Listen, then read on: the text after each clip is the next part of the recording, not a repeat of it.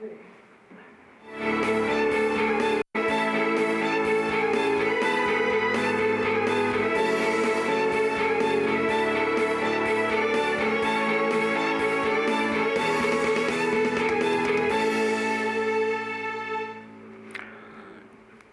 evening and welcome to City Council meeting for July 14, 2020.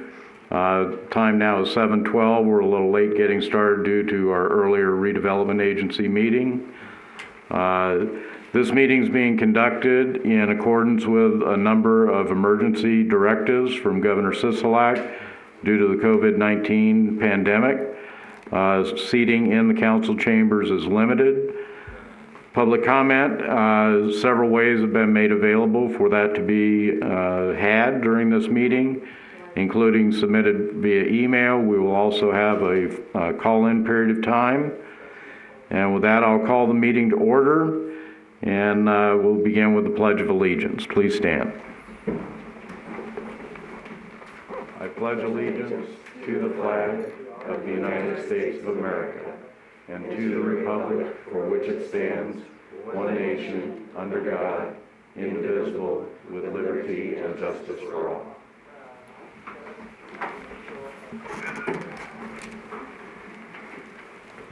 Madam City Clerk, do we have any public announcements?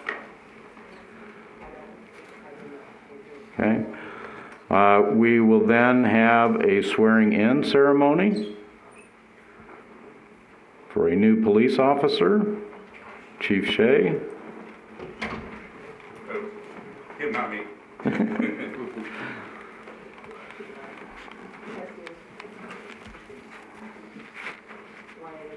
Sure. Good evening. This is Anil Sharma. He's our newest police officer. He was actually hired back around the end of December, first part of January as a police recruit. And as a police recruit, his job was to go to the academy. And the academy takes almost 6 months now. He graduated a little bit over a week ago, and he's here to be sworn in. So he's been an employee for quite a while. We just haven't seen him. He's been buried away at school. So he passed the academy, which is an accomplishment of itself. Not everybody does. And now he enters into field training for the next 4 to 5 months. And after that, he'll be out by himself. All right, thank you. City Clerk. Madam City Clerk. I'm going to have you stand in front of the podium.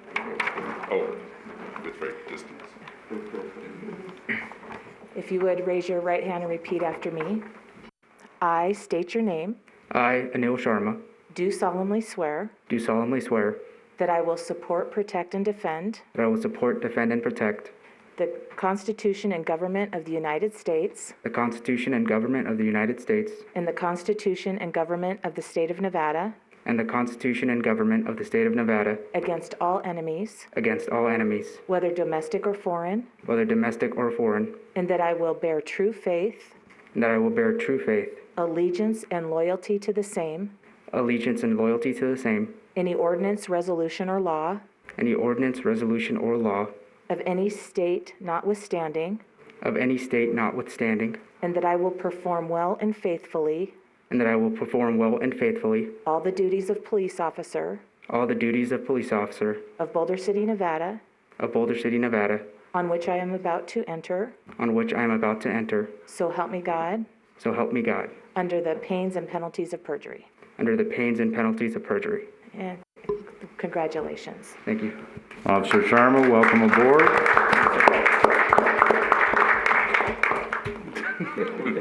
Normally we would have a lot of handshaking, and I understand your family may be here in the building, but due to our restrictions on number of people. But again, we sincerely welcome aboard, and great job on getting all your academy and all of that out of the way. Thank you, sir. He graduated from Unique Academy, and a Unique Academy, it's called the COVID Academy. It had to stop during part of it because some kids got sick there, and they had to do online. So they're the first COVID Academy graduation. Unfortunately, that's been a situation for a lot of education this year, but again, congratulations. Thank you.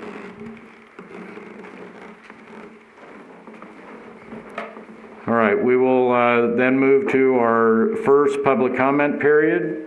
Public comment during this period is for items on the agenda. There is a limit of 5 minutes, and as always, we ask people to be civil and concise. Is there anyone in the chambers that would like to speak in public comment?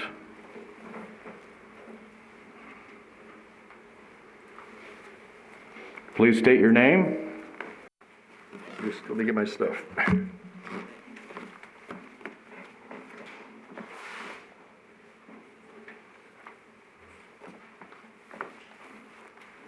As many of you know, my name is Rob Martin.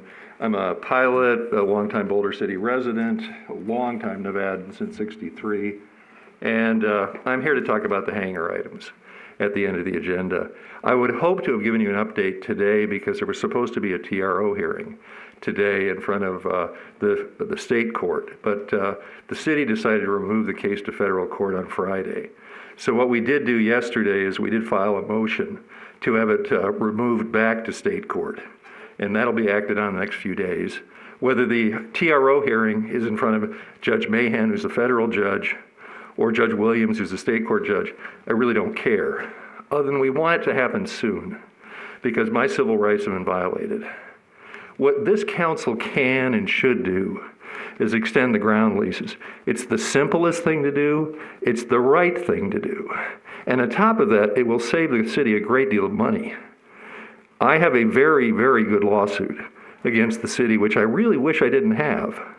But my civil rights have been violated. I've actually had to sue Mr. Morris for malfeasance due to his failure to do the legal remedy, which was to go to court and see whether I could start to dismantle the hangars rather than call the police on me, which is completely illegal and a violation of civil law.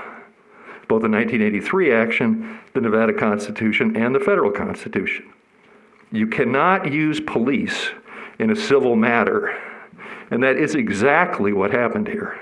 5 policemen escorted me off the property and said I would be arrested, even though they couldn't tell me one single thing I was doing wrong or one single thing that was illegal. And they were very embarrassed. They're actually really nice guys. But I'm 65 years old. I'm a lawyer. I'm well known. I've never been arrested in my life. This is just weird and wrong and should never, ever, ever, ever have happened. If Mr. Morris had a belief that I couldn't do what I did, the property remedy is to go to court and ask a judge, can he do this? And unfortunately, under Section 14, which I showed you guys the last time, I absolutely can, because this is the only law that controls the ground lease during the term of the lease. Yes, the city owns whatever's left. That's true, but not during the term of the lease. And I will read it.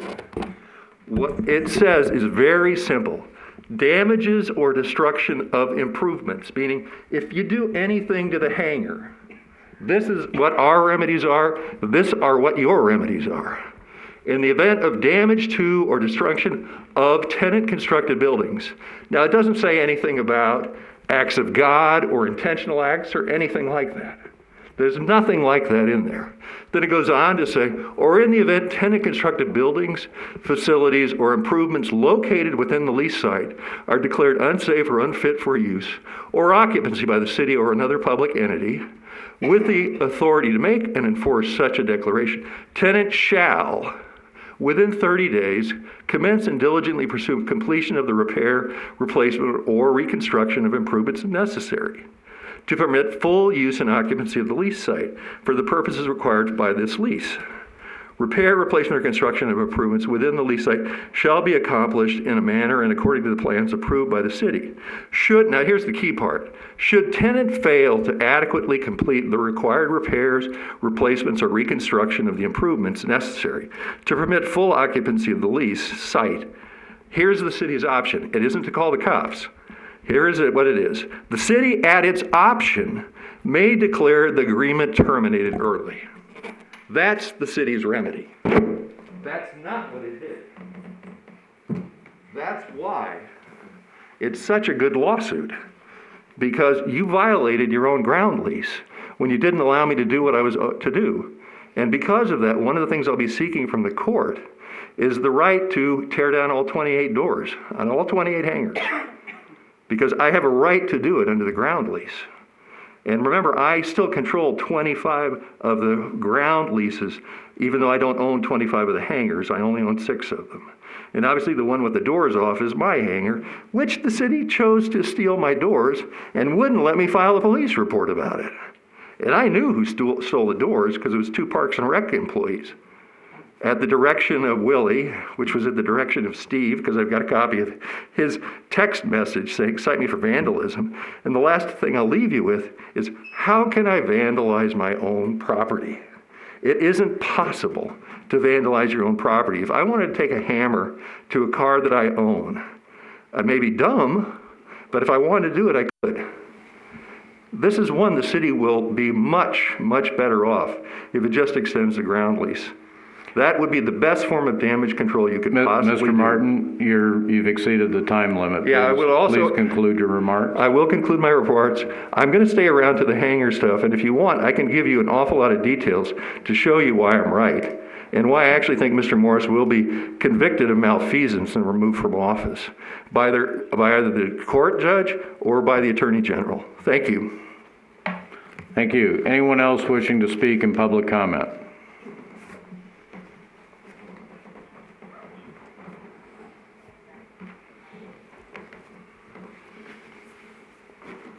Please state your name. Good evening. My name is Cammie Perkins with Howard & Howard. I also represent a group of hangar owners. You've heard me speak at several council meetings in the past few months. And I just wanted to state that while we have nothing against Mr. Martin, we're not necessarily aligned with the positions that he's expressed. We have a presentation that we'll be presenting later in the meeting when you discuss agenda item number 20. And I just wanted to make that clear for the record that the clients that I represent, we don't necessarily share that view of tearing down the hangars, and we want to work with the city to extend the lease or enter into a new lease. And my clients are very cooperative, good citizens of this community, and we'll present all of that when we speak with you later on in this meeting. Thank you. Thank you. Anyone else wishing to speak in public comment? Hey, if there's any member of the public not in attendance that would like to speak during public comment, the phone number to call is 702-589-9629. That's 702-589-9629.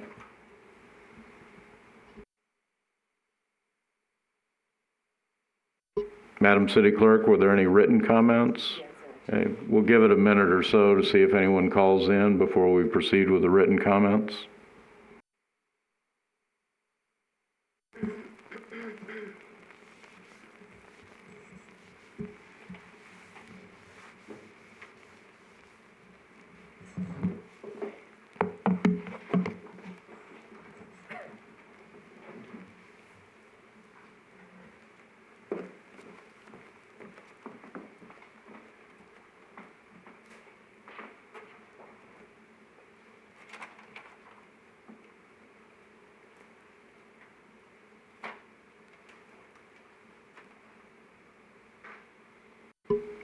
Again, this is our first public comment period for items on the agenda for action. Any member of the public wishing to call in may call 702-589-9629.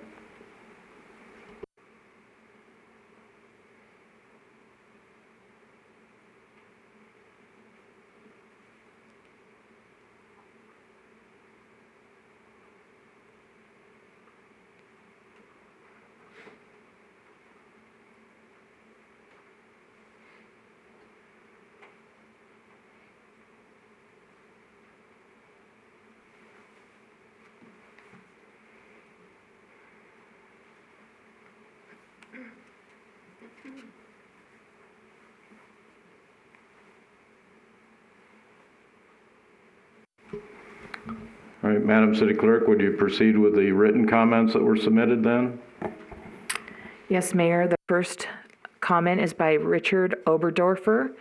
It's regarding item numbers 19 and 20. About 2 years ago, to store a personal aircraft, I rented a 30-year-old city-owned hangar at Phoenix's Deer Valley Airport for $207 a month. After one winter, I moved the aircraft to Prineville, Oregon, where I rented a 30-year-old private hangar for $225 a month. So in my experience in hangar rental rates in both the outskirts of a large city and small city markets are less than half the rate advocated by the city-funded market study. In setting hangar rental rates in Boulder City, it is of little help to look at what pilots will pay for hangars at the 2 California airports near Lake Tahoe or at an airport such as Prescott, where the city has a monopoly. The market study also neglected to analyze how much pilots will pay for a hangar in southern Nevada at Boulder City, where pilots have a choice of airports, and the effect the rapidly tanking economy will have on demand. At the east end of the hangars, where I have been for 26 years, most of the pilots are recreational aircraft owners who are retired or semi-retired. Most do not live in Boulder City.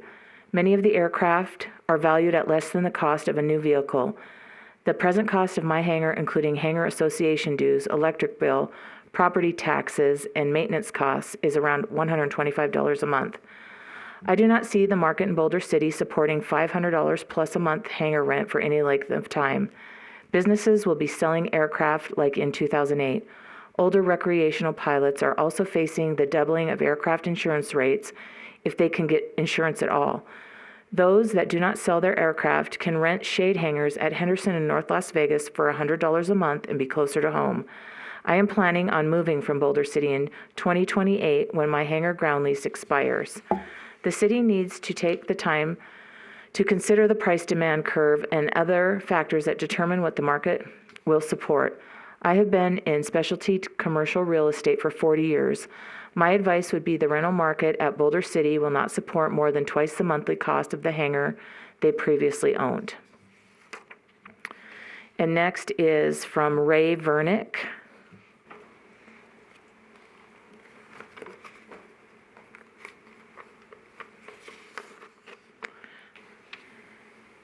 I am one of the many personal hangar owners at the Boulder City Airport. I would like to convey my serious concerns to renew the airport hangar leases. I have owned my hangar since 2015 and have taken great pride to support the airport as well as the airport staff. This hangar is of great importance to me. It provides a place to shelter and maintain my personal aircraft. By extending our hangar leases, the city will avoid not only maintenance, but the costs associated with hiring city personnel to manage these hangars. All of the hangar owners feel the anxiety of possibly losing this important asset to shelter our aircraft. We take considerable pride of ownership of our hangars and our aircraft we have spent years of hard work to procure and maintain. We pay for all repairs and contribute considerable land lease taxes to Boulder City and Clark County. KBVU master plan states that hangars should be privately owned. Many of us volunteer our time to support the community, such as the Young Eagles program that promotes our youth by introducing them to aviation. We donate considerable time and resources to cultivate these young people by sharing our many years of experience in aviation. And one of the greatest parts of all this is to plant a seed that we dream will produce our future aviators. I am a retired Desert Storm veteran, 20 years United States Air Force. I've spent my life defending my country and its freedom.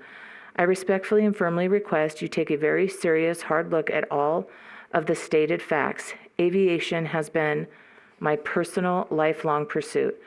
By extending our land leases, Boulder City and Clark County will have a guaranteed tax base and is the least risky way to maintain a steady source of income. It would devastate us to be forced out of our hangars and possibly have to pay rent on a structure that we already own and maintain. We have had many, many meetings with the city with the hope and dream of getting our leases extended. The constant turnover of airport staff causes us to completely start over and over again, resubmitting our suggestions and ideas over and over. There are no words to describe our frustration on this matter. They always repeat, "We do not want your hangars." Now you have voted to take our hangars. I encourage you to be independent thinkers and grant this request. It is truly the right thing to do for the city, county, and all the aircraft owners based at KBVU. These are unprecedented times. We all need to work together to maintain these extremely valuable assets. July 14th, 2020 is the day you're going to have another vote to extend our hangar land leases. There are several other land-based operators at the airport. The City Council has unanimously voted to extend these leases, and they are presently in effect. It does not seem right that these operators have their leases extended. It is very discriminatory to us, the small hangar owners, to be forced out of hangars we have purchased and own, and being forced to pay $1,000 to $1,500 a month to rent our own hangars back from the city. So I formally and urgently request that you vote for us, the small hangar owners. In closing, it has been a pleasure sharing my thoughts, ideas, dreams, and concerns with you. I hope you and your families are safe and well. Please feel free to contact me at any time, and welcome your thoughts and feelings on this matter. Most respectfully, Raymond M. Vernick. And that's it for the written public comments. Thank you. We've had no call-ins, so we will go ahead and close the public comment period and move to approval of the regular agenda. Madam City Clerk, any changes? No changes. Acting City Manager, Mr. Mays, No changes. and Mr. City Attorney. No changes. Thank you. We'll bring it to council. Any changes for the regular agenda? No changes. Councilmember Folda? Yes, Mayor, I would like to request that item number 20 be heard before item number 19. Thank you. Any other changes? All right, would you like to make a motion to that effect then? Yes, Mayor, I'd like to approve the regular agenda. Is your microphone on? I feel muted all around. Okay. I move to approve the regular agenda with changes. Thank you. Second? I'll second. All those in favor? Aye. Any opposed? All right, we'll move then to approval of the consent agenda. Again, Madam City Clerk, No changes. Mr. City Attorney. No changes. I just wanted to change things up a little bit for you. And Acting City Manager, Mr. Mays. No changes. Thank you. Council. Councilmember Hoskins. Thank you, Mayor. I would like to move item 5 to the regular agenda and approve the consent agenda as amended. Thank you. Any other changes? Okay, would you like to make that a motion then? Restate the motion? Yes, I make a motion to move item 5 to the regular agenda and approve the consent agenda as amended. Do we have a second? Second. All those in favor? Aye. Any opposed? All right, we will move then to item number 5. Chief Gray.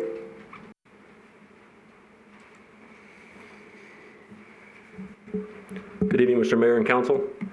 Item number 5 is a resolution for possible action, 7121.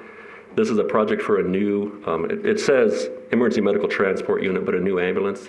This was a process that started before my arrival. It took as long as it did. We've talked about it. We originally got a bid. It came in, I thought, too high. We asked for an itemized bid so we can go through and remove anything unnecessary. They refused to do it. We got 2 more bids, so we ended up with 3 bids. Once we found the low bid, we went ahead and went through the process again of removing things that we didn't think should be on there. And then we were able to apply the cooperative purchasing agreement, which helped us get a better price even yet. And so I'm here to answer any questions you have on it today. Thank you. Questions or comments? Councilmember Hoskins? Yes, sir. I had a conversation with you and you sent me an email. Yes, ma'am. So if I misstate, please let me know. Sure. But I believe that you said that it is a 2000 International with 72,500 miles with no up-to-date equipment. This vehicle has some suspension problems, clutch problems, and does not have the DEF filtration system. However, the vehicle seems to be in good shape, and an international vehicle typically will go a lot longer than that. We have 3 ambulances at this time, and we have, and this would be the 4th, and we only have 6 people. 7? Okay, thank you. And I believe you said it was $232,250, or a $32,000 savings, $742 savings. From the budgeted amount of 265, Yes, correct? So the funds are in the VERF fund and would remain in that fund if we do not use the money. And it could be used for other vehicles within other departments. Is that correct? Correct. Yes, ma'am. Okay. So due to the COVID and our unstable economic conditions, and not knowing what the city may encounter in the future, I cannot support the purchase of a new vehicle. I believe the city must be physically conservative and postpone this expenditure. I understand. If I could just clarify one thing. So we have 2 ambulances that run frontline all the time. The 3rd ambulance is staffed by people that come in when the 2 ambulances are out of town, which happens about 3 to 5 times a week. And then the 4th ambulance is the reserve. So whenever any of those 3 are being worked on, that's the reserve. And so just my only thing I want you to consider, I mean, and I understand where you're coming from, is if we do have where one of them breaks, it takes 230 days to build one. So that's why we try to be proactive. The NFPA says that 10 years for a frontline ambulance and then up to 20 as a backup. And so this is now outside of that. And so that's why we're just being proactive. But again, like I said, I understand where you're coming from with the budget and stuff. So. Thank you. Any other questions or comments? Councilmember Folda? Thank you, Mayor. I brought this up with staff and I haven't received a reply, and I know this isn't more for you, but more for finance. Under our VERB pamphlet that we get each year, this pink packet that comes out, it explains to us how acquisition of the fleet asset is done and the process in which it goes through. So if I could read this portion. That each year all city departments submit a request to the fleet manager to replace or purchase the vehicle equipment. With their submission, they include a written business case that estimates the service level impact of the replacement or new asset to their operation. In the business case analysis, the department would also identify any alternatives to purchasing a replacement example. So, for example, are there other unutilized vehicles that could be repurposed? Would it be cost effective, et cetera, et cetera? The fleet manager and the FAC then evaluates the request. In their evaluation, they review the estimated cost to purchase, accessories, alternatives, and the status of the vehicle equipment to be replaced. I request of staff to receive a copy of this business written case, because I believe that was the process in which we were told that works, and at this time I haven't received that. There is also, Chief Shea, you could answer this portion of it. There is also a study, as you will, would be being done right now of the fire department and our analysis of our assets, where employees are, and things like that at this time. So that's been completed. That was completed prior to my arrival. Right now we're working on a risk assessment. So we're looking at all the community risks and looking at our resources as they compare to our risks. Okay. And that'll be an ongoing process. It'll take about a year or so. Okay. So my concern here was that I'm not opposed to the ambulance per se, but I object to voting on something that we haven't seen the justification for. I believe it probably went through the process, but this was a budget process before this council was here. There was a VERB account that I haven't seen anything on, which probably came to the previous council, maybe, I'm not sure. So I'm just hesitant now that we have these budget restraints, still have the fire department analysis and to yet to see justification for it. It causes more pause for this, although it is, I understand your position too, that it does take a long time for something to be purchased and put into place. I think how long was it for our fire truck to come in? It takes about a year. About a year. So from the time, and that was a voter approved thing, so that took even longer to get that approved. So I'm torn, so I'm open to hear any other comments by council. And if I could add, one of the things we do look at, I look at, and it hasn't been looked at in the past, is there's a company in the valley that's called Fire Trucks Unlimited, and they can rebuild, they can do refurbishments, things like that. I think it's a little bit harder on an old ambulance, but like the fire trucks in the future when we want to replace them, and that's where I think that'd be an option, is when instead of spending, I think it was $700,000+ on a new fire truck, we could have one rebuilt for half that price and get 10 years or 15 years out of it. So there's options that we will be looking at in the future. Like I said, this was started before I showed up. The VERF committee, as I understand it, met and thought this was the highest priority. out of the vehicles they examined. Again, I believe this happened in the summer of last year, so. And that's all I'm trying to say, that there's maybe other information out there that we don't see, and so it's hard to make a judgment based on that information without having that information. Sure. Councilmember Bridges? Yeah, I think I still go back, and I know it was when we were talking about the funding for the assistant chief, and that is, this is a public safety issue. We do have a health crisis going on right now, and there are going to be times when people are needing to get to a hospital.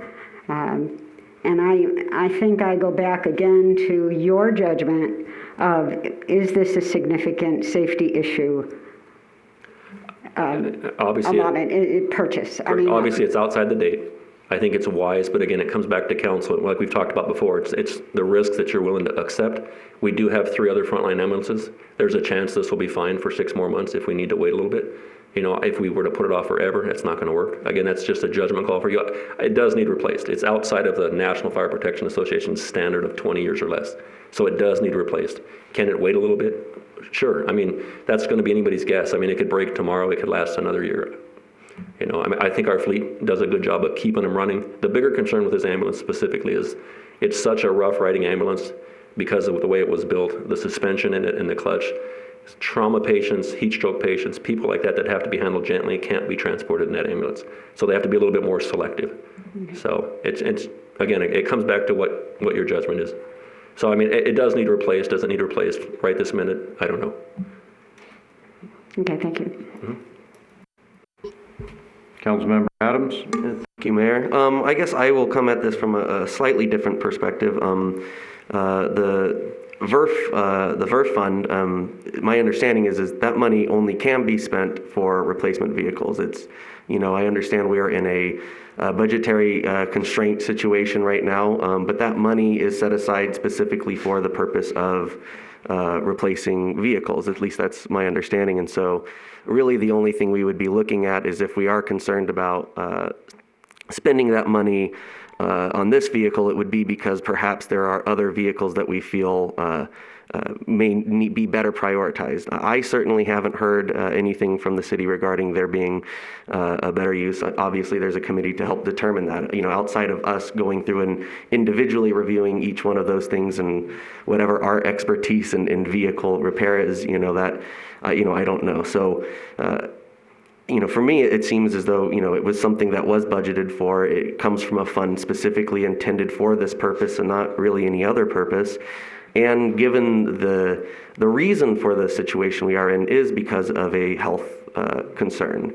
And so if there's one thing that we don't want to be short during this time, for me, it would be an ambulance, considering the fact that this may take some time before we even get it. So, you know, that's where I'm coming from on this situation. I understand the concerns because we have to look at where every penny is going, but you know, essentially the only other place we could see this money going is towards other vehicles. So unless we have an idea of a better use, then I'm not sure not moving forward with this would be very smart. That's my opinion. And if I could, in response to 2 things you said, one is, again, it goes back to the time it takes to repair it. You know, my vehicle, if my SUV breaks, we can go to Ford and buy one.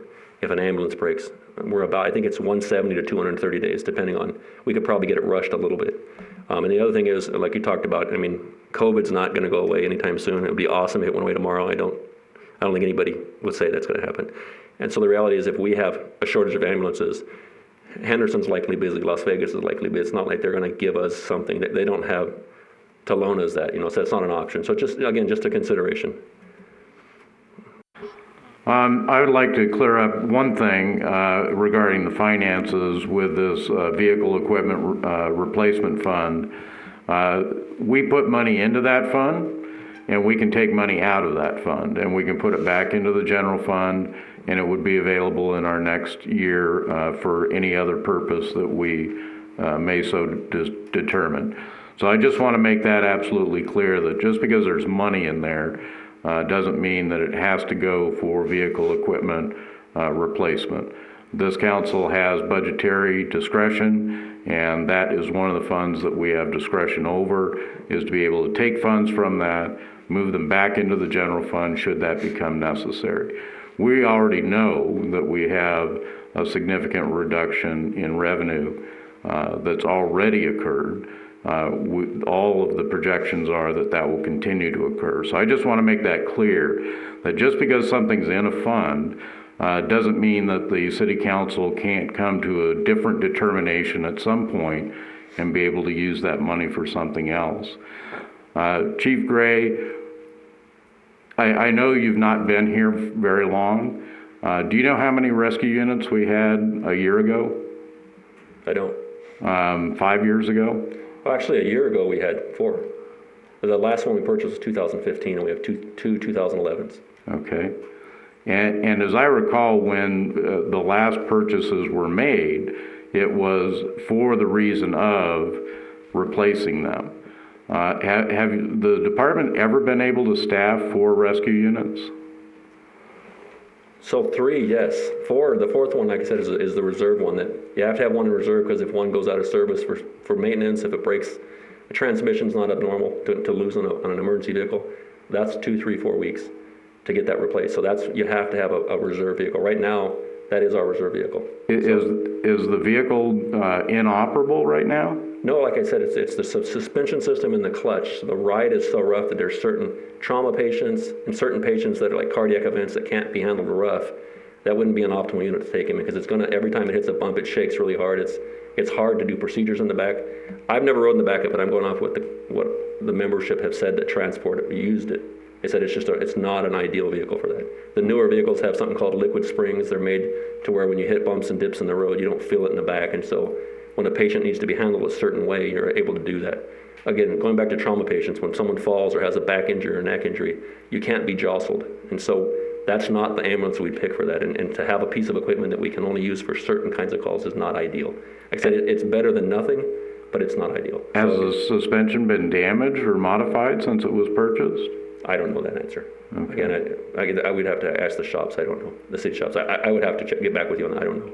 Okay. Well, as I say, my concern about this, and I know, I've heard from other members of council that, we should just go ahead with it. The vehicle sounds like it functions. It sounds like it functions very similar to the day it was purchased. So standards may change, I understand that, but we have a vehicle that, as far as a service vehicle goes, 72,000 miles is not a great deal of mileage. My bigger concern is, I sit on other boards for other agencies where I've seen hundreds of employees be terminated, be furloughed, have wages reduced. We're trying to avoid that situation here in Boulder City. At least that's my goal, is to try and avoid that situation. So when we talk about, it's budgeted here, it's budgeted there, well, these budgets are flexible. We have the ability to move that money around. We may not be able to spend it immediately, but we have the ability to move that money around and plan for the future.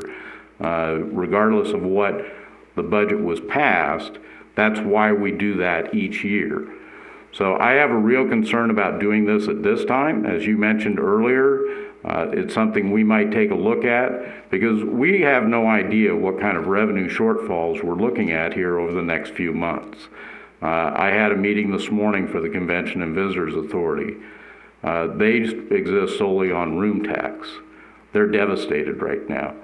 We're fortunate that we're less dependent on a revenue stream like that, but we already know that we've seen reductions and we may see further reductions.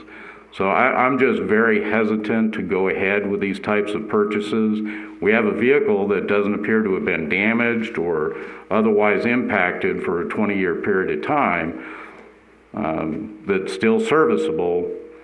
I think we need to stay with that. I also have a concern about the bidding process. I know you gave me some additional information about that yesterday.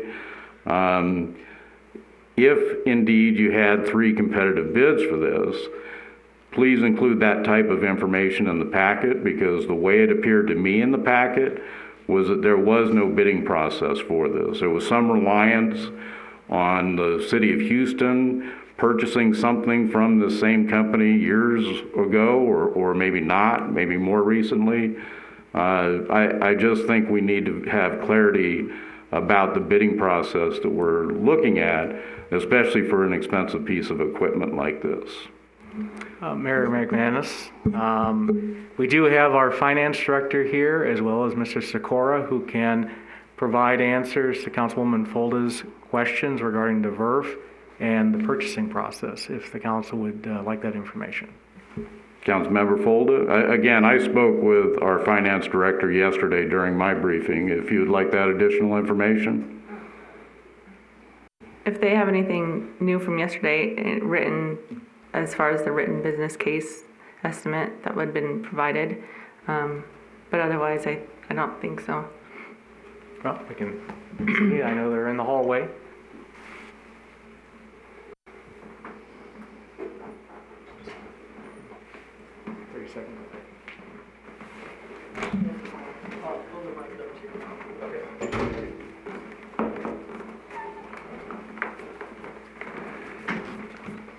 Thank you. I'm Paul Sikora. I'm the purchasing manager for the city. I'm also the chairperson of the Fleet Advisory Committee, and I was part of the team that worked on the VERF for the year that we're talking about.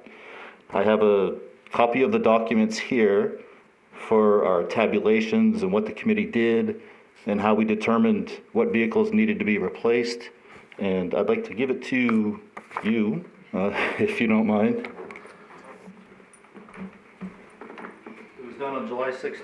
It was done on July 16th of last year, and that's where we identified all the vehicles that needed to be replaced. And if you look at the end of it, it has the spreadsheets on where each vehicle graded out, and of course the cover sheet that talked about the purchasing plan and how we were going to do it. Okay, so what's written in here is kind of not exactly what happens then. So we don't actually get a written documentation, but more of a request for a replacement of a vehicle. We convene a committee of representatives from every department. In the weeks prior to that, we send out documents for each department to fill out that talks about the vehicle condition, the mileage, and other issues with each vehicle. And they're assigned points based on those conditions. The vehicles with the highest amount of points, they're racked and stacked, and then the vehicles with the highest amount of points are at the top of the list. The ambulance was number 9 out of 170 vehicles, so it was close to the top. We then sit down as a committee and look and see if there's any that can wait. And if you look at the back couple pages to the spreadsheet, there were 3 or 4 vehicles in front of that ambulance that we decided to wait on. Then once we're done with that, we put the final list together and determine what the needs are. Okay, so do you keep on file then the business case that the department head would submit with the request for the vehicle? And they're in the spreadsheets attached to that. On the back, where the point assignments are. This? Yes, ma'am. That's a So compilation. that's like a PDF of, That's a compilation, that's an Excel spreadsheet with a compilation of all the scores. okay. Yep. Okay. What I'm trying to state is what it appears and what I believed was the process and what it sounds like from what we were given is kind of different than I guess what's shown in this document. Well, the VERF is a new process. Right. We started it in July of 19. Okay. So the verbiage in that pamphlet may be a little outdated as compared to what the Fleet Advisory Committee is actually doing. Okay, thank Yep. you. Okay. Any other questions for the purchasing manager? Thank you, Mr. Sikora. Thank you. Should we have the finance director then come in as well? Any questions from council members for the finance director? I'll go ahead and just, if you could clarify, the mayor was discussing how funds can be reallocated from this fund to potentially be used in the general fund. If you could just kind of clarify exactly how this money can be used and when it can and cannot be put into other funds and what that process looks like. Okay. My name is Diane Pelletier. I'm the Boulder City Finance Director. We just funded these funds on July 1st. So these funds had pretty much no money in them until July 1st of this year, like 14 days ago.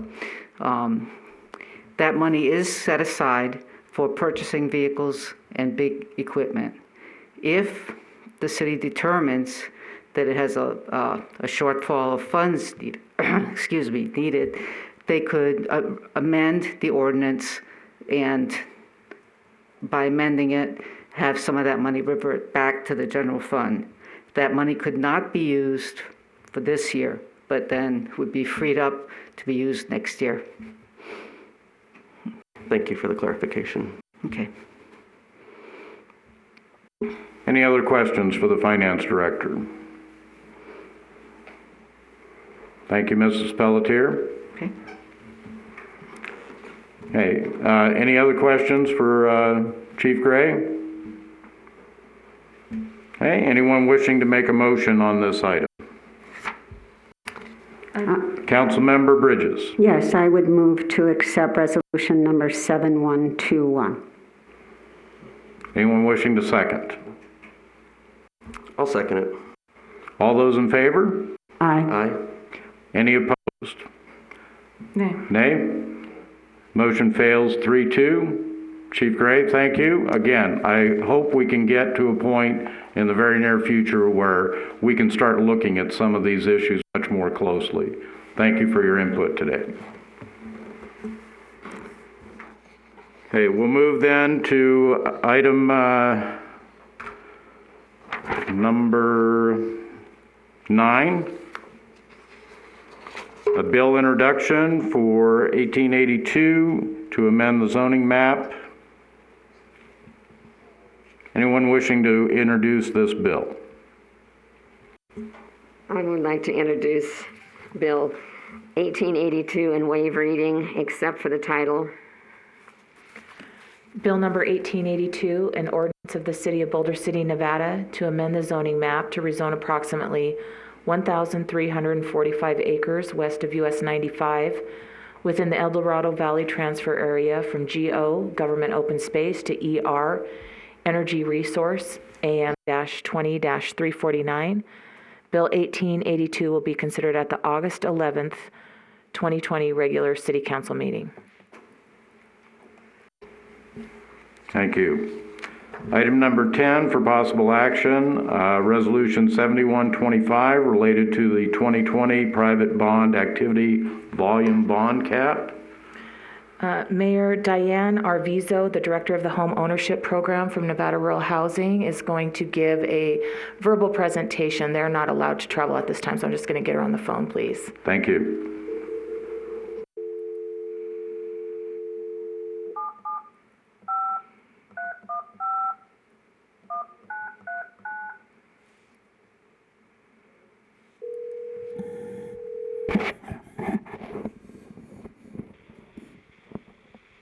Hello, Diane. Hi, Diane. It's Lorene Crum, City Clerk. Your item's up in front of council. Fantastic. Thank you so much. Okay. So, Mr. Mayor, council members, are you able to hear me all right? Yes, please go ahead. Wonderful. Thank you. I was watching the live stream online, so I was listening to the item before me, so I apologize. Thank you. All right. It's my pleasure to be here before you tonight. For the record, my name is Diane Arvizo, and I'm the Director of the Homeownership Programs for the Nevada Rural Housing Authority.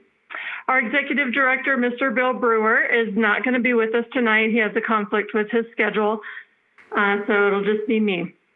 I appreciate the opportunity to meet with you this evening, although I personally wish it could be in person.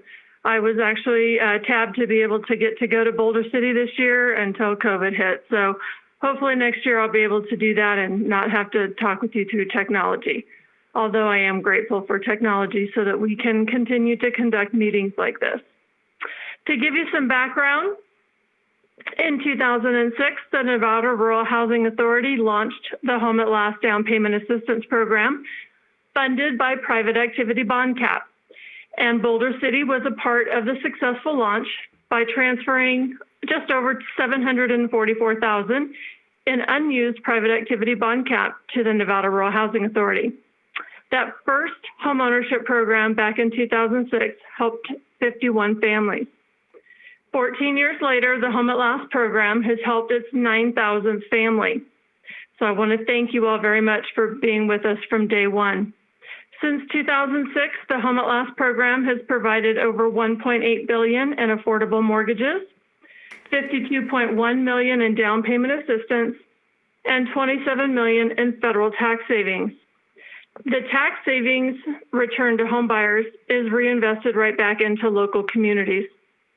The Nevada Rural Housing Authority has assisted 18 families in Boulder City. Personally, I would like to see that be more. We do not have any local participating lenders located in your community, so it makes it a little challenging. We have to get Las Vegas mortgage partners to increase activity out there. We do have some paid advertising that is focused on helping drive that up. I can share that with you more later. Today, the Nevada Rural Housing Authority is requesting Boulder City's allocation of unused private activity bond cap. We're going to call that PABC for short since it's a mouthful. The amount is $843,920.93. NRHA pools the PABC allocations that are received from counties and cities across Nevada to fund the Home at Last single-family programs like the Mortgage Credit Certificate program. A mortgage credit certificate, or what's more commonly known as the MCC, allows a qualified first-time homebuyer or a veteran to claim a federal tax credit that's equal to 20% of the mortgage interest that they pay on their mortgage. And they get that tax credit every year for the life of the loan, as long as they're living in the home as their primary residence. The home buyer can also use the MCC tax credit to help them qualify at the time that they apply for the mortgage loan. And that's because the IRS allows the estimated tax credit to be treated as additional income. It helps to reduce debt-to-income ratios, and that is especially helpful to homebuyers who might still be paying off student loan debt. When the federal government provides the PABC allocation to Nevada every year, 50% of it is retained by the Nevada Department of Business and Industry. The other 50% is allocated to the local jurisdictions based on population. The private activity bond cap that is allocated to Boulder City for 2020 must be designated to a qualified purpose by September 1st of this year, or the unused private activity bond cap will revert back to the Nevada Department of Business and Industry, where it will ultimately be used somewhere in the state for other purposes not yet determined by the Director of the Department of Business and Industry. Qualified purposes for private activity bond cap include such things like airports, student loans, manufacturing plants, single-family home mortgages, or multifamily rental projects, and similar purposes that the government considers a public good. And the purpose of providing the private activity bonds is to ensure that they can benefit from the tax-exempt financing. The private activity bond cap that's allocated to the smaller local jurisdictions like Boulder City is typically too small of an amount to be used by itself for the qualified purposes that I mentioned. In this case, NRHA can pool the unused private activity bond cap from the local cities and counties to create a substantial single-family homeownership program, which is what we've done since 2006. As I explained, the transfer of the private activity bond cap to the Nevada Rural Housing Authority in no way creates any obligation or debt for the Boulder City. Boulder City has transferred $7.2 million worth of unused allocation of private activity bond cap to us since 2006, which is every year that we've submitted a request. So I definitely want to thank you tonight for your many years of support. I'm here tonight to answer any questions that you may have, so I will turn it back over to you, Mr. Mayor. Thank you. Any questions or comments? I've been on council for about 3 years now and have seen this program come up. And again, I think it's important that we do make clear this isn't money that's being transferred. It's just the potential to allow your agency to borrow money that would then be paid back through your agency. Is that correct? Mr. Mayor, you are correct in that this is not money you are transferring. This is simply the allocation from the U.S. Treasury that comes to Nevada to allow for tax-exempt bond financing to be used for qualified purposes. When it's not being allocated for a qualified purpose, it will revert back to the Department of Business and Industry. So you're right, it's not any direct financing. It's not on your budget. It is not money that you're going to be losing or spending in any way. We actually convert the private activity bond cap to the mortgage credit certificate program. That's what we use it for, to fund single-family affordable homeownership. That is something that gives us the opportunity to use that for, once we put it into effect for up to 3 years, we can continue to use that. So it's been very effective with helping with affordable homeownership. And to give you an example of the types of home buyers that it's helping, the income limits for that program in Clark County, which is where you're located, a family of 2 or fewer people can earn up to $75,000 in income and receive a mortgage credit certificate, which again will give them 20% of the mortgage interest that they are paying refunded to them in the form of a tax credit. And if there's 3 or more people in the household, they can earn up to $86,250 and get that mortgage credit certificate. And so that is what we will use it for.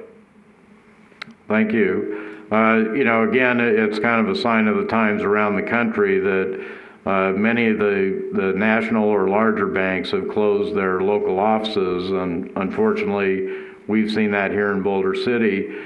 What would you suggest, or would you have a suggestion on how we might be able to get the local financial institutions here in Boulder City to be aware of this program and perhaps make it available to prospective home buyers here in Boulder City? I'm really glad that you're asking that question. It is very challenging to get some local financial institutions to participate in the Home at Last program, and essentially here's why. As we operate similar to a nonprofit, we provide a flat amount of profit to a lender for providing the assistance to a home buyer. Essentially, it's about 2.25% of the loan amount. That is much less than what they can earn if they are providing a loan product in-house on their own. They can earn a whole lot more money if they are selling their own loan product.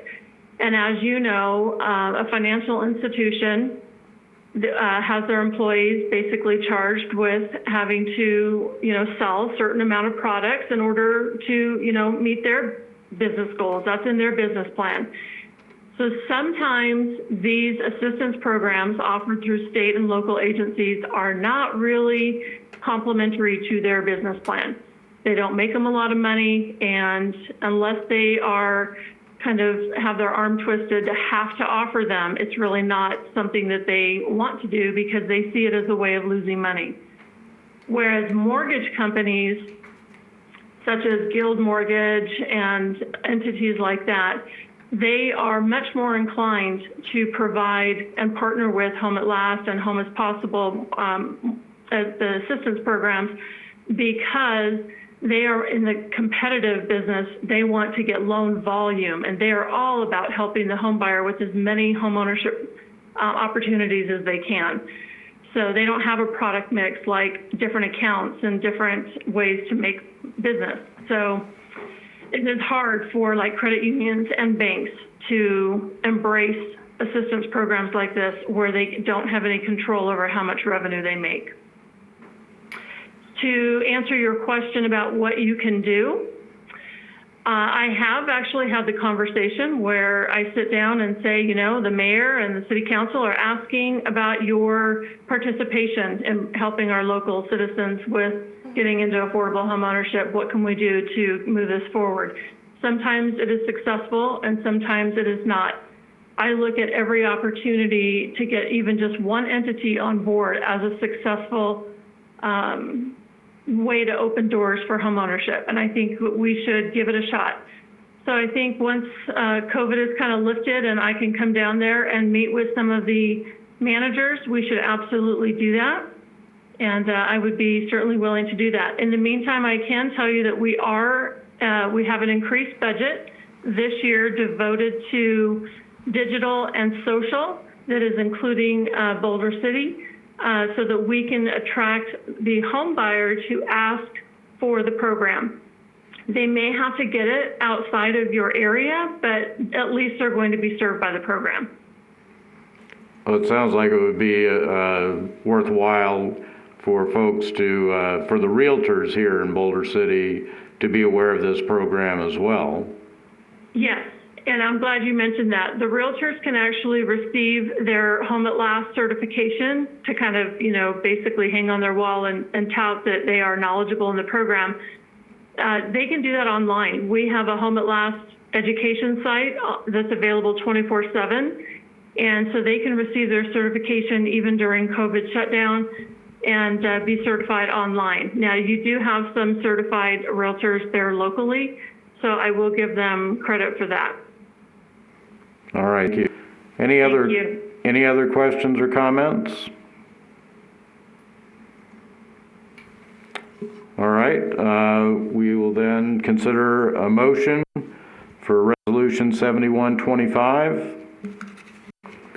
Mayor, I move to approve resolution number 7125. Second. All those in favor? Aye. Aye. Any opposed? That's unanimous then. Again, thank you very much for the information, and we look forward to seeing you here in Boulder City at some point. Yes, sir. I will make it a point to come see you in person. I thank you all very much and stay well. Thank you. Thank you.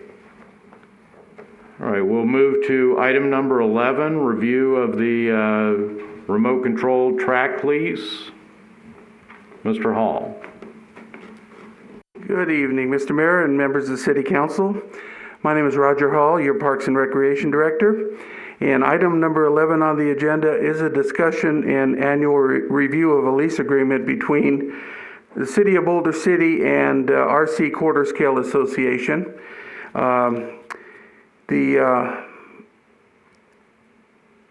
A possible staff directive is also included. Section 26 of the agreement requires the leaseor to provide a review of agreement at a public council meeting and information to verify compliance with the terms of the agreement.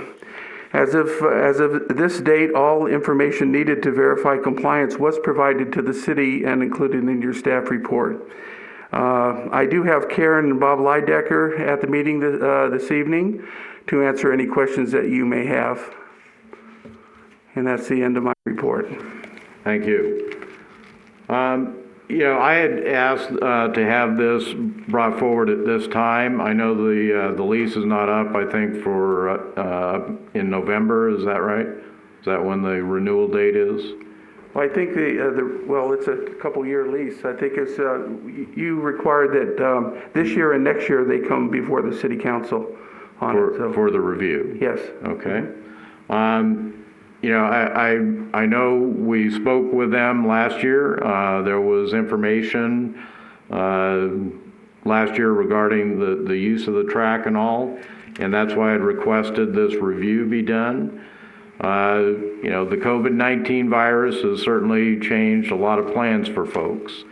So looking over the schedule that you had submitted starting in October, you have a couple of points races listed there, and then of course things start to shut down in March, and we're still in a phase now where we're restricted to gatherings of no more than 10, that type of thing. But I guess you have been able to continue with some activities there at the track?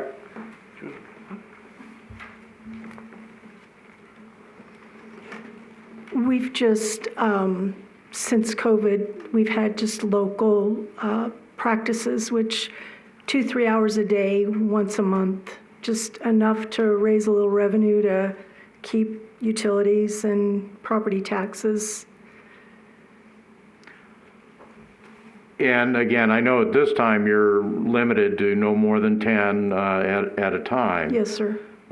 When you were able to do these without any type of restrictions back, let's say, before the first of the year, how many people were you getting for these events? It varies depending on the time of year. When it's springtime, fall, we get a lot more people, sometimes 30, 35. When it gets warm, attendance drops, 20, 25. Okay. Now, last year too, when this was heard, there was talk about doing the radio-controlled cars as well as go-karts or quarter midget cars. Is that still the case? Are the quarter midgets being raced there as well, which are manned vehicles versus the radio-controlled cars that obviously are not, don't have a person in them? Once the council approved for the midget racers, the human-driven vehicles, it just never materialized. I don't know if it was the restrictions council put on them or I couldn't say. Just things that they had repeated to us that they just weren't able to do. They just couldn't do it financially. Yeah, I don't recall any restrictions other than they had to be a nonprofit. The ambulance, they, like I said, just all the different regulations that were set forth and voted on, they just didn't feel that they could meet, I'm assuming. I'm not them, I can't speak for them. Okay, so the use of the track then has remained what it was originally intended Yes, sir. for, which are the radio-controlled cars? Yes. Okay, There has been no human-occupied vehicles on the track. all right.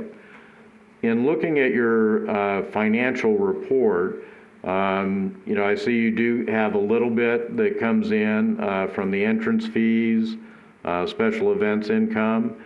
When I was looking this over, though, I wasn't quite sure of how you got to a negative number on your revenue statement when everything was showing positive, and then a total expense of about $2,000, and then that's the same that it showed for your net income was that same net ordinary income. So I'm looking at what is listed here as the RC Quarter Scale Association of America profit and loss. I believe that those are just carry forward numbers. We started with a loss. We were able to maintain fairly well. I think we were only $1,000 in the hole last year, which was pretty good.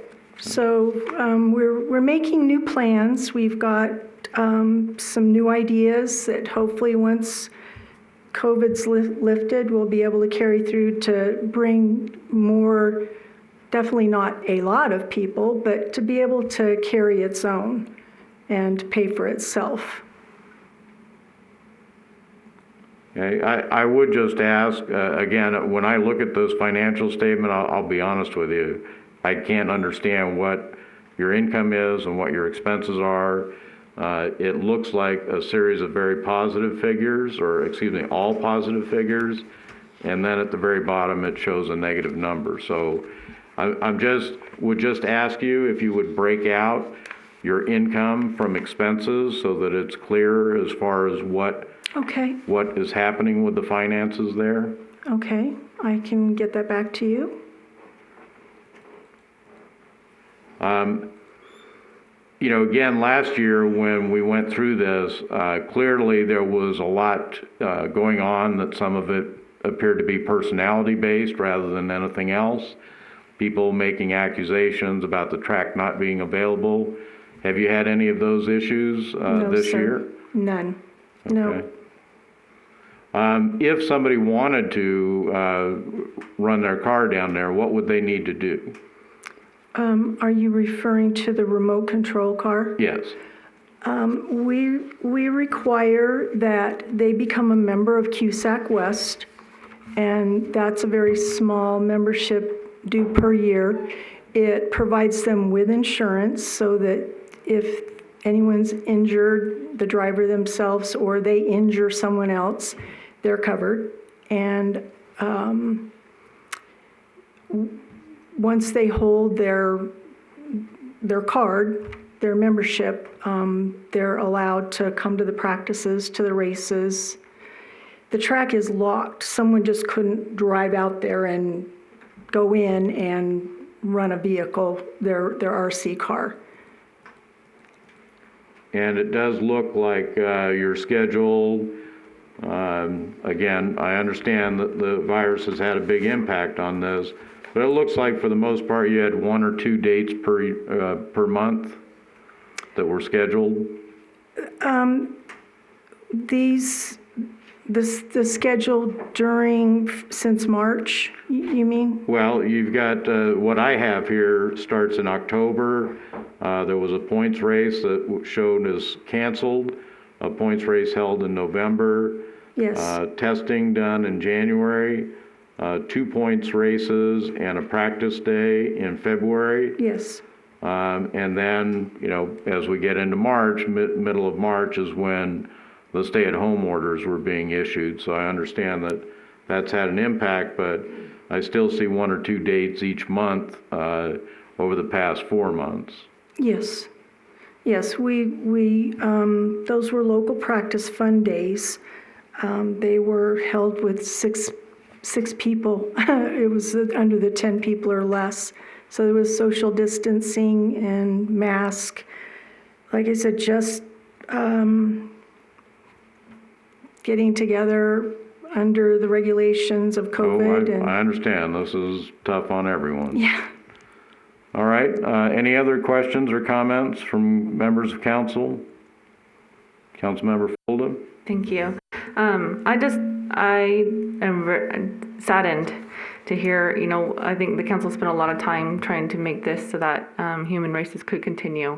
And I'm saddened to hear that didn't stop happening after it came through council. I know I sat in the city attorney's office for at least 2 hours trying to go through the lease to make it so that could happen.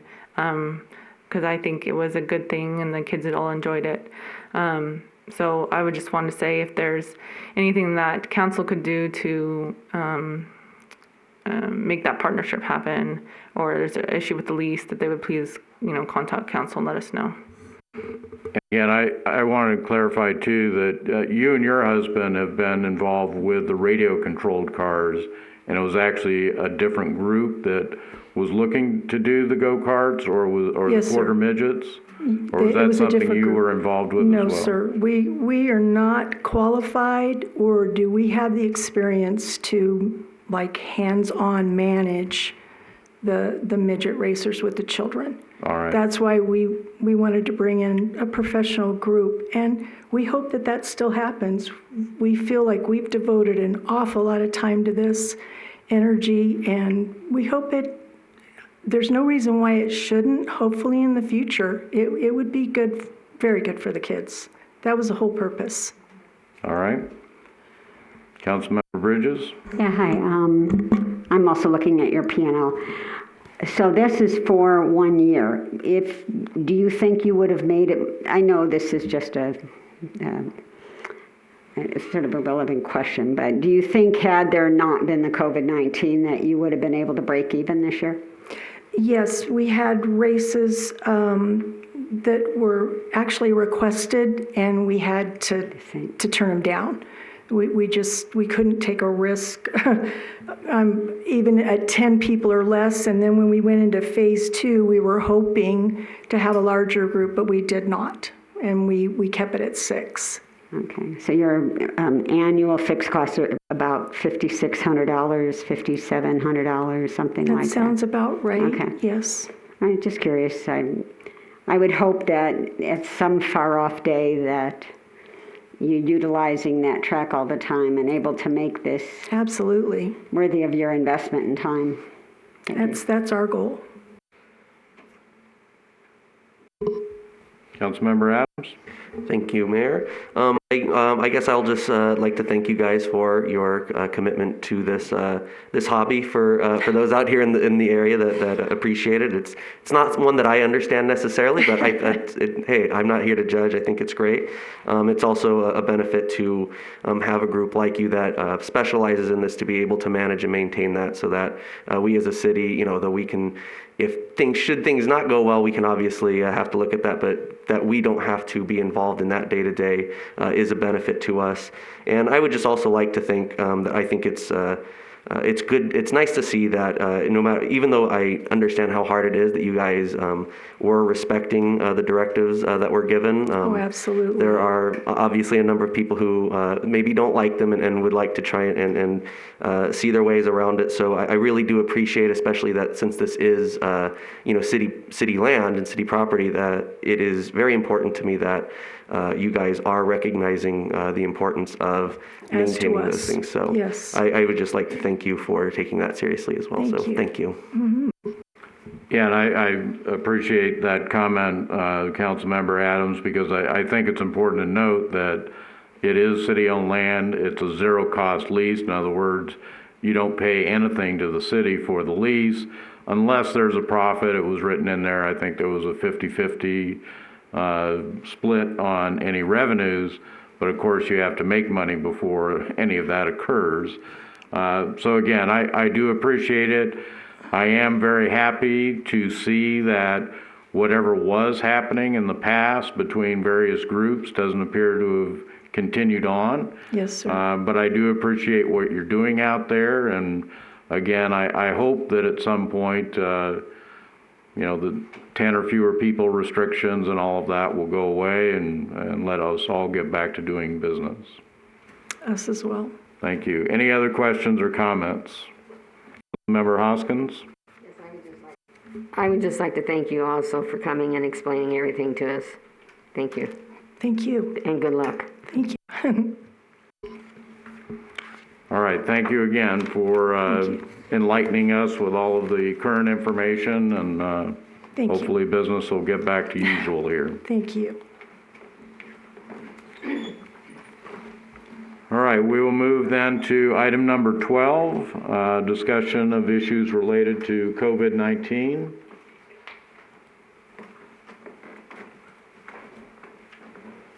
Thank you, Mr. Mason. I'm back. Chief Gray.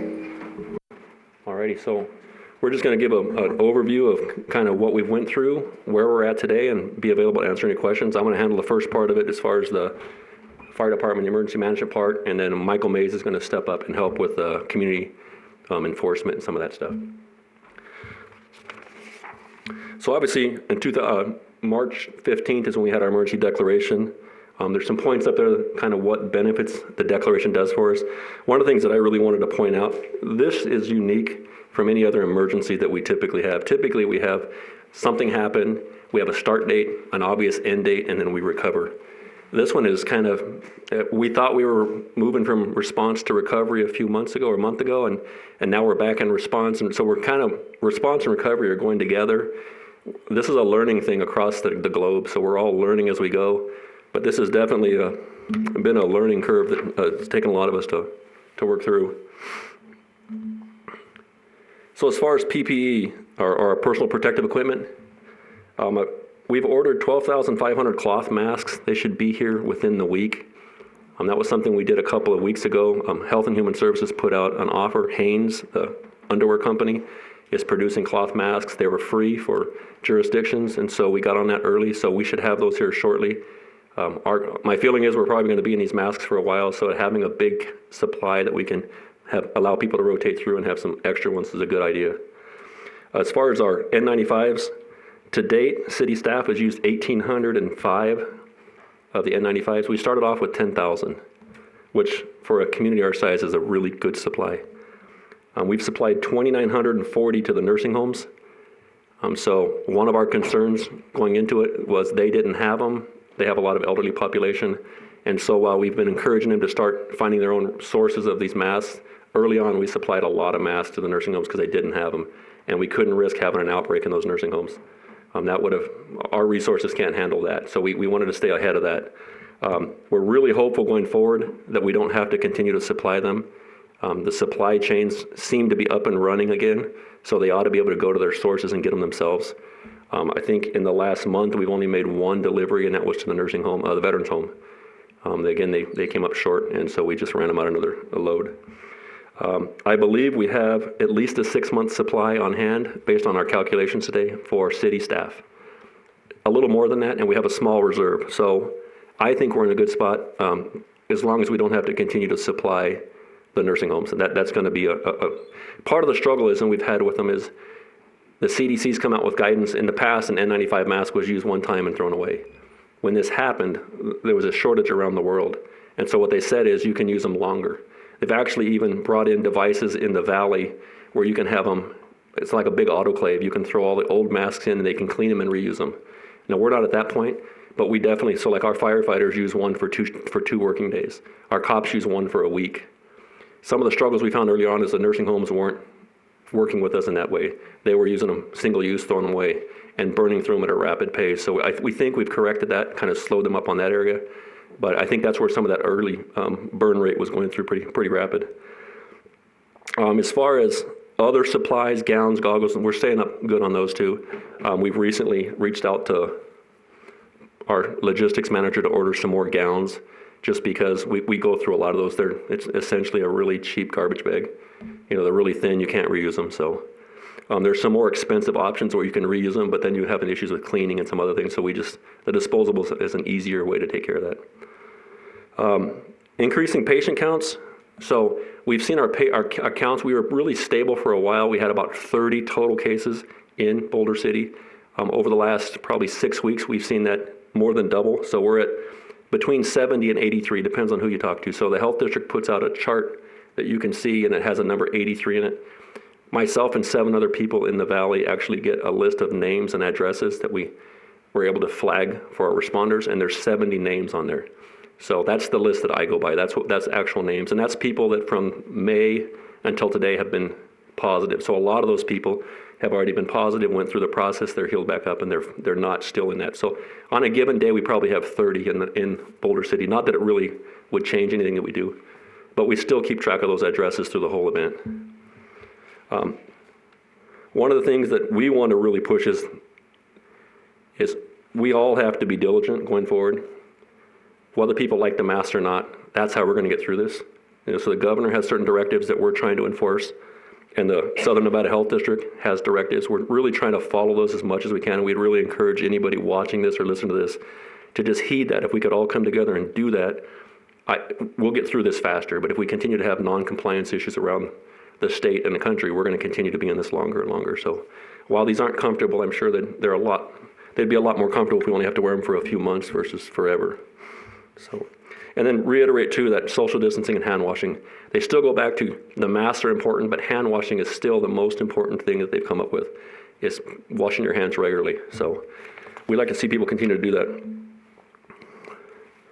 So community testing, and this is one thing where I want to stop for a second, and I really want to call out city staff. We don't have a big city staff, and for the amount of work that's been required, I've been impressed, all the way from the city attorney down to our brand new firefighter. Anything that we've needed, police department are volunteering at all our community testing. We've got the hospital volunteering at our testing. We've got the parks department taking all of our reservations. There's days when that's all they do is answer phone calls. So everybody in the city's rallied together, and I honestly have not heard one person complain about all the extra work they're doing. So I've been really impressed with that, and I just want to make sure that, and I'm sure you understand too, but I think they deserve at least a mention there.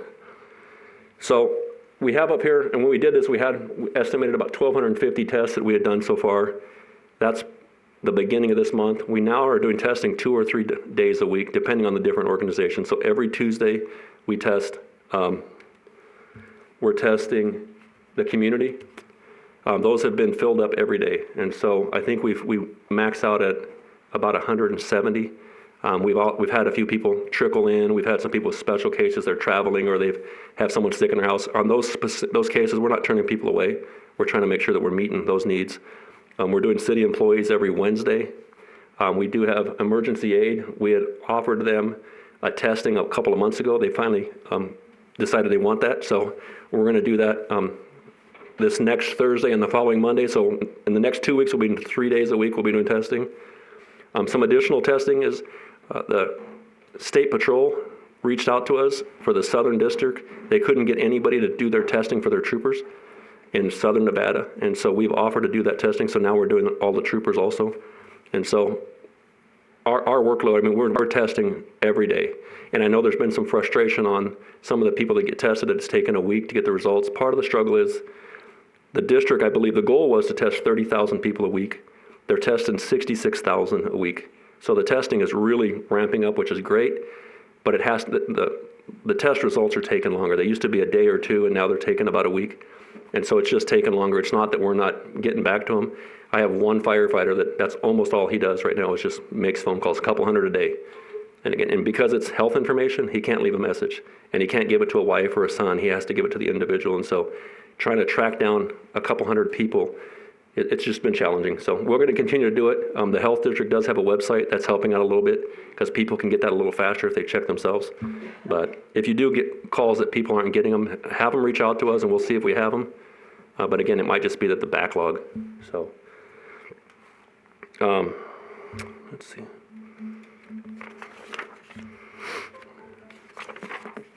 So as far as going forward, our EOC is currently a level 3, which is normal operations. The people that we have that staff our EOC are EOC managers, Michael Mays, Dennis Porter, Keegan Luttrell, and Brent Spire, the police commander, and Tim Shea.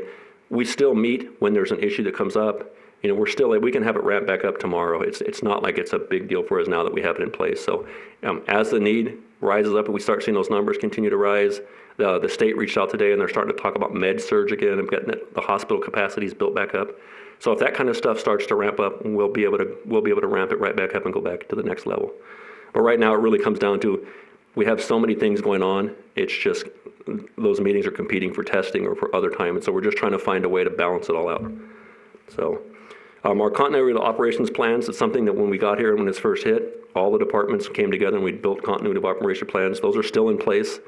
You know, if for some reason this event starts to take people, more people get sick, if the PD has 8 or 9 officers get sick, there's a plan in place to how they change their shifts and how they operate. None of that's went away, so that's all still in place, and that'll be in place for the future. That'll be part of our emergency operation plan. We have preset trigger points.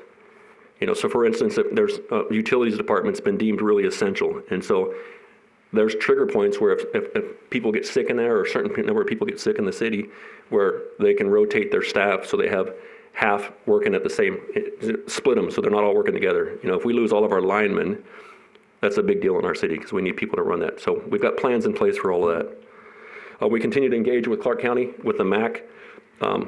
There's policy meetings periodically, probably 2 or 3 times a month. Those calls that we're on, there's the MAC meetings, and then our logistics team has a meeting. I believe Michael Mays is on meetings, so there's meetings all through the month on the different processes. So everything's still going on. And then the last big thing for our citizens is the communications. Lisa LaPlante's been doing a really good job of whenever there's a new website or there's new information is posting it on the city website. And so I would just encourage anybody that has questions, maybe to let that be their first place they go to, is go there and see if it's available first. And then if not, feel free to reach out to the fire department or the other city, departments that can help with that. We're happy to answer that. So I'm going to turn it over to Michael real quick, and then I'll come back up for questions. Thank you, Chief. Good evening, Mayor and members of City Council. So wanted to touch base on one of the other aspects. The Chief mentioned it early on in his presentation, recovery efforts.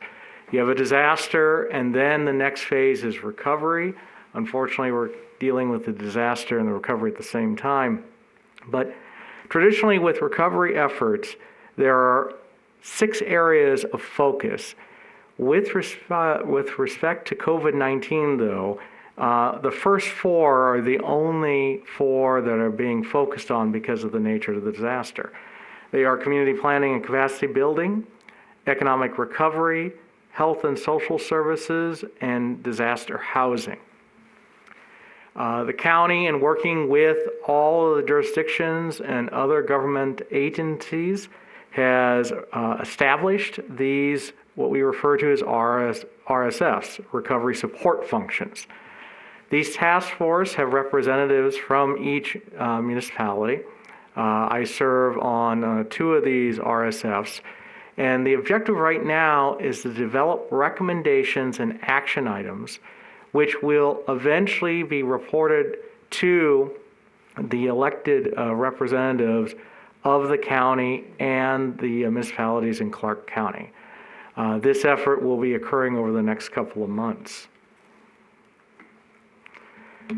Part of what the EOC has been working on is the reopening plans, and that is both how internally employees function and operate, as well as our interaction with the public.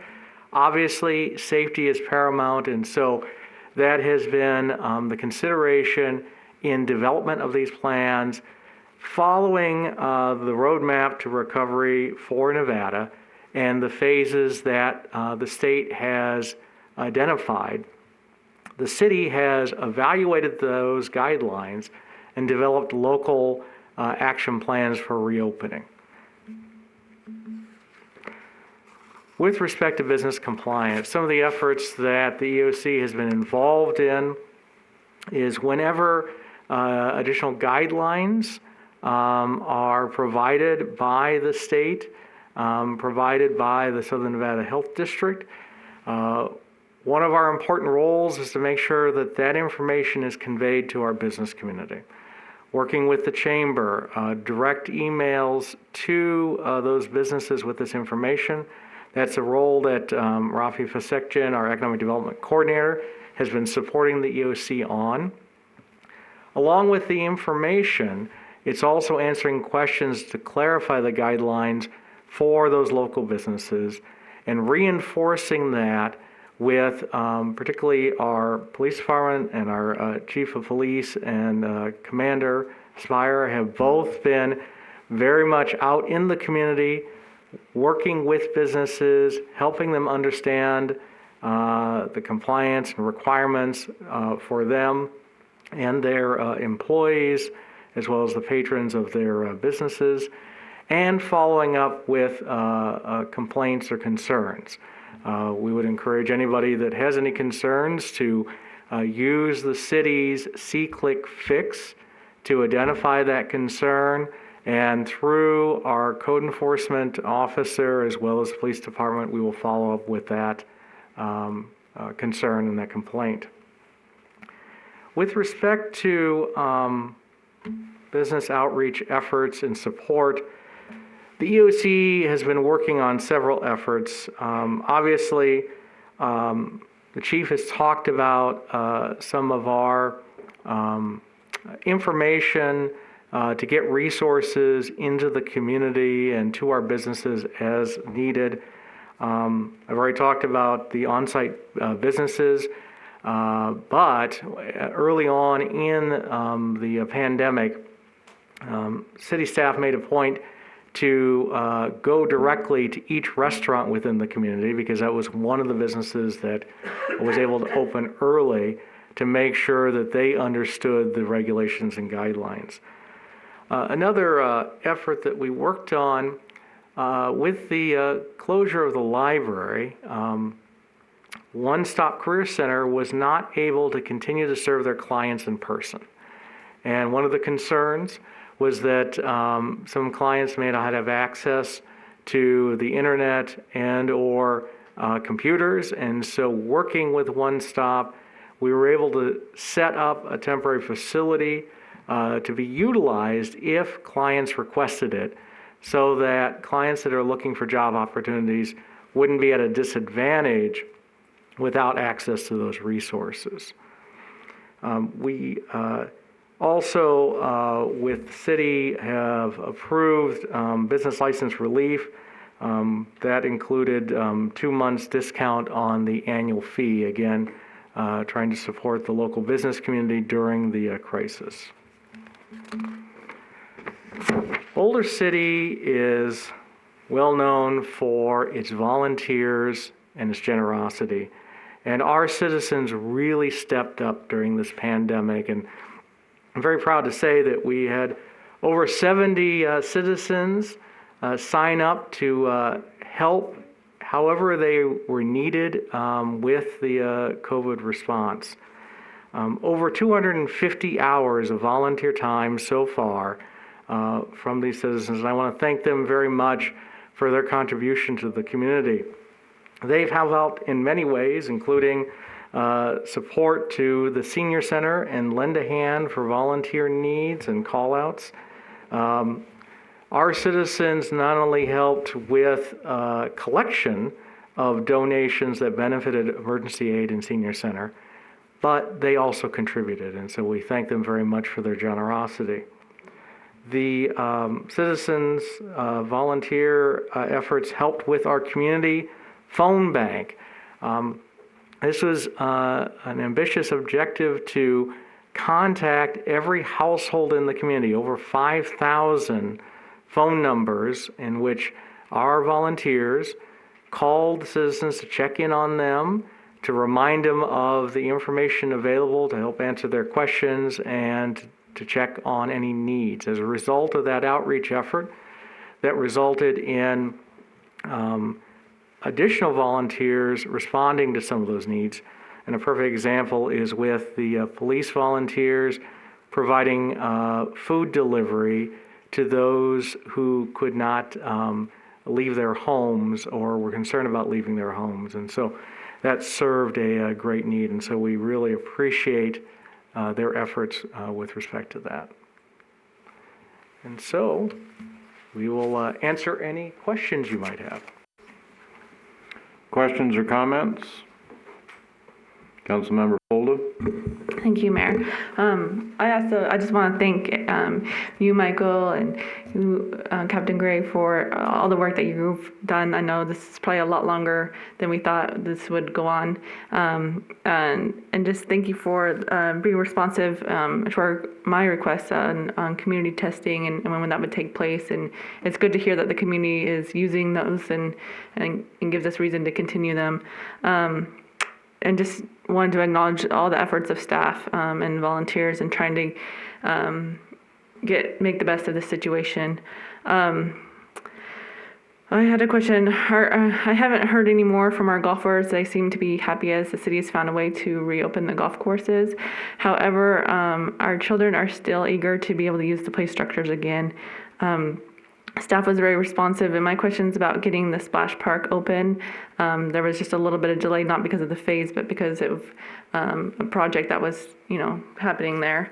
But I just want to report that many families are very, very glad that that's open again, and it gives a place for us to go outside. But I am still receiving, and I just want you to know that I'm still receiving input from the community and questioning about when our play structures could be back open. It's my understanding it was not so much about the phase, but about our city's ability to comply with the cleaning of the structures themselves.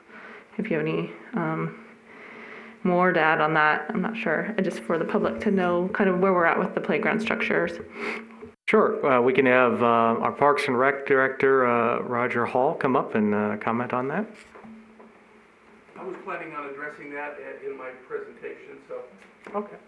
If you don't mind, we can just do it as part of that. Sure. Councilmember Bridges? What is the issue with compliance in terms of bars and salons? I'm not going to mention names, but it really disturbs me to walk into a restaurant and see service staff not wearing a mask, or to walk into any kind of salon and see employees not wearing masks, and they're uncomfortable, they don't like it, I've got allergies. Are they required? Is there, I know public places, but if you go into someone's place of business, are the employees required to be wearing masks? Yes, they are. And one of the ways that we've approached with compliance and response, obviously when we receive complaints, that is where police department staff and our code enforcement have followed up to first remind them of their obligations, and if they still do not comply, we're working with OSHA, and OSHA is asked to follow up with enforcement. Yeah, it is disconcerting. And then I heard the story about a customer refusing, and one of our businesses deciding to close their dining area because they are concerned about customers coming in who aren't wearing masks. One of the ways to help local businesses, and this was with the most recent communication to them, is sharing some of the posters that have been created to remind patrons that to enter that business, they need to be wearing a mask. Okay, thank you. And we still at about 84 cases, is that? So like I said before, 70 is the amount of names that I have.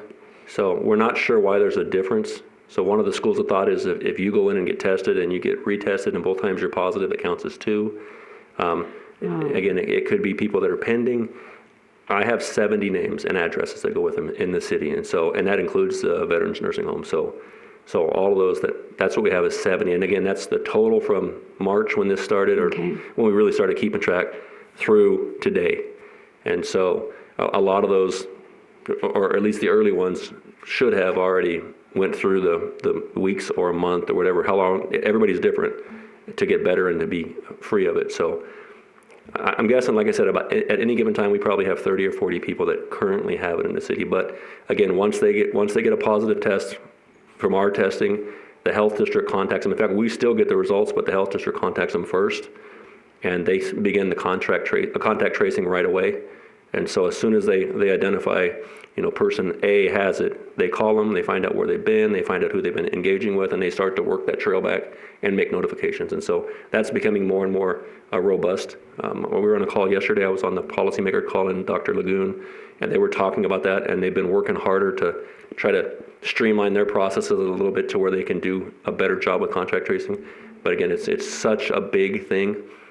Typically in the disasters, you have a city or a region. You don't have the world have it at the same time. So it's just really been a strain on everybody. Yeah, it's concerning because I get to a point where I didn't know anybody, and now I've got, somebody calls me and says, my kid was exposed, or a friend has their spouse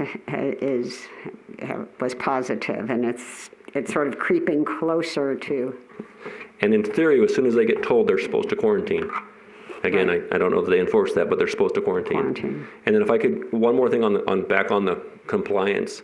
When we started this, our understanding was Nevada OSHA had 2 inspectors in Clark County area. I think they now have a couple of dozen, and so they've added a lot more.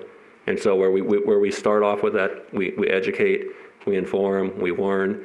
We have spoken with OSHA specifically. There was one business that had gotten repeated complaints, and then OSHA has gotten involved, and that's been remedied. And so with businesses, we have a lot of ability there. When people are upset about people walking down the street without a mask on, there's nothing in the governor's directives that we can do other than, again, if they're not in family groups, which is kind of hard to determine, is to try to educate. If it's a big group, to just try to remind them that you should have a mask on. But it really is, he hasn't really addressed that in his directives as best as we can see. So that's where that responsibility really comes on individuals. And same with the businesses. If people aren't wearing them, we would really encourage them to ask them to put one on or step out of the business. Because that would help. But at the end of the day, we need people to take some individual responsibility too, and just, whether you like it or not, just put it on. And that'll again, that's going to help us through this. Councilmember Adams. Thank you, Mayor. I'm happy that Councilman Folda mentioned the issue with the playgrounds, because I too have been hearing the same thing and was also planning on discussing that. So I'm happy to hear that will be addressed in the next presentation or for the parks. One of the things that you were touching on as far as compliance is when the governor gives these directives, a lot of times there's maybe a little bit of confusion or not total clarity on exactly what some of the language is. Sometimes it is just because of that, because the language might be a little ambiguous. There's also the matter of there's obviously a lot of misinformation also going around out there with what people have to comply with, what people don't have to. But at the end of the day, we as the city are going to be the ones responsible for enforcing these directives. So ultimately, we do have to determine and decide, what is it that is expected of us as a city to enforce, and what we as a city expect out of the businesses and our community to address these issues. So how is it that we as a city come to determine what it is that we are expected to do and what it is that we are expecting others to do to get us out of this problem? So the way I understand it, the governor makes a directive. Obviously, he's consulted with staff. Then I think the Attorney General helps determine what the enforcement action will be at their level. But then, like Chief Shea then has to take that and see where we can apply our codes and ordinances and different rules to use that, because sometimes they don't put an enforcement mechanism. Early on, the enforcement mechanism really was OSHA, and when they had 2 inspectors, it was really challenging. So I believe the new one, there's more that they can do, but it's still a challenge of a balance between, do you shut down a business because one person doesn't have a mask on, or do you drag the person out? I mean, it's trying to find a reasonable way to deal with it. And so it's been a challenge, but it seems like Chief Shea's come up. I know they're doing weekly compliance checks now where they do their checks, they write down what they find, and then they send it to the Clark County, and then they're trying to compile that. I know the county's working really hard to try to keep things open, and so they're doing everything they can, and I think I said our police department, our code enforcement, they're trying to work within that law. Again, sometimes it's just really vague, or it'll get thrown into a kind of a generic law, and so it's kind of hard to apply the problem to that, and that's just where the struggle's been. So really, it's been, I know there were some jurisdictions that passed specific rules for coronavirus enforcement, that might have made it a little bit easier, but then that would be Chief Shea's area to speak on, to be a little more specific on how we can do that differently. Yeah, thank you. Councilmember Hoskins? Well, yes, I'd just like to say thank you to the EOC and everything that you've been doing, and thank you for allowing me to be part of the community phone bank. And I think you answered my question. I was going to ask about tracing, but you, I think, touched on that. So. Yeah, and we'd be remiss not to mention that one of our main volunteers that probably called the most people was Councilwoman Hoskins. So I know you called a lot of people. And I will say, too, that phone bank directly saved a life. And so they reached out to somebody. They found out one of the neighbors was not doing well when they got there. He was very sick, and he couldn't make it to the phone. And he did end up he was one of our early cases of coronavirus, and so he would not have made it to a phone. He was that ill. So that community phone bank, that group of people actually did save a direct save right there. So not to mention there was a lot of people that were really grateful to have a friendly voice on the other end, just talking to them. They hadn't heard from people, they were scared. And so the volunteers did a tremendous amount of help early on in that process to help alleviate some of that fear. Thank you. I asked for this briefing to be done primarily because what we're seeing, and as what was made clear, you made reference to the regional policy group phone meeting yesterday. We're not headed in a good direction right now. And, it is always so pleasing to see the way Boulder City does come together, not just our employees. Our employees stayed on the job throughout all of this. They've been fantastic to make sure that services are provided, increased levels of response are provided, but our citizens as well, our residents. I do Meals on Wheels once a week. They had people volunteering to deliver the food, lend a hand. Also, people were calling them up saying, I'm available to do this. The response from our community is always fantastic, and just can't thank people enough for that. I see where we're at now. And again, it appeared that, as you said, numbers started to go down, reopening guidelines were issued. And if you look at where we're at right now, and you consider that the reopening started around the beginning of June, the numbers are going in a very bad direction right now. The number of positive cases, the number of hospitalizations, it's not in a good place. You know, when you look at Arizona, which is right next door to us, some of their hospitals have already reached capacity. They're talking about that potential being here in Nevada within 2 to 3 weeks. So somehow, in addition to our initial response, we're going to have to find a way to live with this thing, it appears, for some period of time. So that's not just wearing the mask, hand washing, all the things that we should be doing. But as a city, I think we need to take a look at, you know, I guess what I'm getting at is we can't ask people to go above and beyond all the time, because that's just beyond human ability to do. So my concern is that we find ways to either look if we need to add resources, or how we can keep our employees, our residents, from being overtaxed in this, if that's possible. The testing that's being done, again, that's great. I recognize that one of the problems with that is we're doing an awful lot of it, you know, person to person. In other words, a person has to call, they get an appointment. Depending on the test results, there's another call involved there. I know Mesquite, for instance, has on their city website the ability for a person to make their own appointment. And I think that helps a great deal, because, you know, they know what their name is, how their name is spelled, what their phone number is, all that. So you don't get any problems doing that. It also then allows for an electronic response to that person, rather than, as you say, you know, if one of your firefighters calls, they can't get a hold of the person, they're going to have to call back until they get that person. So I just would like to see if there are things that we can do as a community, unless we see where it's like, well, okay, in 2 months, we're not going to have to worry about that. Unfortunately, that does not appear to be the case, at least at this point in time. And if we continue to have the situations we have, it's going to make the economic recovery that much more difficult, and certainly that much longer. Governor just had to issue new guidelines. Bars had to close down again.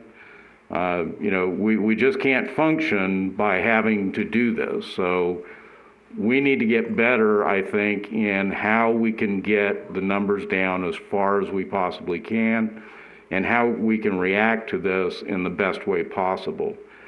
I know for some folks, you may not know all of the details, and I'm certainly not going to go into them tonight, regarding the disbursement of money from the federal government to cover expenses for this. That's a long tail here in Clark County, but there has been an agreement arrived at now, and so we should have some funds available. I think we need to look at how we can best use those funds for the long term, because unfortunately this does appear to be a long-term situation right now. So I appreciate everything everyone's done. Chief Gray, I know you started here just about the time that this all happened. I appreciate the work you've done, Mr. Mays, getting volunteers together, all of that. But what I'm concerned about is, you know, none of us are superhuman, and so we're going to need to look for ways to make this a little more routine, because it seems it's going to be with us for some time. I think the planning and execution that's been done has been outstanding so far, but it seems to me that the situation has now changed some. And so instead of reacting to an emergency, we're reacting more to a way of life, at least for several months to come. So that would be my only goal out of this meeting, is that we all start thinking longer term on this rather than reacting to a single event. We understand that this is going to be very long term. You know, the school district has announced a plan, I guess, if we want to call it that, regarding schools in the fall. Well, It doesn't appear that they're going to be opening full-time in the fall. So those are all the types of things I think we need to start considering now, because if we can't get these numbers to turn around, if people won't actually take some responsibility, we're going to have to spend much more time responding to this. But again, I do sincerely appreciate all the work everybody's done, not just city staff, all our residents, everyone else who has helped out so much on this. Any other questions or comments? All right, thank you very much, Chief Gray, Mr. Mays. Okay, we'll move to item number 13 then, the Parks and Rec Annual Report. Mr. Hall.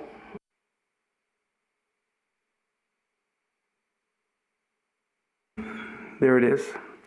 Mr. Mayor and members of the City Council, my name is Roger Hall, Parks and Rec Director for the great city of Boulder City. And tonight it's my honor to present a list of accomplishments completed by the Boulder City Parks and Recreation Department for 2019. The Parks and Rec Department staff works hand in hand with a number of other outstanding city departments to make sure the job gets done. And we appreciate and support the support and hard work and dedication to the city of Boulder City from these other city departments. We work hand in hand with the Public Works Department, the Police Fire, Community Development, Finance, City Clerk's Office, Communications Managers, just to name a few that we work with on a regular basis. I'd like to thank them for their teamwork to make Boulder City a great place that makes us want to live here. Staff at the Parks and Rec Department has been very busy over the past year, and our mission is to provide high quality and cost-effective parks and recreation activities to all residents of Boulder City. And the department organizes programs, sports, classes, and participants from 6 months to 100 years of age. Department responsible for cleaning and sanitizing over 100,000 square feet of city facilities, including 17 parks. Department coordinates community special events, facility rentals, and film shoots. We get a lot of film shoots here in Boulder City, believe it or not. Department staff facilitates support for the Parks and Rec Commission and also for the Ad Hoc Pool Committee. Department staff represents on the AB 73 Working Group and the Southern Nevada Continuum of Care Board and Boulder City Homeless Task Force, and that's becoming a very popular topic in the future. Under park and facility improvements over the years, through a variety of budget shortfalls, our park infrastructure has needed to be improved. We were able to reconstruct a new ramp at Veterans Memorial Park for the children. We had a nice dedication, and even Councilman, you even kind of skated on a skateboard, I think, Councilman Adams. I tried. Yeah. We were there I just stood by for the pictures was all. Yeah, I was about to call 911 the way you were wobbling, but that's okay. We're able to install large shade structures at Wayland Baseball Field, as well as individual shade structures over the bleachers at Veterans Memorial Park. This is very important because if you've ever been watching a ball game and you're sitting in the sun, it doesn't take very long to get very, very hot, and these shade structures are a valuable addition to our community. A new drop-down gym divider was also installed, giving us an opportunity to separate programs and games in the new gymnasium.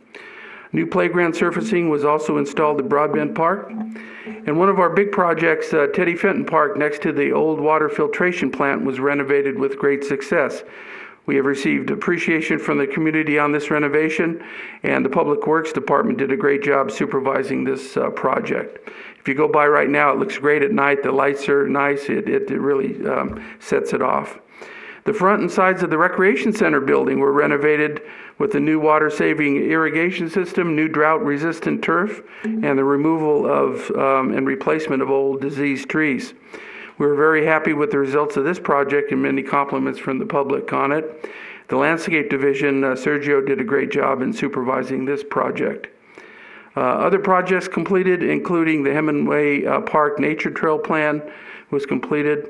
Work was done at the municipal golf course, including the par 3 tee box renovations and the greenside bunker renovations at the golf course.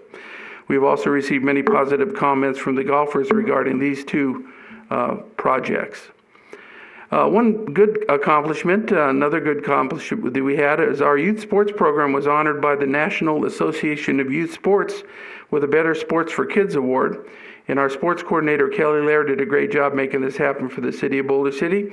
And we also established partnerships with the Las Vegas Lights, the Golden Knights, and Aces game sponsored by the Las Vegas Raiders. Other accomplishments, we've had some pop-up community special events at the skate park, a first community event sponsored by the Parks and Recreation Department. We increased participation in adult sports, 50% for fall adult softball and 65% for fall women's volleyball for 2019. We also increased participation in youth sports, 13% and 10% in flag football. A swim-a-thon at the pool raised $2,000 for emergency aid and the animal shelter. We increased Bootleg Canyon revenue up 62% compared to fiscal year 2019. A lot of events up at Bootleg Canyon with trail races and large big events. And the Parks and Recreation Master Plan draft was presented to the Parks and Recreation Commission in February of 2020. Moving forward, COVID-19, bam, hit the city like a ton of bricks. The city had to scramble with very short notice by the governor to shut things down in Boulder City. In an effort to assist our emergency responders, the Parks and Rec Department established a child care shelter at the Recreation Center for First Responders, staff, and BC Hospital emergency staff. And this program was very successful. Over 480 classes, programs, park rentals, and special events were canceled by the governor's directives, and refunds had to be issued. In order to protect our staff and the public from COVID-19 virus, temperature checks, sanitation protocols, social distancing, sneeze guards, and the use of masks were incorporated in Boulder City. We've also been navigating through the governor's phases of recovery, and that's really fun when he comes out with a new one because we're trying to figure out what it says. But tracking COVID expenses and developing a Parks and Recreation Department recovery plan. You know, a question came up regarding the opening of playgrounds. And I put together a list of what we're doing on the city manager's bi-monthly report that you should have received today or yesterday. And it lists of what we're doing at the various parks to try to, to stay on top of cleaning. Just for a little history, though, the Parks and Rec Department is responsible for cleaning and sanitizing over 100,000 square foot of recreation facilities, including 17 parks, 24 sets of restrooms, 9 baseball, softball fields, 9 playgrounds, 19 gazebos, 1 bike park, a fishing pond, 6 basketball courts, a swimming pool, and then the rec center. And we currently have 4 full-time and 2 part-time custodians responsible for cleaning and sanitizing our facilities. And this staffing is scheduled on a 7-day per week. It's Monday through Sunday. With the current situation with COVID, it's been very hard to keep everything clean and sanitized, and my custodians have done a great job. I know it's been hot out there, and they're still out there, disinfecting facilities for the Parks and Rec Department. Currently, our 9 playgrounds have been closed for Phase 2. All the Parks and Rec directors meet on a weekly basis, and we discuss certain items, so we're all on the same page in regards to it. All of the departments in the valley do not have their playgrounds open because their main worry is, how do you disinfect a playground? You'd have to put a staff member on the playground because kids are on and off the stuff, new kids are coming in, and there's no way to really do that. And so everybody, the city of Las Vegas, North Las Vegas, Clark County, Henderson, and Boulder City have their playgrounds closed right now.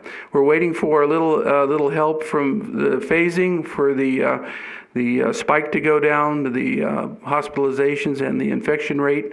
And hopefully we can open up our playgrounds within the next phase again, but we'll have to still be able to clean it, and that's the big thing. We wouldn't want anybody getting sick because we don't have the staff to do that. Staff has also continued to provide recreation opportunities to our residents within the governor's framework at each phase of the recovery plan. What have we taken away from this crisis? Parks and open spaces are vital to our community, especially during these trying times. Just look at the number of people using our parks facilities right now, and you can see this.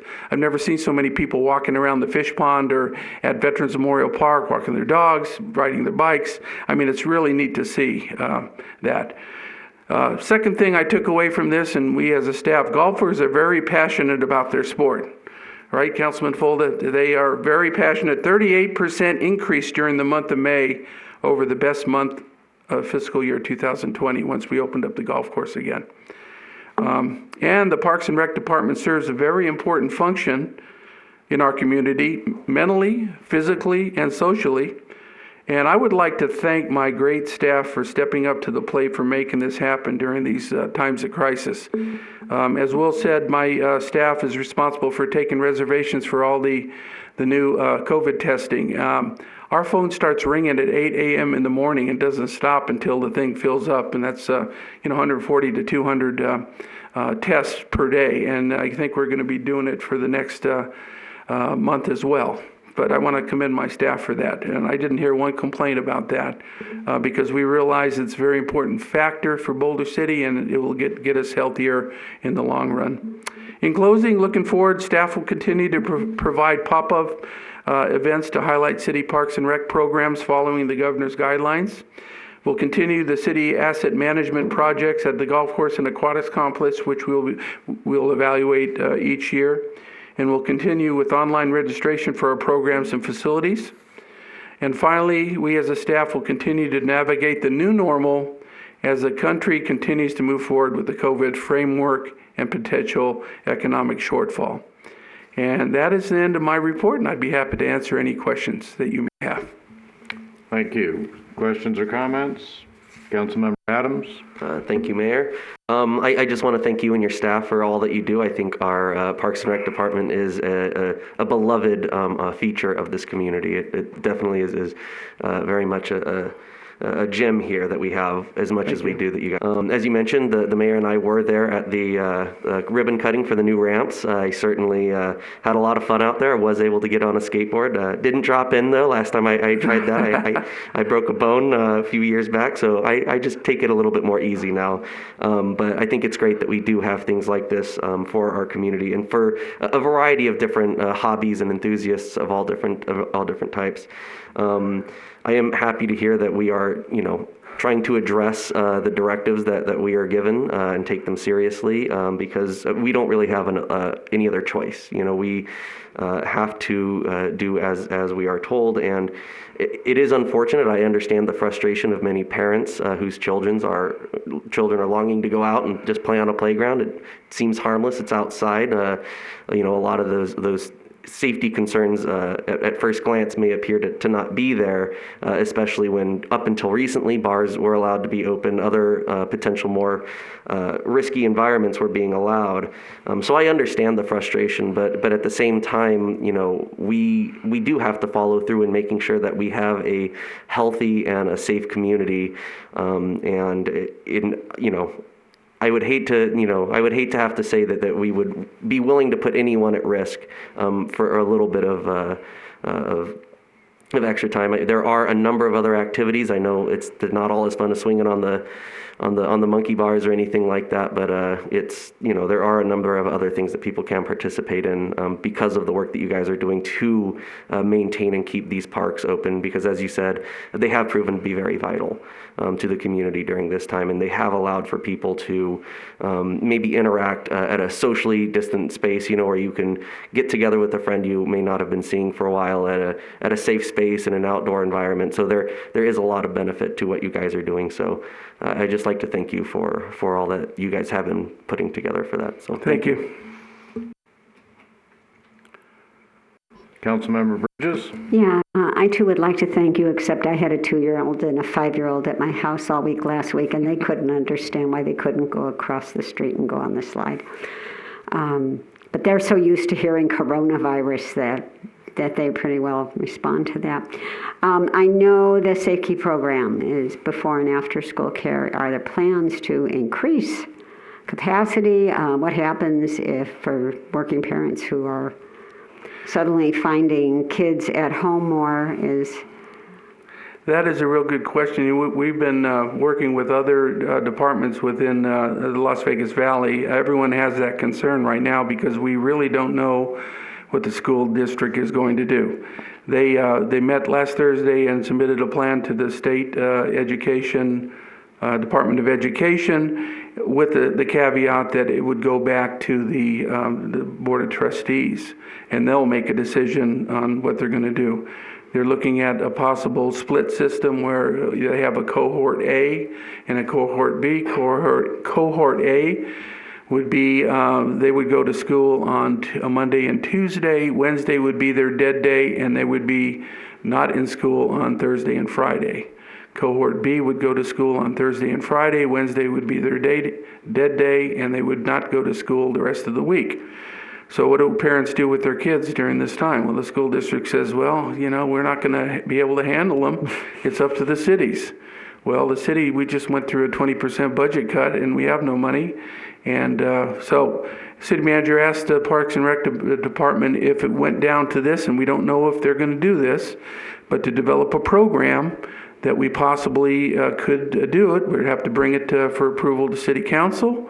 But we have a program in place. We're having real hard time finding staffing because with the new program, it's a separate program from our morning and afternoon program that we currently offer. And if we will currently continue to offer those morning and afternoon programs. However, this is a 5-day-a-week, 7 a.m. to 6 p.m. Program. And it takes, we figured it takes approximately 17 staff members to do. Well, most of our staff that we hire over the summer are college students going back to school or, high school students or whatever. And I think we put it out 2 weeks ago on to recruitment. And as of this week, we had like 3 people that are interested. So that's one of our big things also with the education learning with their little tablets. We have to have the Wi-Fi capabilities at our facilities to be able to, the bandwidth to accommodate 35 kids at one time and trying to learn a lesson. Well, we don't have any facilities like that right now. So, and we asked the school district, are you going to help us provide any of this? And they said, well, we don't have any money. So I'm waiting to hear with what the school district has to offer and what they're going to come back with. We do have a program in the wings. Hopefully we can get the staffing for that if it's approved by city council. But we're working on it. We're just waiting to hear back from them. So. Thanks. Mm-hmm. Thank you. You're welcome. Councilmember Folda. Thank you, Mayor. About the golf course and about our how it's performing well through COVID. Can you update the council? Over the last year or so, we've hired a pro to handle not only the Boulder Creek, but now also the municipal court. How does that work? Does he provide what services, their own employees, or do we still have city employees? How does that process work? Well, we combined. It used to be we had separate contracts with 2 different golf pros to run the Boulder Creek Golf Course and Boulder City Golf Course. Tony Ferrantini retired a couple years ago, and we consolidated both golf courses under one golf manager, Andy Shaper. And Andy is doing a fantastic job. He really is. So he operates both golf courses. He hires his staff. They're his staff. We pay him a fee per year to do that. We have a contract with Andy. And his staff do a great job. I just got an email today from a gentleman who wanted to, we don't receive a lot of positive emails sometimes. We get the negative ones a lot of times, but this was a nice positive email. I wanted to take the time to express my appreciation to Dave and Andy at the Boulder Creek Golf Course for their outstanding customer service and that's nice to find. He's doing a great job. Obviously, with COVID and closing down for 3 months, it was no revenue coming in. He had to lay off his people, but he paid them. And he applied for a business loan. He was able to get the business loan, and we're in full operation right now following the governor's guidelines. And we're doing pretty well on with the numbers as well. One of the big changes with the golf courses is that the governor required 1 person per golf cart. We used to have 2, so that's putting a strain on our fleet right now, but we're working through it. We have the social distancing, the masks being worn by our service staff and the pros, and it's working very well. Okay. So our contract, however, was continued to be paid through COVID. We didn't stop payment, even though the course was closed at that time. That's right. We did something, I think, real special. We took advantage of closing down because normally in the springtime we do a lot of activities. We were able to do the tee boxes. We did bunker renovations at the course. We were able to aerate, put down a lot of things where we could close down the course, reseed the course, and be able to get it back in good shape. And right now I can say it's in great shape for being down the 3 months because we were able to do a lot of the maintenance issues at the course. Was that maintenance done by the landscaping employees, or was that done by the golf course? We have a contract with Turf Tech, who does the maintenance on both golf courses. Okay. They have a contract for the Muni course and also for Boulder Creek. And they were able to do a lot of the maintenance issues. We'd have to maybe shut down a section of the course to do, which impacts the golfers, impacts revenue. But being closed, we were able to get a lot of that stuff done. And the contract now, it looks like, I'm looking in Open Finance, which is a great tool. The contract with our Golf Pro is approximately $56,000 a month. Does that sound about correct? I don't have those figures in front of me, but Well, it looks like there's a Muni golf course. They are $20,000, and for Boulder Creek, it's $36,000.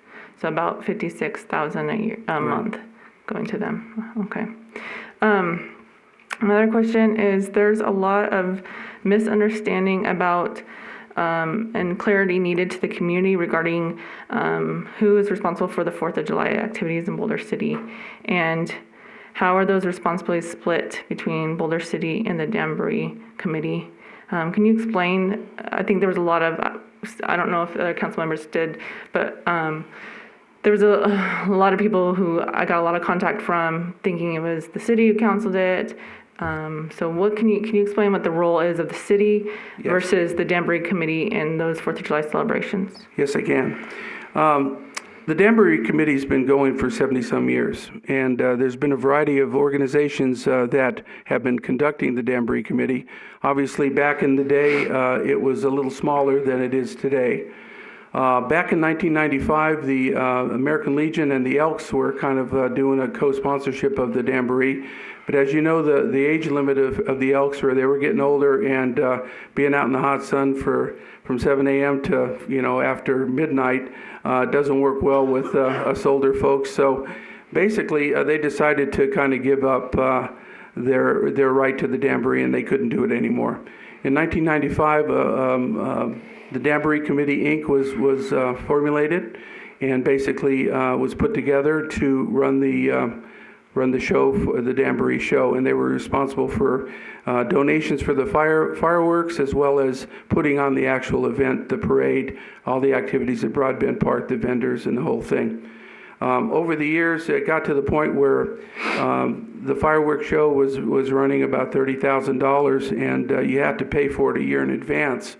And one year, we didn't have enough money to pay to buy the fireworks, so we had to cancel the fireworks that year. Well, all heck broke loose because, no fireworks in Boulder City. And so I can tell you the next year we doubled our donations, and we were able to have a big show the next year.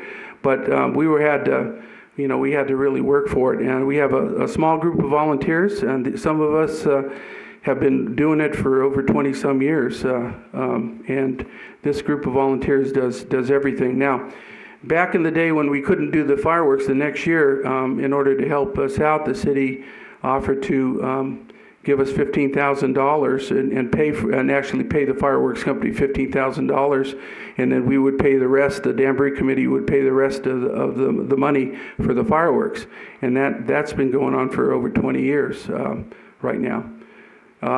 We spend about, the Jamboree Committee spends about $26,000 to $30,000 of donation money, and then you add the fireworks, the approximately $15,000 that we spend on fireworks.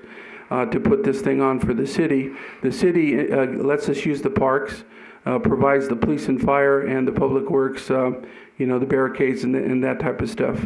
And it's been a very positive thing over the years. The Danbury Committee is getting older. We need volunteers to step up to the plate and if you want to see this continue. But our partnership with the city has grown. It's one of the best events. I think people come in from all over to see, and people utilize the golf courses, both golf courses, to view it and have parties in their backyard and so forth. So over the years, it's been a very good benefit to the city and a good partnership with the Danbury Committee and the City of Boulder City. Does that help you? Yeah, that explains. So I guess a lot of the confusion is that the city staff does participate quite a bit in the processing of correspondence and fees and insurance for vendors that are involved with the Danbury activities that happen. Is that correct? Say that again. So the city staff also works with the Danbury, and that staff from the city collect the fees and the insurance and the paperwork for those vendors and such that are participating. The Danbury Committee didn't really have a place where we could pass out applications for the parade, for example. And so being the Parks and Rec director and on the Danbury Committee for 25 years, I said, well, why don't we just have them come by the Parks and Rec department, pick up the paper and utilize that, because there was no, you could send it to a P.O. box, but there's no consistency there. And so we've been doing that for 20-some years as well, is facilitating, the parade lineups and that type of thing and assisting. We also have the coin toss at the swimming pool for the kids. We also provide an hour of play and fun and games at the park that I run every year from 12 to 1 at the park. The vendors are we purchase the beer at the beer wagons. We schedule the vendors. We pay for the health department. We have the business license. We have insurance. We do a lot of things that, and it comes to about between $26,000 and $30,000 a year that we spend over and above what we spend on the fireworks, the $15,000 on the fireworks. So that's probably $50-some thousand that we raise through donations with the jugs, and also some of our business partners with our El Dorado Valley solar leases. They contribute, and the credit union contributes to the fireworks as well. So okay, so there's quite a bit of work done both by city staff and Danbury members to make all this happen. I think just the confusion is where the Danbury stops and where the city begins, because for instance, I've been a vendor before, and all the correspondence I received came from city staff on city letterhead and city emails. So I can see why the community as a whole was really confused when things were canceled of who was the one who canceled that, whether it was the city's role to do that or the Danbury's. I understand why. I'm not pushing that, but I'm just saying that there is a confusion and kind of a gray area where one stops and the other begins. Can you say, the budget money that was for the city spent for the $15,000 towards the fireworks display, will that carry over? What happened to the contract for the fireworks? It's going to carry over to next year. It would? Yes. Okay, so we don't lose it's that. prepaid, so we paid our money. We set the money up there, and I have a letter from them saying that it's going to be carried over to next year. Okay, perfect. Mm-hmm. Thank you. Any other questions, Mayor? Hey, I just would like to follow up on the fact that we call this Clean Green Boulder City for a reason, and that reason is the number of parks we have. The ability for people to enjoy living in this community, I think, is greatly enhanced by all of that. With regard to trying to understand governor's directives, they're getting to the point now where there's 20 or 30 whereases before you get to the rest of it. That's legalese, I understand that. But I think people need to understand what the focus of every one of those directives is. and that's to limit the spread of this virus. There's no question about how people get the virus. They get it from somebody else. So limiting person-to-person contact or limiting the number of people in given areas, that's the focus of all of these things. It's not for the government to tell people what to do or to not allow them to use playground equipment. The focus of all of this is to try and stop people from getting sick. So I think we always need to keep that in mind. The 4th of July, I think, was an example of that somehow we were being un-American, we were being devilish, we were doing this on purpose. It was none of that. The problem was the size of the crowds that we get.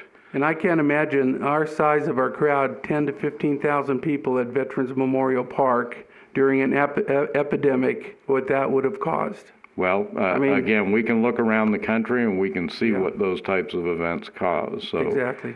I think too, I don't have children. I can remember when I was a kid and, tugging on mom or poking dad, can I do this? Can I do that? So I can't imagine 3 months with the little ones not being able to go too far away. But I do think we need to, again, all of us need to understand we're in a different place now, and this wasn't just an emergency that happened. We recovered and we went on with our lives. So when we talk about playground equipment, I understand that, but people have to understand too, when we talk about work being done at the golf course, for instance, well, that still costs the city money. I mean, the companies that did the work didn't do that for free. So when we spend money and we're getting less money in revenue because of the economic impact that this has had, people need to start getting a sense that type of thing is not possible to do long term. And if it turns out that this is long term, we're going to see other city services get reduced. And we can't help that. We can't say everything we had last year we're going to have this year. And, talking about the program you have that, where we're going to increase the whatever program it is, Safe Key or whatever, and say, well, if the council approves it. That's like, well, let's see, do I feel like doing that or not? We're talking about money to be able to pay. I think you mentioned there were potentially 17 employees that would be needed for it. And I've just mentioned that we have less money now than we did last year. So I hope that people understand when they say, well, the city should just take that over. Well, something is going to have to give in order for us to do that. It's not just a matter of, well, gee, does the city want to take that on? It's a matter of, does that money exist to be able to do that? And we don't get to be like the federal government where, if you need another $1 trillion, just phone up the Treasury and have them print it for you. We have to wait and see what we get in revenue from the state, which is also facing a huge budget shortfall. So I just hope that, the people of Boulder City begin to understand that today isn't like last year. It's not even like last month. And that our Parks and Rec program has certainly been outstanding for many years. But we're going to have to start to figure out what needs to give if something has to give here in Boulder City. So I just hope everybody gets that. Again, I appreciate the work that's being done. But I believe that Parks and Rec, I think your overall budget is somewhere around $5 or $6 million. You're roughly in the same ballpark that fire and police are. That's highly unusual for most communities to be spending that much of their budgets towards that in relation to public safety budgets. So we enjoy our parks, we always have. We're in tough times right now. Thank you. Anyone else? All right. Thank you, Mr. Hall. Thank you. And with that, we will take a 10-minute recess.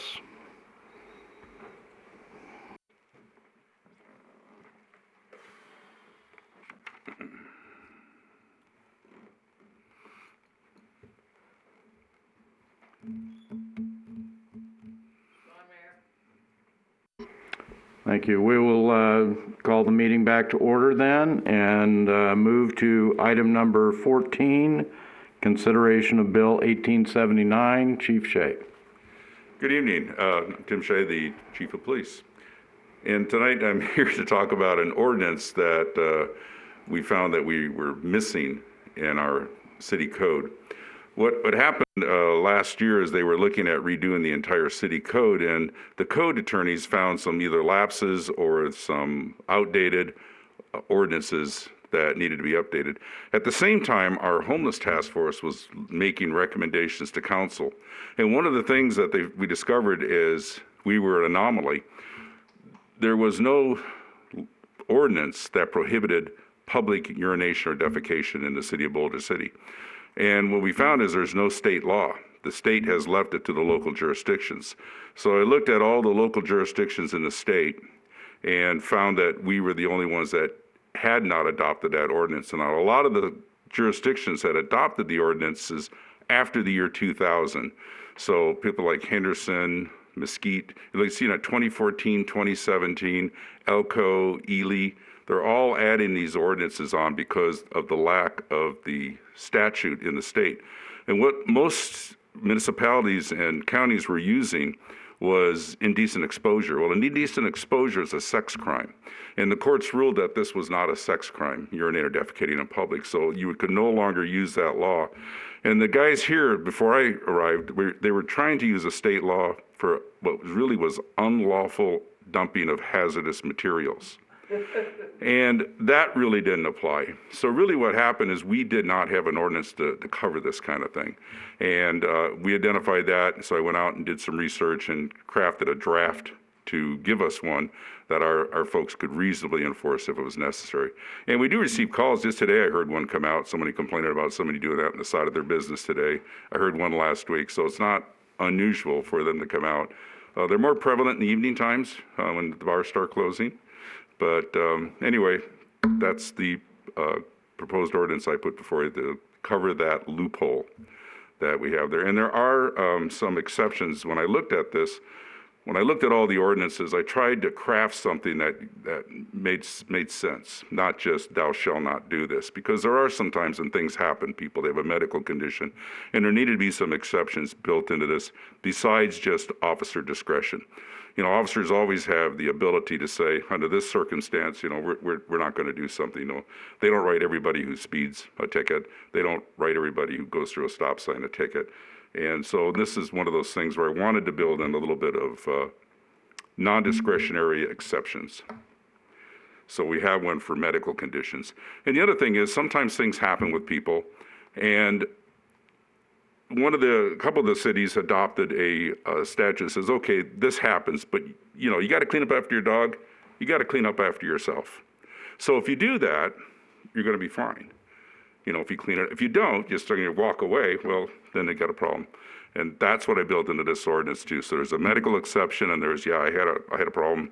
You know, things do happen to people sometimes, and things happen. I'm doing my best to clean it up, and we're not going to charge you with a crime then. So. All right. Any questions or comments?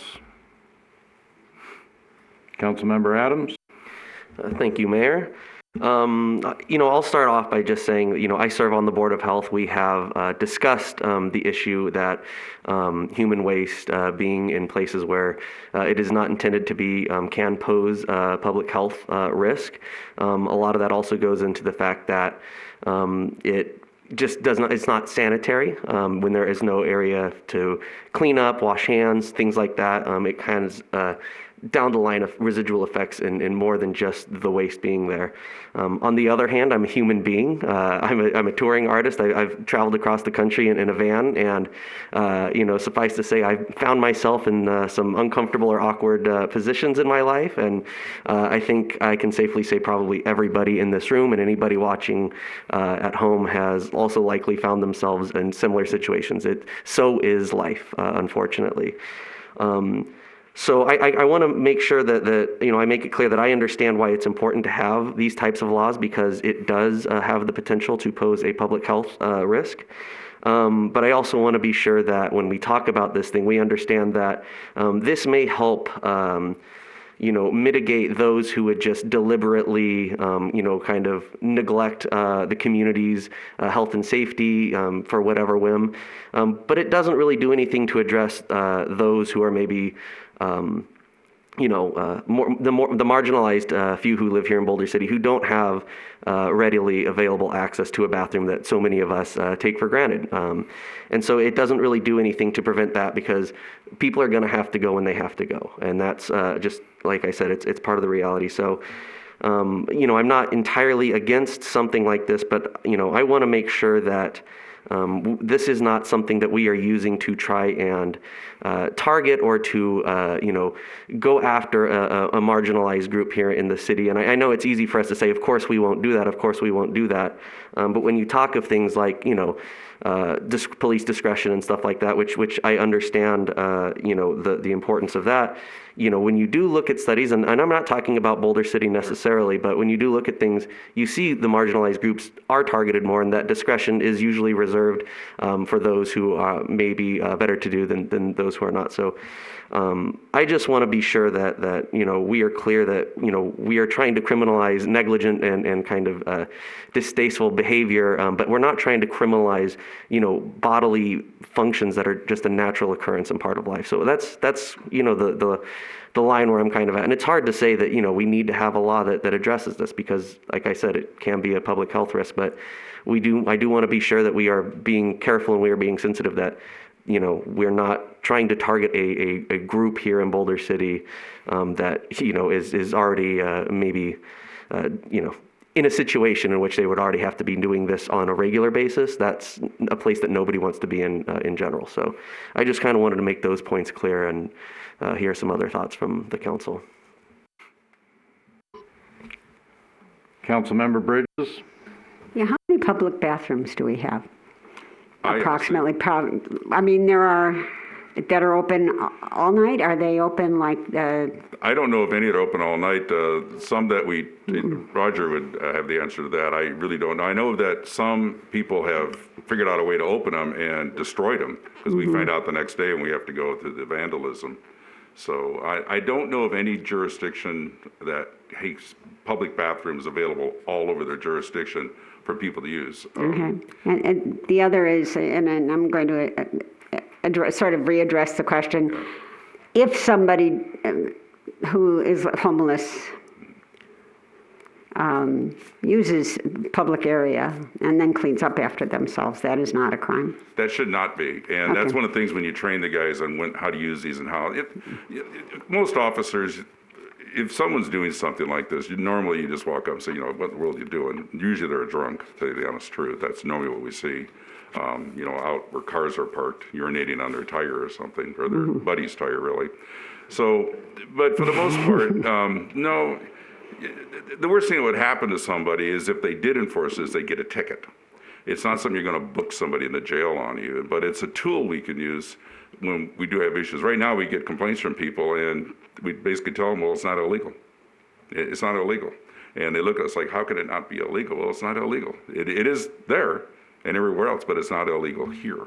So it's a tool, but it's a tool that should not be abused, like you were saying.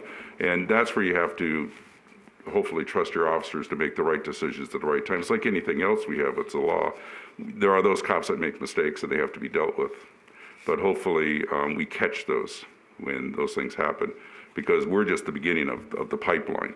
It then goes, to the prosecutor who can look at it and say, we're not prosecuting for this thing. And then I get a call saying, hey, Officer so-and-so, look what he just did. And then we go deal with the officer. Okay. And those things do happen on some cases now, where an officer's made a mistake and he shouldn't have charged somebody or written them a ticket. Okay. And it happens everywhere. Any other questions or comments? Councilmember Folda? Thank you, Mayor. There's two comments I have on this one. I agree with the sentiments that have been stated already, is that I think don't want to speak for council, but now this is the third person, so I'd say most of the council is concerned of the intent, and that the intent in approving this would be to make sure that we, that this is to address the people that are really indecently urinating in our public spaces, not someone who's out in the desert who just got stuck without a restroom.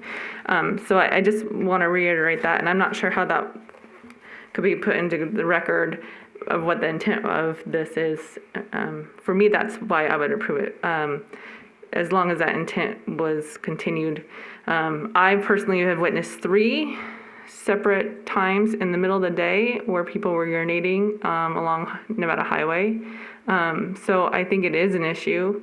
It wasn't like at night or inconvenient. I mean, these are right next to businesses where they could have used a facility. So I think it is something that needs to be addressed, but I also have children, and I know that there's times where you just can't make it to somewhere where you should. And so really, I have no problem approving this with the intent of it going towards more people who are abusing our public decency and space versus people who might just been found in a bad situation. The other question I had though on this one, at the bottom of this Exhibit A, where it lists the bill, and I didn't catch this till earlier, is that it lists Ordinance 1618 at the bottom, and I think that is incorrect, as this is that will be removed. Okay. Okay, that was my only question, because this is a new law, so it shouldn't reference an older one that had to do with fireworks or something else. So, so that I think was the 2. Make sure that was the only one. Yes. Think about intent is very, very important. We frequently have to go back into the legislative hearings and to see the intent of the legislature when they pass the law. Courts do that a lot. We do that frequently also, because we have to look for the legislative intent of a statute. So it really does matter what the intent is, and the intent is exactly what you said. It's to give us the tool to use to be applied properly and reasonably. And nobody likes the badge happy cop, bully with behind the badge type thing who misuses those.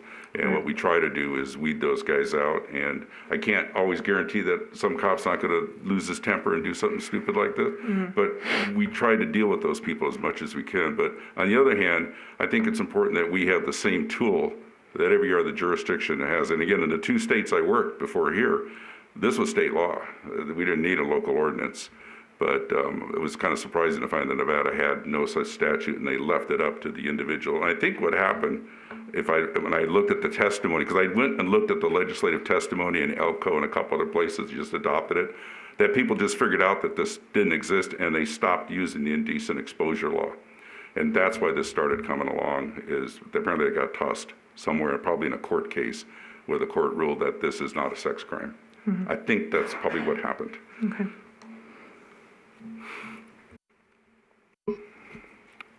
Councilmember Folda, then, you pointed out that wording that should not be there. If you'd like to make a motion then with making sure that that gets removed.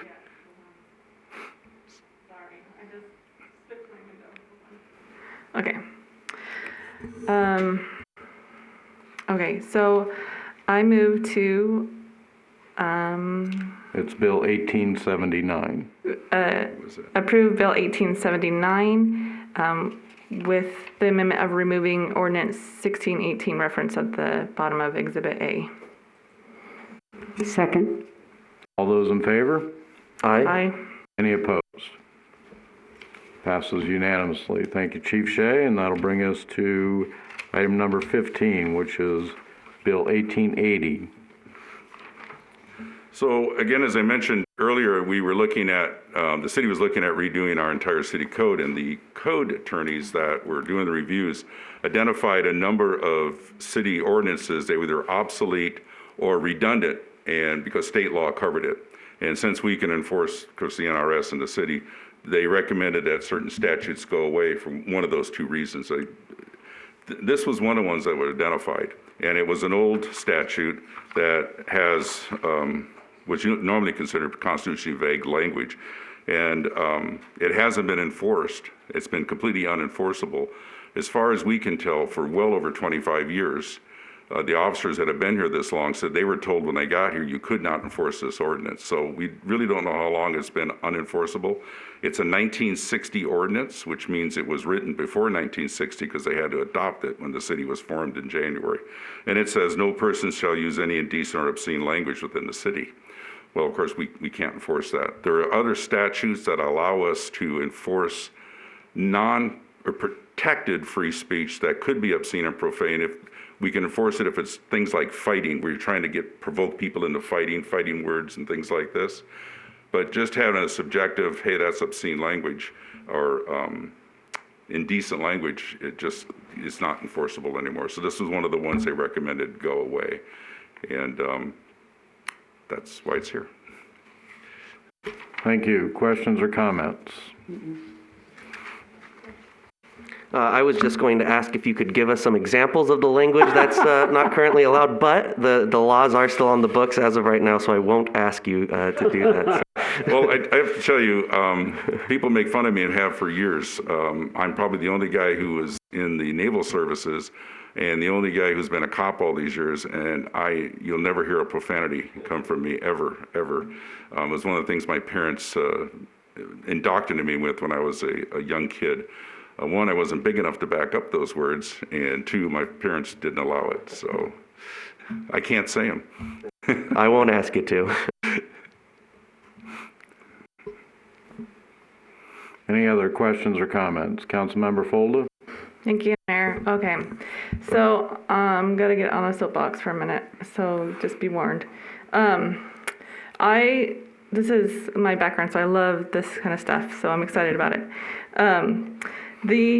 So I did a lot of research on obscene language, and so historically, so I'll give you a historic background. So this was originally ordinance number 28. So that gives you an idea that it hasn't been amended since number 28. So one of our first 28 on the books. However, ordinance 28 reads this: under the topic of offenses endangering public morale and decency, it states, indecent conduct and language prohibited. No person shall use any indecent or obscene language or conduct himself in any indecent or obscene manner within the city.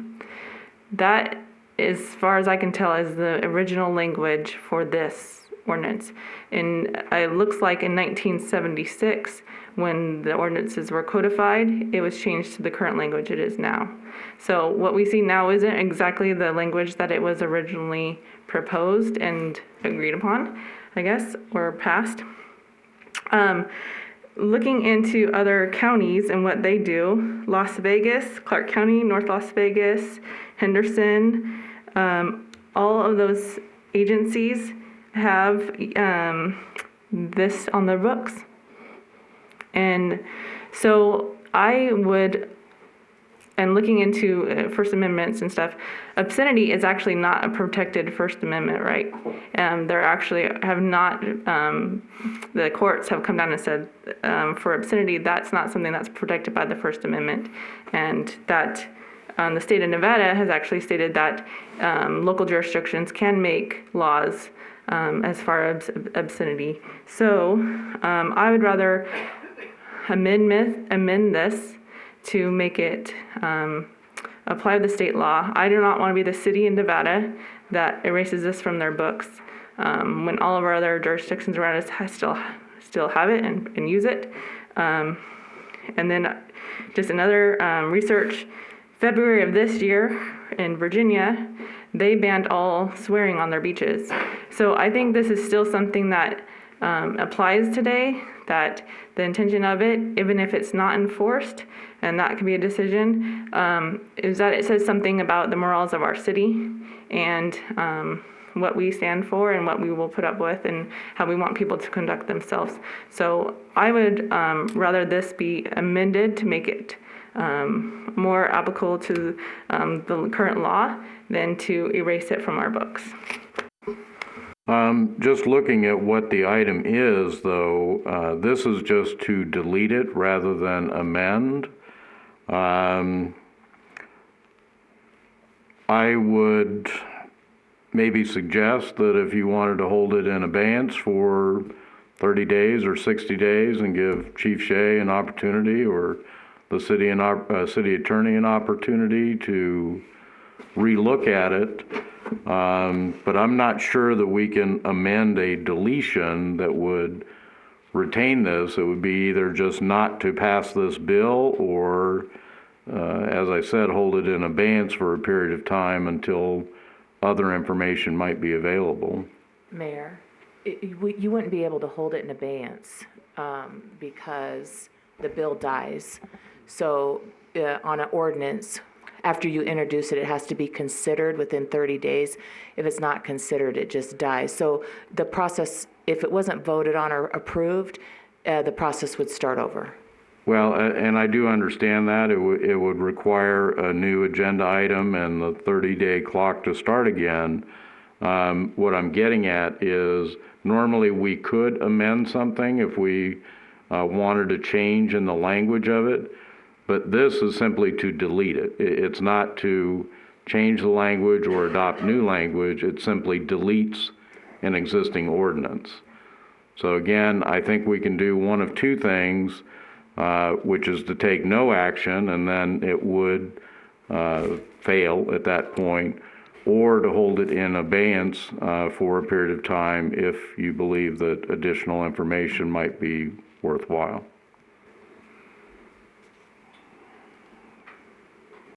Would we make a motion to not make action? I don't think that, would there just be a no motion? You don't make a negative motion. And again, that's the issue with this, is it's a deletion. So, well, let's do this. Does anyone wish to make a motion regarding Bill 1880? Yeah, I would like to make a motion to accept Bill number 1880.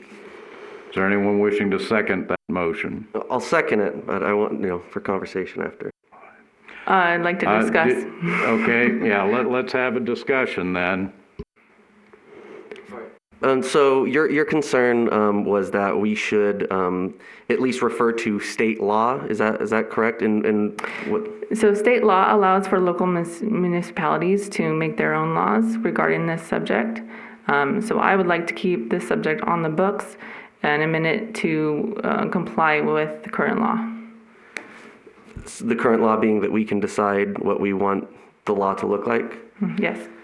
And then what does qualify something then as obscene? Because I know you talked about our morals as a city and stuff like that. When is it that somebody determines what is obscene or profane or meeting this definition? Now you're opening a bag of worms, James, because there's lots of court documents regarding that, and I can get into all that if you like. But basically, there's different standards in which they use. There's a couple different cases I looked at, like I think there's one called Miller versus California, where they look at the standards, like would just Joe Citizen find that as an obscene thing or not. So it goes into, that's just the real layman's version of it all. But we can amend this to make it more up to date so that, in the beginning, I believe this was made to more regulate conduct than language. I think we're catching up on the language part, and if this is First Amendment or not, whatever. We do actually on our own books have this in our parks. You can't participate in obscenity in our parks. And so it doesn't really make sense to me to remove it, but to maybe to amend it to make it more current. From my standpoint, again, Chief Shea, hang on just a second. Yeah. Member Bridges? Yeah, first of all, is this an enforceable item? I mean, is this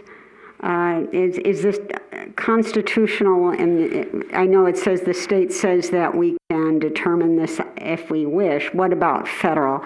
I mean, it says within the city. That means if I'm standing in front of my house and I swear, or what anybody might consider indecent language, then I'm committing an offense. So I didn't know this ordinance existed, to tell you the truth. Okay. The code attorneys brought it forward. So then I asked about it, and they were told that Mr. Olson, the prior city attorney, many years ago, in fact, even maybe before him, said you could not enforce this ordinance. It was no longer enforceable. It was an unconstitutional ordinance. That hasn't been changed by the city attorney's office. If the city attorney's office has an opinion that says, yes, you can enforce it, then that's fine. You know, again, this came to us from the code attorneys and from our guys being told they could not enforce this for well over 20-some years. So if we had a law that the city attorney's office or the district attorney's office says, or the city attorney's office says is enforceable, that's fine. But to have a law in our books that the city attorney says is not enforceable means we can't use it. We can't do anything with it. And that's where we were. We had an unenforceable ordinance, and the code attorney said it needed to be removed. If the city attorney's office wants to write a constitutional version that we can enforce, then that's fine too. We just need a law that we can enforce. We don't need unenforceable laws on our books, because then we have to explain to our new people, hey, that's a nice law, but it's not enforceable. Don't cite somebody for that thing. So we could, for all intents and purposes, remove this from the code, and then at some point say that we wanted some sort of morals code or behavior code. But this is simply saying that I can't use obscene language within the city, and that it's not enforceable, but it's something that's still on the books. That's my understanding. And again, the city attorney here has not changed his opinion from the prior city attorney, who was here when we first started looking at these. I believe he was still here. But again, the officers I have that have been here since the early 90s say back then they could not enforce. This is one of the sections, again, I had no idea it even existed.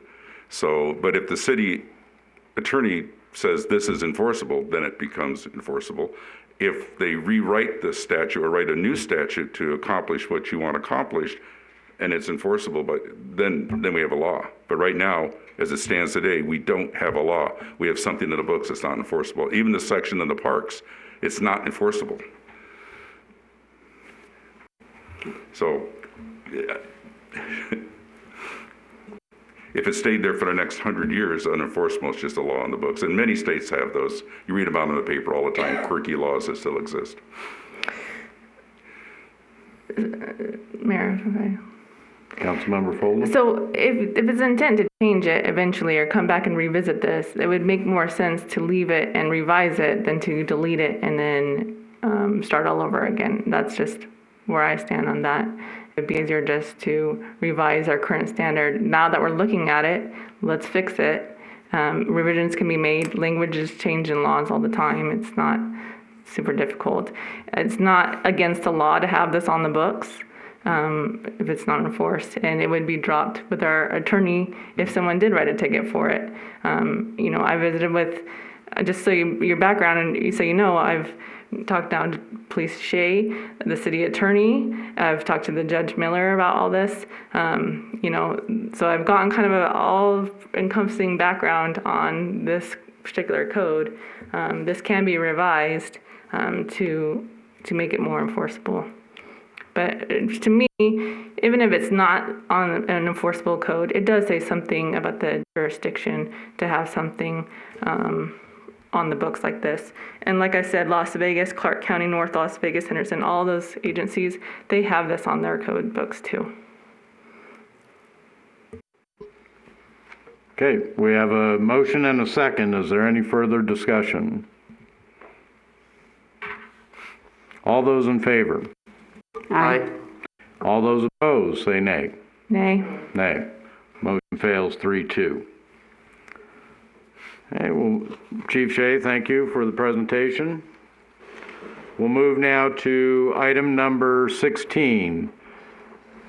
Matters pertaining to the city building codes, Bill 1880. Mr. Mays. Each city and county in the country adopts building codes to regulate the safe construction and remodeling of buildings in their jurisdiction. A majority of communities in the United States have adopted the International Code Council regulations. These are commonly referred to as the I-codes. Boulder City previously had adopted the 2012 version of these codes. For the past 30 years, all the jurisdictions in southern Nevada have attempted to try to be on the same codes, which provides consistency for local contractors and builders who are working in all of those communities. Currently, every jurisdiction in southern Nevada, with the exception of Boulder City, has adopted the 2018 version of the I-codes. These I-codes are adopted by reference in Title V of our city code. So you don't see all the contents of the codes within our city code. They're adopted by reference and are available. The proposed changes do not include any changes to the building permit fees, so there is no impact financially. I wanted to highlight two aspects of the proposed text amendments. One, that updating the codes will provide consistency and clarity to our residents and contractors, as there's confusion today when a homeowner submits plans or a contractor submits plans. They assume we've already adopted the 2018 codes and we haven't. And then that forces them to make a decision to go and revise the plans and come back, or ask us to consider under the 2018 codes.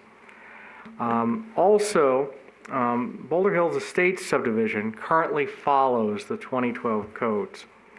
Staff recommends an approval of an exception in Title V, which would provide consistency in the construction within that subdivision. And with that, I will answer any questions. And we do have a public hearing for this item this evening. Thank you. Any questions? All right, we will open the public hearing. Councilmember Folda. Thank you, Mayor. Just two quick questions. As far as the energy code adoption, is this the first time that we've adopted that code? No, we have a previous version of the energy code. Okay, do you know when 2009. Okay, 2009 was the Well, last that's time. the version of the code. I don't recall the year of adoption. I believe it was around 2012, 2013. Okay. So I would say probably that one had the most updates, at least for years of change, since most of them are 2012 or newer.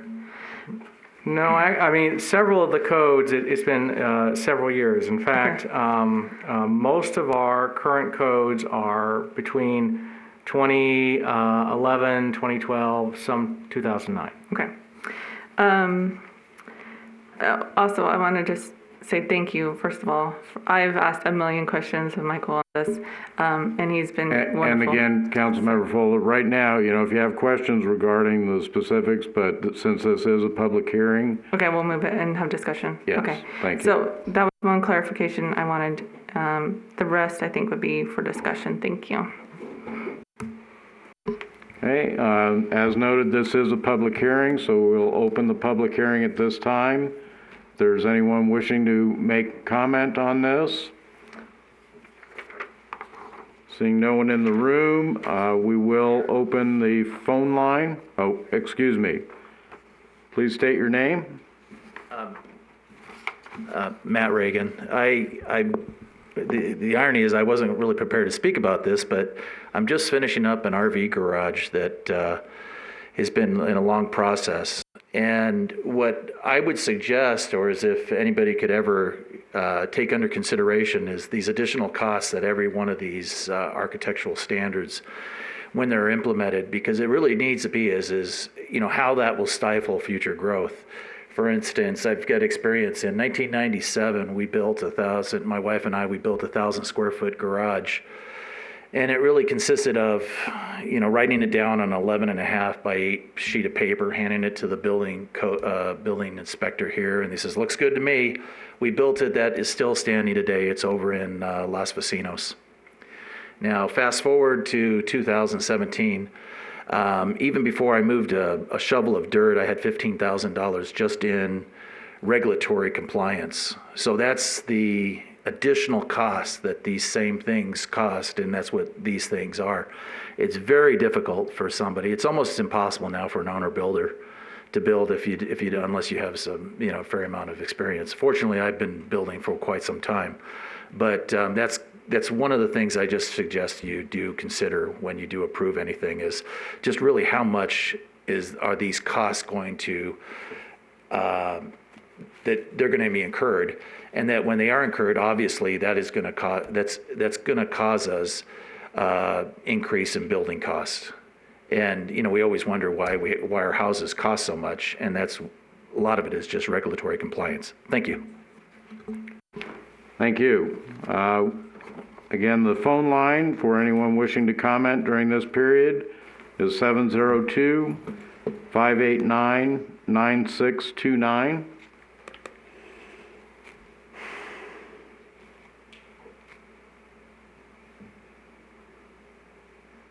Madam City Clerk, did we have any written comments submitted on this?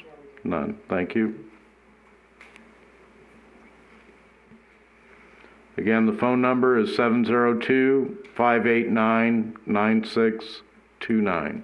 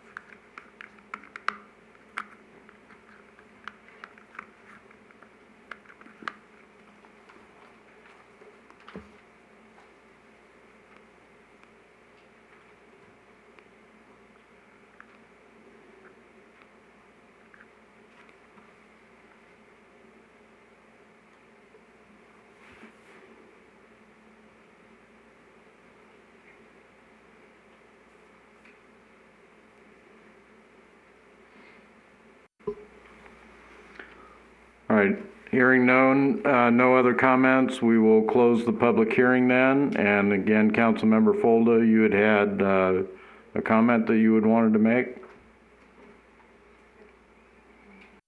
One moment, please, Mayor.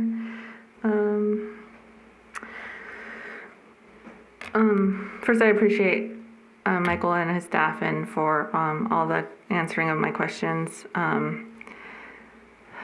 I do understand the public comment that's been made too. The regulations that have changed, especially with the energy code, is forcing out a lot of the owner builders and small builders. I think we've seen after the recession an increase in the large builders that do more of the cookie cutter housing, and this is kind of a reason why, because it's a lot cheaper for them to buy materials in bulk than to comply with the requirements that might be out there. So that is a concern that although our fees for the city don't increase, that there is an impact on those that are trying to build. The other concern that I've gone through several times around with the residential and building sprinklers, that there is less than 5,000 square feet for residential, and it was kind of unclear to me if that was also for our buildings. What it comes down to is that, you know, especially when you think of the historic buildings that we have in our community, even just thinking about doing improvements, some of these codes would put someone enormously out financially. So there is a provision that allows for an exception for historic buildings, and I hope that in the future we revisit that and what those are, because I do want people to encourage people to be able to renovate and preserve their housing. That's financially, you know, that they're financially able to do so, and not to be so overregulated that they can't even start. So that's kind of my thoughts on this one. Anyone else? Councilmember Hoskins? Yes, thank you, Mayor. I worked with Mr. Mays on these, and I gave him quite a few suggestions and corrections, and you were very nice in listening to everything that I suggested, and I know that you implemented most of them, so I want to thank you and your staff for all the hard work that you did. And I have to say that this is the best document that I've had the pleasure to review since I've been on the council. So thank you. Thank you. Any other questions or comments? Councilmember Bridges? Yeah, the issue of the storybook homes, the exception from the I code, are there substantive differences whether or not they are following the I code, the original ones that they applied for versus the 2018 amendments? Are there significant differences in terms of safety, in terms of structure, things like that? Not significant improvements, but what it would require is if we didn't exempt them from the update to the 2018, with subdivisions, you have what are called master plans. And so every home that they're building, they had submitted very early on in the development process, went through an extensive review by city staff to review compliance with city codes and the codes in place. If we don't exempt them from that process now, then they're going to have to resubmit all of their plans to be in compliance with the 2018 codes. And the other advantage to the consistency is that as we're looking in the future at what codes this development was governed under, it'll be easier to know that it was all under the 2012 codes and not a mix within the subdivision. And so for consistency purposes, it makes sense to just keep the entire subdivision under the same code. Okay. And let's see if there was anything else.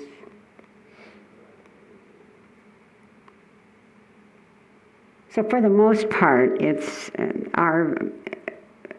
we're simply just agreeing that we're accepting that. I mean, in terms of all of the plumbing code, electrical code, and energy code, most of what we're looking at in this document is simply saying we're accepting the code itself with the Southern Nevada amendments with the Correct. And only what's in here are the changes, are things that we've adopted or left in. Yeah, Okay. so you have the Southern Nevada amendments, which that process happens every 3 years. All the building code officials in the valley come together. They reevaluate the most recent I-code version. And the reason they created the Southern Nevada amendments years ago is that they recognized that while it's appropriate to have a pretty consistent code across the country, there are unique conditions to Southern Nevada, to our climate, that require amendments from the I-codes, and that's why those have been adopted. Okay. No, I figured that. I was just, the issues that were in, what am I looking at? Under amendments for each section, whether it's electrical or plumbing under amendments. Are these articles, are these from the Southern Nevada amendments, or are these within our own code? Those are local amendments that over time have been appropriate for Boulder City. Have been appropriate, okay. Great. That's all the questions I have. Thank you. Thank you. Anyone else? I would just like to comment too that, I've known people, several people that have talked to me about the costs involved. And much of it isn't necessarily the cost that the city is charging. We do charge for permits and inspections, things like that. But the requirements to have plans reviewed or prepared by others, and what really adds to that cost is the first set of plans that might be submitted are rejected for some reason. They get redone and then resubmitted, and some other issue is found. And I do understand that it's not always possible to catch everything, but that gets expensive each time you have to go back to whether it's an engineer or an architect or whoever and say the plans were rejected again for this reason. They accepted the change you made before. That can be several hundred or even a few $1,000s to have that redone each time. So I think it's incumbent on our city staff. And as I say, I know it's not possible to catch every problem, but when you're sending people back 3 or 4 times, it gets expensive, and not only that, but it adds a great deal of time to the process. So that's one thing I think is necessary as we do that, and I know that's the costs aren't changing, but the reason we have building codes is we want to see things done properly. And as far as the application to existing structures, when is it necessary to apply the code to an existing structure that may have sustained some damage or someone wants to do some remodeling? Typically, and the provision that was referenced before is in the situation where somebody is proposing to do a modification and the question is raised, does that improvement with the rest of the building need to come into compliance? And usually the determination falls on a life safety issue whether additional improvements need to be made. Is there a guide as far as how much of the building is being altered? For instance, let's say someone says, well, I always wanted to have this doorway put into this wall so I'd have access to this room. Are they allowed to do that on their own, or does that require plans to be submitted? We have on the city's website a list of those types of work that doesn't require a permit. And so that's the guide that we can share with our citizens so they know the types of improvements that they don't need to submit a building permit for. And it's been helpful for people to understand when it's required and not required. Okay, and does that guide also provide information on, again, I'll use that same example about putting a door in, would that then trigger, well, you're going to have to upgrade the electrical system in the home? That wouldn't trigger the upgrade in the electrical system. And what I always encourage our citizens to do is if they ever have any questions, to contact our department. Our building official is there. He spends a lot of his time meeting with residents, talking to them about their improvement needs and giving them guidance on how to move forward. And I guess lastly, it's if you're going to sell a home and you've done work that did not go through the proper permitting process,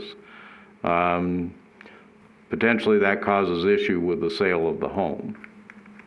Correct, and there's always an opportunity to submit after the fact so you can bring that into compliance. And we do maintain, the building department does maintain a file on each of the residences in Boulder City.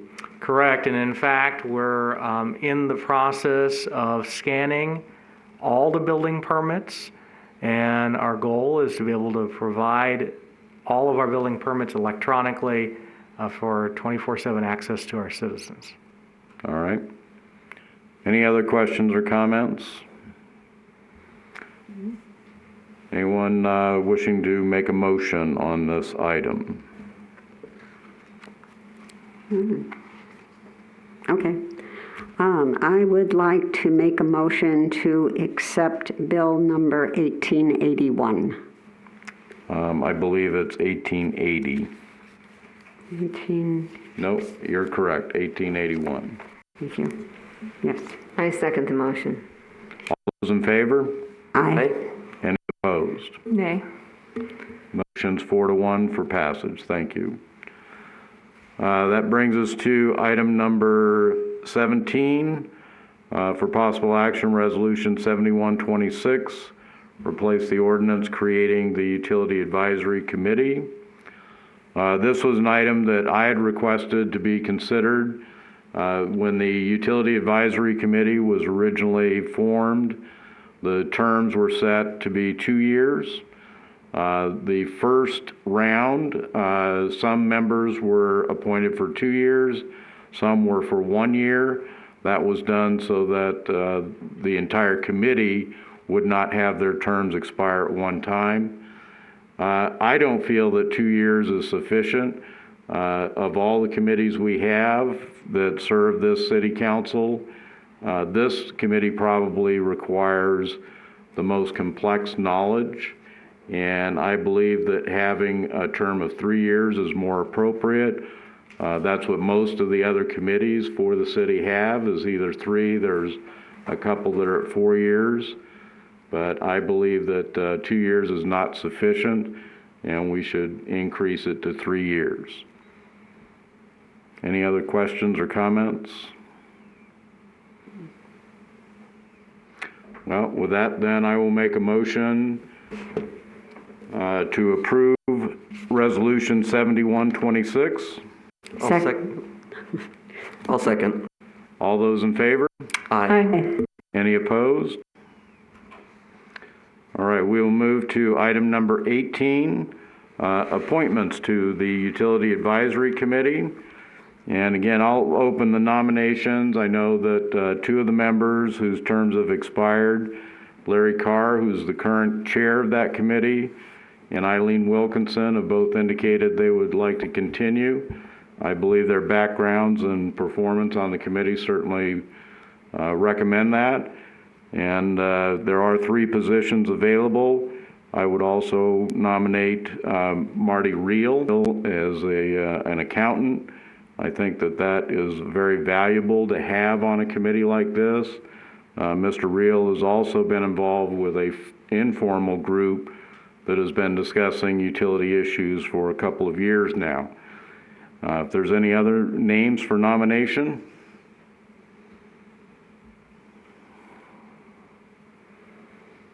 Then I would say those 3 have it by acclamation. Do we need any other action on that, Madam City Clerk?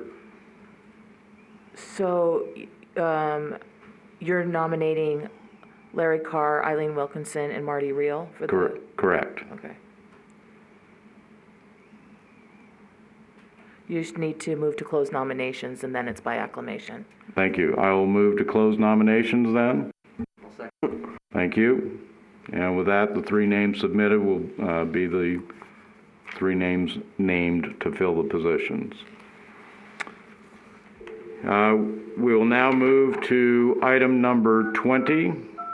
We're taking that out of order. So item number 20. Council Member Folda. Thank you, Mayor. Item number 20 discusses the airport hangars that are first up for the expiration of their present lease. Just a little overview, a background of this.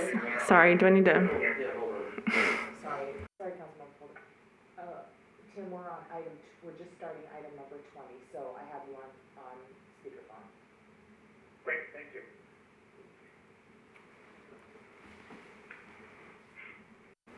Okay. Over the past several years, city staff has administratively sought options for the hangar lease agreements that were set to expire beginning in 2020. Studies were done, consultants and outside attorneys have been hired, cost analysis and appraisals have been obtained. In reviewing the meetings, emails, and correspondence regarding this issue, several options have been investigated and pursued. The three main options consistently discussed were extending the current lease, entering into a new ground lease, or reverting the hangars back to the city. Of the several meetings staff held with City Council, Beth as a whole, and I know for me personally, individually, from September of 2019 to current to May, these three options and their costs were discussed. On May 5th, Council received an email from staff with the opinion that the best two options were reversion or extension, and the correspondence included an example of extending the current lease, which was attachment 1 in this packet, or direct rental. 2 weeks later, the option to extend or enter into a new ground lease was taken off the agenda, and on May 19th, at our special City Council meeting, when this came before council, only one option was given to the council to revert the hangars to the city. It is my desire to be able to have an open discussion on the three options the city has pursued and make a decision on what's best for the airport as a whole. In reviewing the options and financial estimates presented, reversion with a direct rental would produce high annual rate. However, it would also increase insurance premiums, management, repair and maintenance, and be the highest liability option for the city to pursue. Extension of the lease would allow for an increased rate and least amount of management by the city. Creating a new ground lease agreement would allow for the safety apparatus of the hangars to be improved by tenants, a new lease rate, and little oversight or liability to the city. All options would continue to have reversion clauses where any improvements would become the city's, thus following the FAA grant assurances. At this time, it is an opportunity for council to discuss the option of extending or entering a new ground lease agreement. With that introduction, I would like to move to Part A. And we have some representatives affected by this hangar rental that would like to present their lease option. And who would that be? So the representatives present are Matt Reagan, Kimmy Perkins, their representative, and Kurt Goodfellow. Okay, and I would appreciate if you would identify what your roles are and what your status is here today. Sure, Mayor, and thank you, Councilwoman Folda. My name's Cammie Perkins. I'm an attorney at Howard & Howard. I represent several of the Nuno hangar owners, 12 to be exact, and have been asked to just make an introduction as well as introduce Mr. Reagan and Mr. Goodfellow, who have been nominated by the other hangar owners to represent to the City Council what they'd like to propose as an acceptable option to either enter into a new ground lease or extend what we refer to as the existing lease 89-95. I believe it's 8985. And again, I would just like to clarify that when you say represent, you're actually engaged in litigation against the city at this time, is that correct? Yes, we have initiated litigation. That's correct. Okay, Yeah. so again, I just want to make it clear to the public that Mr. Reagan, I know for sure, is one of the litigants. I'm not sure about Mr. Goodfellow, but there is a lawsuit pending for which you're the attorney representing the litigants in that action? That's correct, Mayor. All right, thank you. Okay. Thank you, and good evening, council members. First and foremost, we'd like to thank the council for the tremendous amount of time that you spent on this issue. I've never worked with a group of more responsible people, responsible for themselves and for each other as an airport community and the Boulder City community as a whole. These hangar owners are accountable, respectful, and want what is best for this community. You'll notice that this evening they did not want to take a lot of your time. There were very few public comments because they've commented extensively. They appreciate the amount of time that you've spent and sincerely appreciate finally having the opportunity to present what they've been asking to present for so long, and truly appreciate Councilwoman Folda allowing them the opportunity and getting this on the agenda. So I just want to briefly address two, I guess if you will, elephants in the room, and then turn the time over to Mr. Reagan and Mr. Goodfellow. The first elephant in the room, I think, is what you have probably all been told, that reversion has already happened and that the city owns the hangars now. That is simply not legally correct. While some hangar leases do have automatic language, this particular lease does not have that language. The subject lease, it's attachment 16 in your packet. You can look at section 39. It specifically provides that the tenant is supposed to execute a deed quit claiming title to the hangar to the city, and that the tenant will agree to transfer ownership and title to the improvements to the city. So to give you an example, that would be like if I agree to transfer title to my car to you, but I don't actually sign the title over to you. It doesn't mean that you have title to my car because I agreed to give you title to my car. I'm supposed to give you title to my car, but until I actually do so, you don't have the title. And it doesn't mean that you can't make the hangar owners sign over title. You are legally entitled to do that, but that has not happened yet. So I think that there may be some misconceptions, and you may be being told that you legally can't do what is going to be presented to you tonight, but that simply is not the case. There is no legal reason why you cannot do what we are proposing to you tonight. The second elephant in the room, and this is no offense at all against Mr. Martin. We personally have nothing against Mr. Martin, but we understand that there have been some issues between the city and Mr. Martin. And I tried to make it very clear at the beginning of my representation of the particular hangar owners that I represent that we did not share the belief that we wanted to deconstruct the hangars or cause any kind of issue with the city, that we were willing to work with the city. And we understand that there may have been some contention with Mr. Martin, and we feel that that has been wrongly taken out on the rest of the hangar owners, some of whom don't even know Mr. Martin, have never even met him.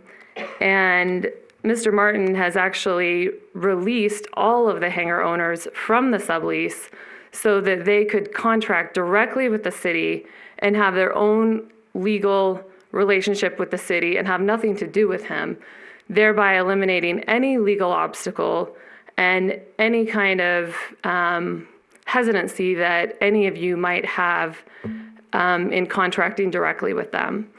So I cannot stress enough that we've eliminated all legal obstacles that would affect your ability to enter into a new lease with the new no-hanger owners or extend the existing lease. Both of these legal structures can be easily accomplished. And I ask that you please not penalize the rest of the new no-hanger owners due to any personal issues involving Mr. Martin. With that, again, I just recognize the enormous amount of time you've spent on this and appreciate it very much. Mr. Goodfellow is going to talk to you about what we understand the city's goals are and present the hangar owner's proposal. Mr. Reagan is the numbers guy. He's going to go over basic math and what we're proposing and why it makes financial sense for the city.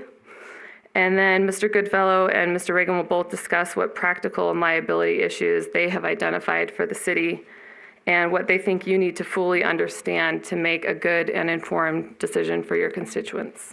Thank you. Thank you. Mr. Goodfellow? And again, sir, if you would state your status in this situation. You bet. My name is Kurt Goodfellow. I am not a party to the lawsuit. I'm a member of the AAC committee, of the Airport Advisory Committee. I have been for many, many years. And I've been put up to this by the hangar owners as just to represent them in talking to you folks. And in reference to your membership on the Airport Advisory Committee, was this particular issue discussed by that committee within the last year? What you're presenting tonight? Specifically, no, but generally, of course, lots of times. Okay, let me put it another way. Are you presenting information as a member of the Airport Advisory Committee or as one of the people who have an interest in the hangars at the airport? I guess I would have to say, excuse me, this thing's so hard to breathe. I guess I'd have to say that it's for the airport hangar owners. Okay, I just want to make sure that we see a separation, if that's the case then, between the Airport Advisory Committee, which is a city-created committee that has been created to serve the interests of the city, and those interests of people who may have an interest in the hangars. Right, and I suppose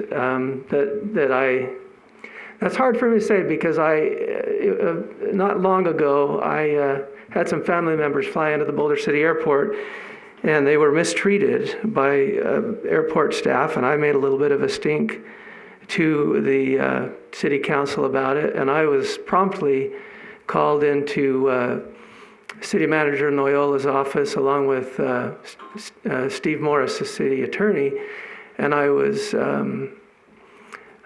kindly but firmly schooled in the fact that I am as a member of the AAC, I am a representative of Boulder City, and that I need to be very careful about what I said and how I expressed my views. And so I did take that seriously, and I do take this seriously, and what I have to say today is I want to be recognized as a representative of the city because I firmly believe that what I'm going to tell you and what I'm presenting is better for the city. And if I were in your shoes, there's no question. Well, that being said, again, Mr. Goodfellow, the reason I want to draw a distinction here, I attend many of the Airport Advisory Committee meetings. I try and review the minutes that are produced from those. But what I'm trying to get at is we have some folks out there at the airport that have an interest that appears to be presented tonight, and how that is not necessarily involved with the discussions that have occurred with that city-appointed committee. So I just want to draw that distinction. You're here as someone then who has an interest in one of the hangars at the airport, and you're not representing issues that have been decided upon to be presented by that committee. Okay, that sounds fine. Thank you. Okay. Just my background real quick. I'm a 29-year resident of Boulder City. I've raised all my children here. I've been a pilot for 37 years. I own a business, a local business that employs over 200 people. Many of them are Boulder City residents.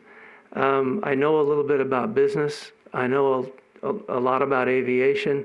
I've been flying most of my life. I've traveled all over the United States flying, so I have a little bit of experience in these issues. I and my father own one of the first groups of hangars that were built back in 1993. We have the original lease, and because of the assurances by the city and its hired professionals, I did purchase 2 more hangars within the past couple of years, and these were not for rental to any other parties, no for sublease or anything like that. These are for airplanes that I own or that I own with partners and that we use regularly in Boulder City. So that's just a little bit of my background. And what I'd like to talk about first is we had this hangar meeting. Seems like it was a couple of years ago, a hangar workshop, where the goals of city staff goals were presented, and maybe that's up there now. And we're going to be talking about those today, but probably the a lot of these relate to what we think are the most important goals. And if you look at item number 19, which may or may not be brought up tonight, it's the main goal in that item, and that is fiscal responsibility. And then as part of these goals, minimizing Boulder City's liability. And what we are here to present, or what we like to present, should address those, does address those. And to just go on with what we're asking for, and I think you've probably all had a chance to review it, but our Plan A, our first plan, and you would refer to attachment 2 in your packets there, would be to enter into a new ground lease with the city for 20 years. And the previous term was 30 years, and or 20 with a 10-year extension. So by adding 20 years, we wouldn't be causing any issues with the FAA guidelines. We would like to pay $1.60 a square foot per year, along with the annual CPI increases, just as is proposed in other proposals. And then along with that, and in order to go along with what Mr. Castani has pointed out in a lot of the documents and the recommendations he's made, we would propose a $5,000 reversion deferral fee payable to the city upon execution, or to complete $5,000 or more of safety improvements approved by the city within the first year of the lease term. And then to address another of the issues that this group has expressed to us in the past about subleasing, one of the options that we would present would be to have anybody that does sublease pay 20% of those leases, derived from those subleases to the city, or if you prefer, no subleasing allowed, whichever seems to work best for y'all. Obviously, we are in total agreement that the hangar should only be used for aeronautical purposes as defined in the proposed hangar ground lease agreement. And one thing that we want to make you aware of is this agreement that we're putting forth here is not something that is cast in stone for us. We're more than happy to go back to where we were before, when we were sitting down with Mr. Castagna, with the city, even with airport manager Ahern. We've sat down in meetings. It's been very comfortable where we've worked out these issues as a group. For example, we've met with Ms. Ahern for weeks at a time. We met with her to change some of the rules and regulations of the airport.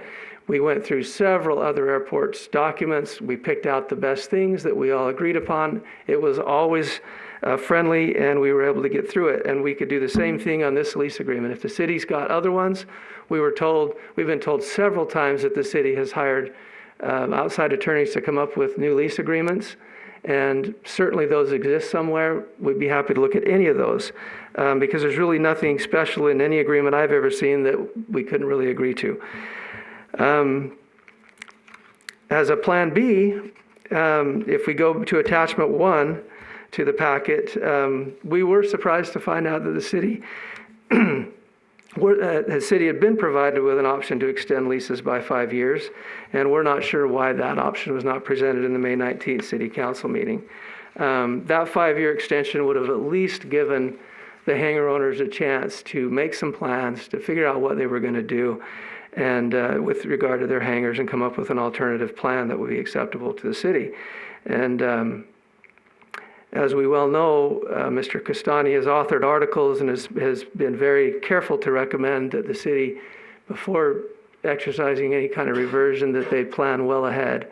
And we believe that if, obviously this is not our first wish, but if we were to go to this plan, at least that would give people a chance and give the city a chance to plan what they're going to do.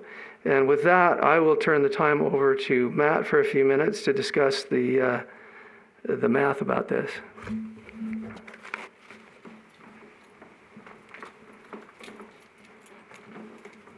Matt Reagan, moved to Boulder City 1976. I graduated from Boulder City, flew my first flight from the old airport. Made my living as an airline pilot, currently 777 captain. My kid, my youngest boy, is now working on his commercial license. So I'm hoping that someday he'll be able to enjoy the Boulder City Airport. And that's actually the reason why I'm here today. And Mr. Reagan, I would ask you, just as I've asked the others, if you would state what your standing or relationship to this matter is? The same as Kurt. However, I am not here as, I do sit on the Airport Advisory Committee. I am chairman of the committee, but today I'm not here speaking on behalf of anybody but myself and my own opinions. I'm not here to speak on behalf of the Airport Advisory Committee.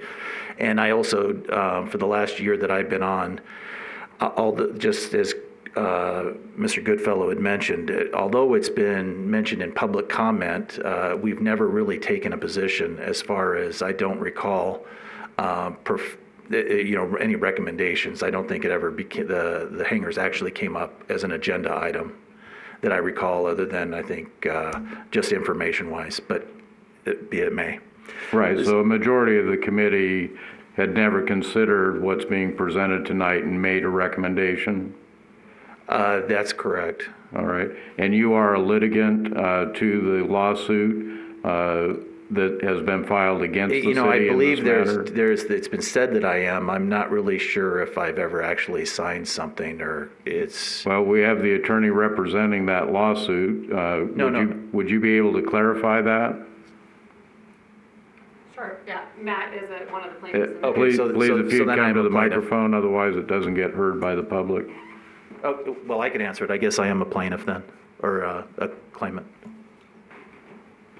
Okay, so, but what I wanted to get to is if you would look at page 4 of agenda item 20, there's a nice graph that the city staff has supplied, and it shows the numbers as far as what they expect as far as revenue, and the revenue is in the blue, and the expenses, including the replacements, is in the red.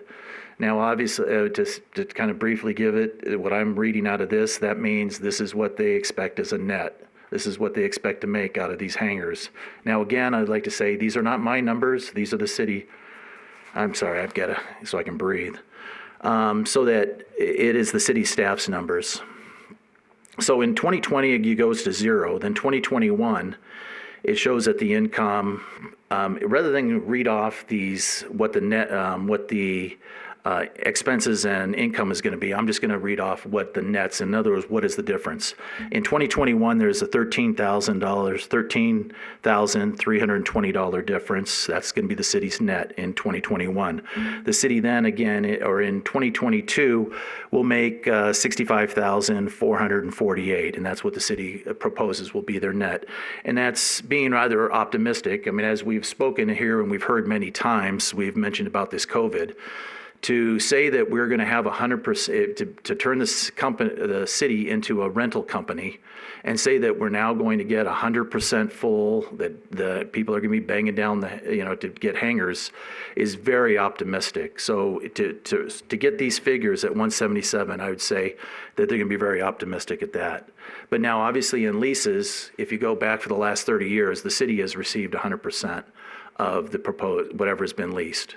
So now let's compare those numbers. Like I said, is 13,320 to 65,488.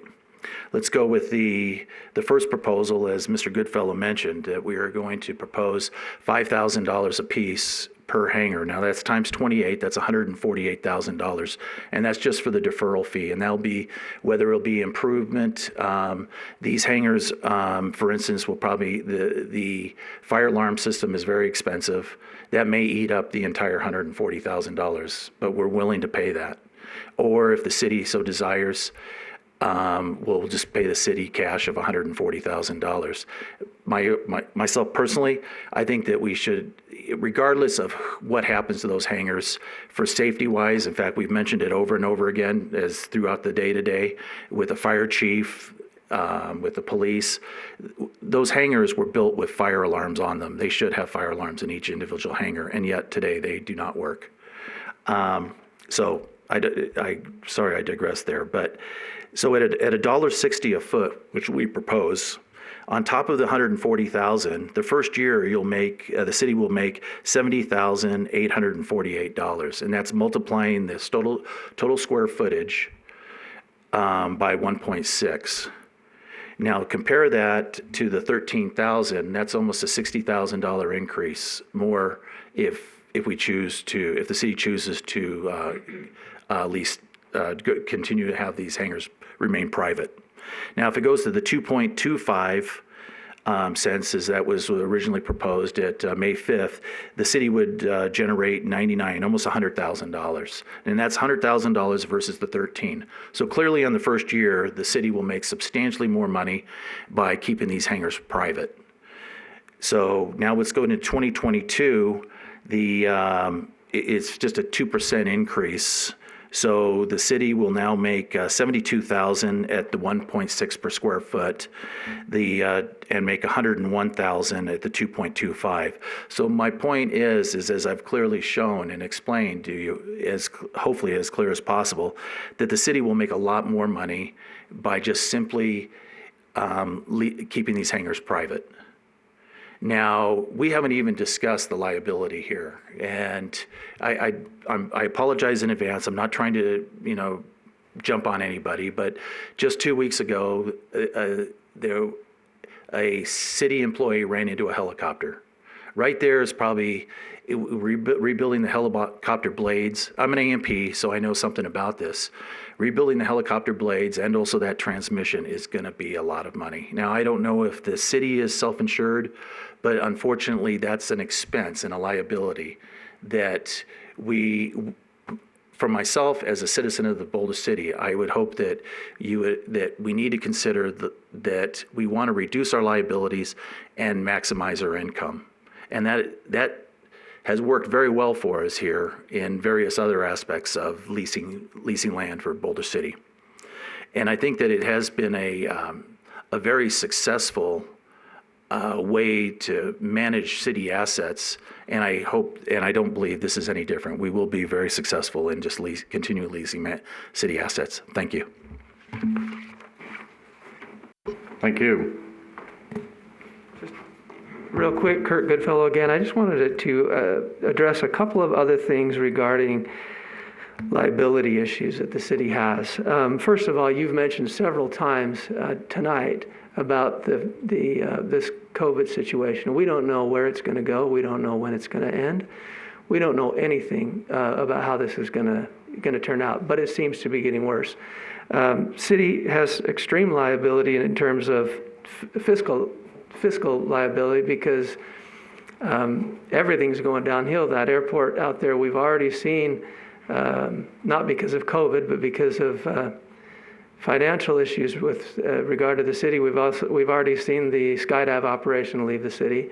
We're seeing, the tour operators aren't operating. People are flying less. We can't use the fuel pumps. Nobody even bothers to look anymore. These kinds of things that are liabilities to the city. With these things, I don't see any way in the world that these projected numbers that Mr. Williamson has come up with, or whoever has come up with, they're not sustainable in this financial climate and with COVID and everything like that. It's not going to happen. Whereas creating new leases or continuing the leases, you've got a steady income, just like you do with Cascada, just like you've got with the solar farms and other places where the city leases, and what you have had in the hangars for several years now. Mr. Adams mentioned when we were talking about the RC park, how grateful he is that the city doesn't have to be involved with the day-to-day operations of that facility. And the same thing goes with the airport. The owners of these hangars are what we want more than to save money is to be able to maintain our hangars. And just this thing that happened the other day with the helicopter, it kind of freaked me out because here I am. If I have to rent my hangar from the city, something goes wrong in there, a city employee is going to have to come in there, or a city contractor is going to have to come in there and fix my door, which I've had my door fail 3 or 4 times over the years, and it was fairly catastrophic a couple of times where forklifts had to be brought in, things had to be done. And I can't imagine what would happen, if that happened to my airplane. I would say the average age of an airplane at the Boulder City Airport right now is about 40 years old. These are not new aircraft. These are all, I'm working on one right now that's 60 years old. And so finding parts for them when they're broken, when they're damaged, when they're hurt, and I mean somebody could be up on a ladder and just drop a hammer on that wing, and then you got a $10,000 wing. And yeah, insurance can cover it, but it takes you 2 or 3 months to find that wing. Things like that's what scares me, is the not having the ability to be responsible for my own maintenance and my own hangar, making sure that it's taken care of, that it's taken care of promptly, and it's taken care of correctly. And one of the things that we discussed when I was in my meeting with Mr. Noyola and Mr. Morris was just the nature of government, that it just works a little bit slower. We discussed this, and they readily admitted that things take a little while, and we can't, because we were talking about some of the rhetoric that comes out of the airport because things happen so slowly. And they said, you've got to realize that's just the way it works. And I'm like, okay, I realize that. But when I'm in control of my hangar, like I say, happy to pay the leases, happy to pay additional money so that the city's whole. But when I'm in charge of my hangar, I can make sure that A, it's cared for properly, maintained properly so that it works and it doesn't cause damage to my aircraft or anyone else's. And B, if something goes wrong, I can make sure that it's taken care of. And we all try to work together down there as a group to make sure that happens. And if I have to become dependent upon, and I'm speaking for the group here, if we have to become dependent upon city staff or city contractors or outside sources, that's scary for us, and that's a liability for the city. And for the life of me, we're offering 4 times the rate that we're paying now, which is an above market rate that we're paying now. We're offering 4 times that. The yearly gain for the city is over $10,000 per year, $8,000 to $10,000 per year more that the city would be making by renewing or creating a new lease than if the city's managing it, and that is if the city's projections are right. And we have all reason here, especially after our discussions today, to believe that they're probably not going to be. And one of the things that we found, and I know that several of you found the same thing when you talk to these other airports that do rent hangars, one of their biggest complaints is that they cannot move quick enough. As a city, as a government entity, they can't move quick enough to meet market changes in terms of rental prices, and same with fuel prices. Like right now, you can go to any other airport in Clark County and pay $1 a gallon less for fuel. But being run by the government, they just can't, for some reason, and this came from other airport managers saying, we just can't react quick enough to market changes. And so we lose a lot of business that way. And so those are just some of the liabilities that I've come up with. And then of course the maintenance costs, you can tell by looking at those maintenance costs, it's just a guess. Nobody's come to any of those hangars, or at least to the ones that I know of, nobody's come to those to assess them individually and say, here's what these hangars are going to need for repairs. This is what this hangar's going to need. This is what that hangar's going to need. These have cable operated doors. They've got bearings. They've got gearboxes. They've got chains. They've got electric motors with integral brakes in them. They've got, there's a lot to them, especially the bigger ones. It can be very, very expensive. And I don't see how city staff has any idea what the immediate or future costs are going to be to maintain these hangars. And this is all a liability of the city that the city doesn't have to and should not bear. The owners should bear that, and the city should collect the money. That's what I would do if I were in your shoes. Anyway, are there any questions for me before I sit down? Any questions? Councilmember Adams? Yes. In reviewing this, I believe the number that came up was $1.60 per square foot that you guys were offering to pay. Mm-hmm. How did you guys come to that number? We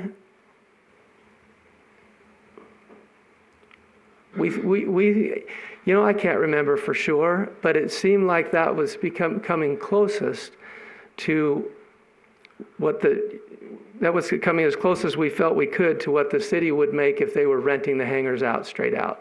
Because we want to take the city out of the liability picture so that we get to be in charge of those properties, take care of them. That was probably the main thing, because, much above that, it's probably better to rent. But then we're in the situation where we worry about the liability. So it seems fairly high. I mean, we had numbers all the way from 80 cents, to $2. Go ahead. Maybe you remember better than me. Yeah, what we did is we took the Aeroplex report, and the Aeroplex report for improved hangar space was 80 cents a foot, the land. And so we, if you want to go ahead and. Yeah, I would just ask this, this is a public meeting, and what happens when you have conversations that only one person's at the microphone, the public doesn't get to hear the other part of the conversation.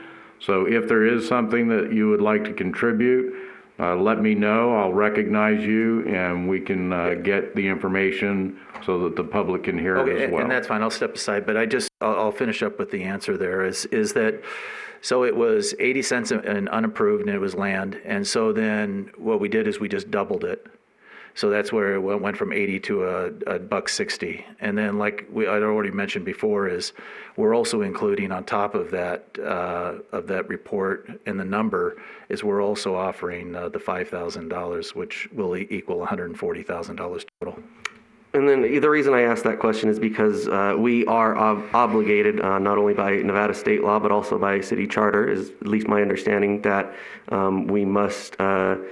we can't go below market value when we are talking about the leasing of land, be it improved, unimproved, that we have to go by market value. So I was curious how that number came to. The other question I have, you talked about the $5,000 as far as the reversion deferral, I guess it is. In reviewing a lot of the information in this packet, I do see a number of correspondences between Mr. Castagna and the city and Mr. Martin revolving around what this might look like should we not head towards reversion. Should we consider extension or new leases, things like that. And one of the things that is constantly brought up is the need to define what capital improvements were to be made.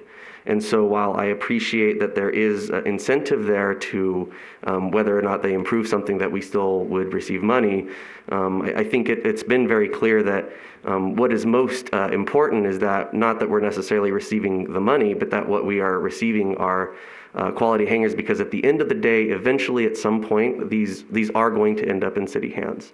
At some point, right? The FAA is very clear that it doesn't want to see any type of private ownership or anything like that, specifically, amounts of time in which they're owned by that. So at the end of the day, we want to make sure that what we are ending up with is improved hangars. You did mention the fire detection systems not working. I wasn't clear. I wasn't sure whether you were saying they were built to have them. Is it that there just isn't any fire detection? Or? They were built back, I believe is 89. I think these hangars were built, and they were built at the time. Now they're obsolete as far as the actual. The reason why I know about this is because I had a fire extinguishing company, visit and observed it, and they said they simply cannot be rebuilt. If you want to call them the computer boards, they're obsolete. So we have to start all over again. Now, the unfortunate side of that is by starting all over again, each one of those essentially brains or computers have to be in an air-conditioned container. And that means heat during the winter and cold during the summer, which are very expensive. And, that's an additional cost that we were kind of surprised how expensive this is going to be. However, we see this as an opportunity. That's the reason why we set aside in that budget of $5,000 a hangar to be able to come up with the total amount, and to put all new commercial fire detection installed in the hangars. I thought that was the safe way to go. And how long would you say those have been obsolete then? I don't know the exact date, because it was about September of last year when we were responding to Aeroplex and what they were suggesting that, to make a proposal. And so it was just a very informal thing of just trying to get the numbers down and trying to figure out what these costs were. So, but it was identified last year that I do not believe at any one of those hangars, and all 28 of them, that there isn't one that works. And who would have been responsible up until this point to ensure that they had working fire detection system? Well, like anything else, is unless somebody says, absolutely, you have to get this thing to make it work, it'll never get fixed. But to quite honestly, I don't know. I don't know the answer to your question. I guess I have a couple of...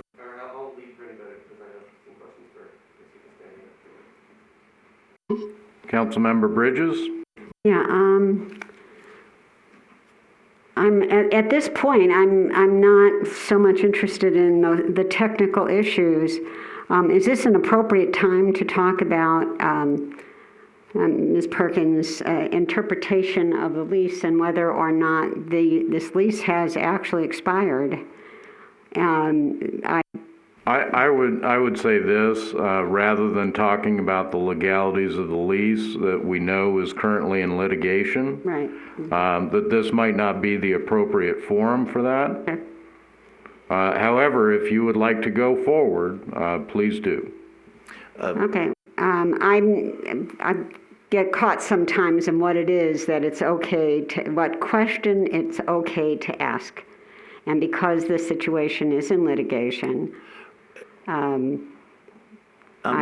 if I may just offer, I believe there was an offer today that was sent that we're more than happy. We want to get a lease. We don't want to be in this. This was just more of a defensive move that we have to protect whatever we can do. And just knowing that these were submitted in March or in May, we just wanted we never set out to get into litigation. And so we'll be more than happy to drop anything as if this will be considered. Once it's considered, you vote on it. And I can't speak on before everybody, but we just wanted to vote. Just say, hey, consider it. Our proposal is the city makes more money by leasing it and keeping these hangars private. And just to repeat myself, this is where the city has the ability to make more money and reduce the liability.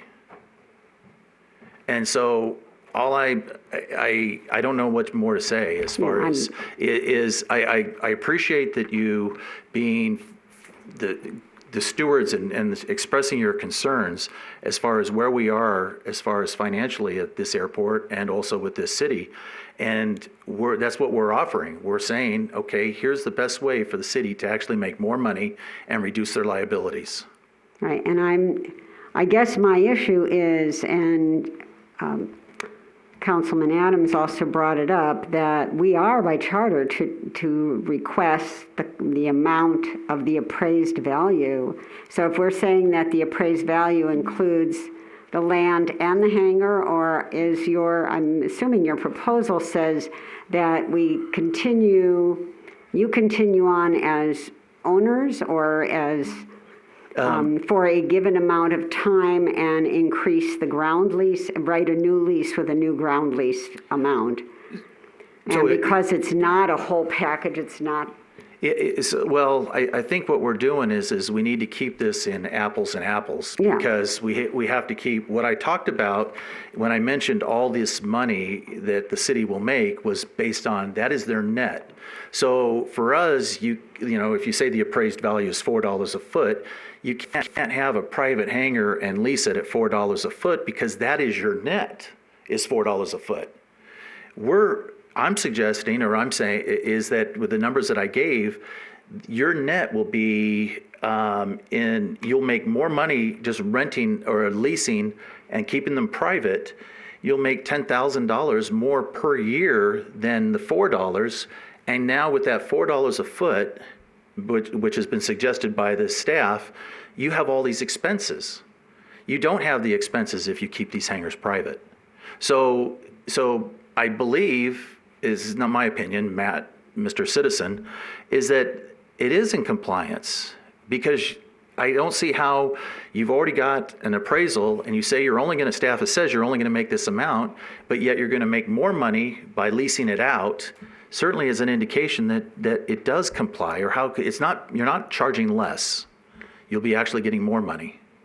I hope if I made that clear. I understand. I mean, I've read all the materials and I certainly have. I guess I'm going to go back to what it is I can ask. I mean, it's, you talk private ownership. Is there a private ownership of the hangars? And if that is a question that falls under the umbrella of the litigation, then I can't ask that question.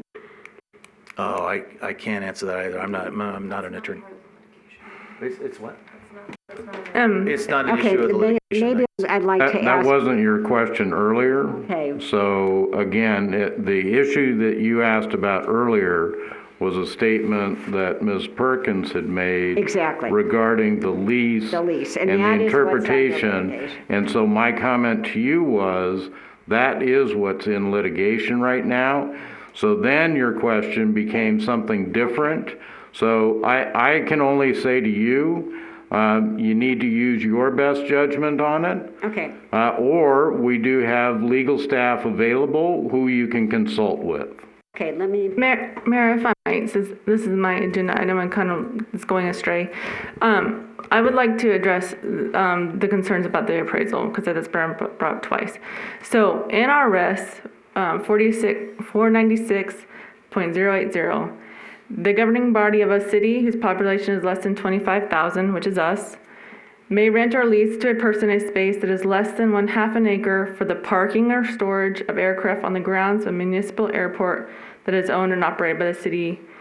We didn't even need to have an appraisal, and we can, yes, do less than an appraisal for that specific leasing. So I hope that clarifies that. That's current in our S. Again, I would caution everyone, if you're going to get into making legal interpretations, that we be very careful about how that's being done. Okay. I just read the exact, okay, fine. That's the exact legal reading of it, okay? I feel like we're getting off everyone to what we're trying to do. Is there any more questions? Yeah, okay, let me ask. As far as the presentation, and then attorney. I would like to get back onto the council item, please. Okay, I just have a question for our attorney. Okay. As far as the presentation, do you have any more questions on that? Yeah, he made a comment, he said private ownership, and what I have. So can we wait till we get to that portion of, this is the presentation portion. He just that's what Mr. Reagan was saying. He said, keep it at private ownership, and I asked that question. Can you wait till we get into the issues of the actual leases? That's part B and C. Okay. Thank you. Okay. I think that concludes the presentation. Thank you. I do, anyone else, questions or comments? Councilmember Hoskins? Yes, I would just like to comment that I think we need to be very, very careful of what we ask so that we don't get ourselves into a situation we can't get out of. That's the only thing that I would say. Thank you. Just a couple of comments I have. You know, when we hear this presentation, there are things that are brought up about the COVID-19. We don't know how that's going to turn out. That's certainly true. When we hear comments about there was an accident out there and there are liability issues, how the lease that had been in effect out there had certain other provisions in it. You know, the question that comes to my mind is, how does a ground lease have any bearing on what's going to happen with COVID-19? How does liability of, I'm not asking for, this isn't like a classroom where we're going to have a back and forth here, Mr. Goodfellow. Okay, so this is the point in time where we get to make comments on things based on what we believe. And so when I hear these types of comments, I have to wonder why they're being brought up. The status of a ground lease has absolutely nothing to do with a vehicle contacting a rotor blade of a helicopter. Whatever's going to happen with COVID-19, also is not really impacted by a ground lease status. So when I hear those types of things, it makes me question other information, what the validity of that other information being presented is. As far as, because I heard the term used several times, the city going to make money on this. We're not a business. We're not looking to make money. The way business does things is they sell a good or a service. The way the government does it is we get tax revenue, or we charge for services or fees. This is an enterprise fund. The city, using some umbrella term, will never see a penny out of any operation at that airport. So we're not looking to make money on it.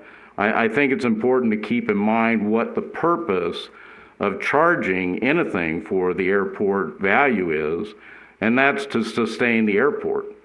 It's not going to benefit the city. We're not going to build a new park. We're not going to get a new swimming pool if we charge more money at the airport, because we can't use that money anywhere else except the airport.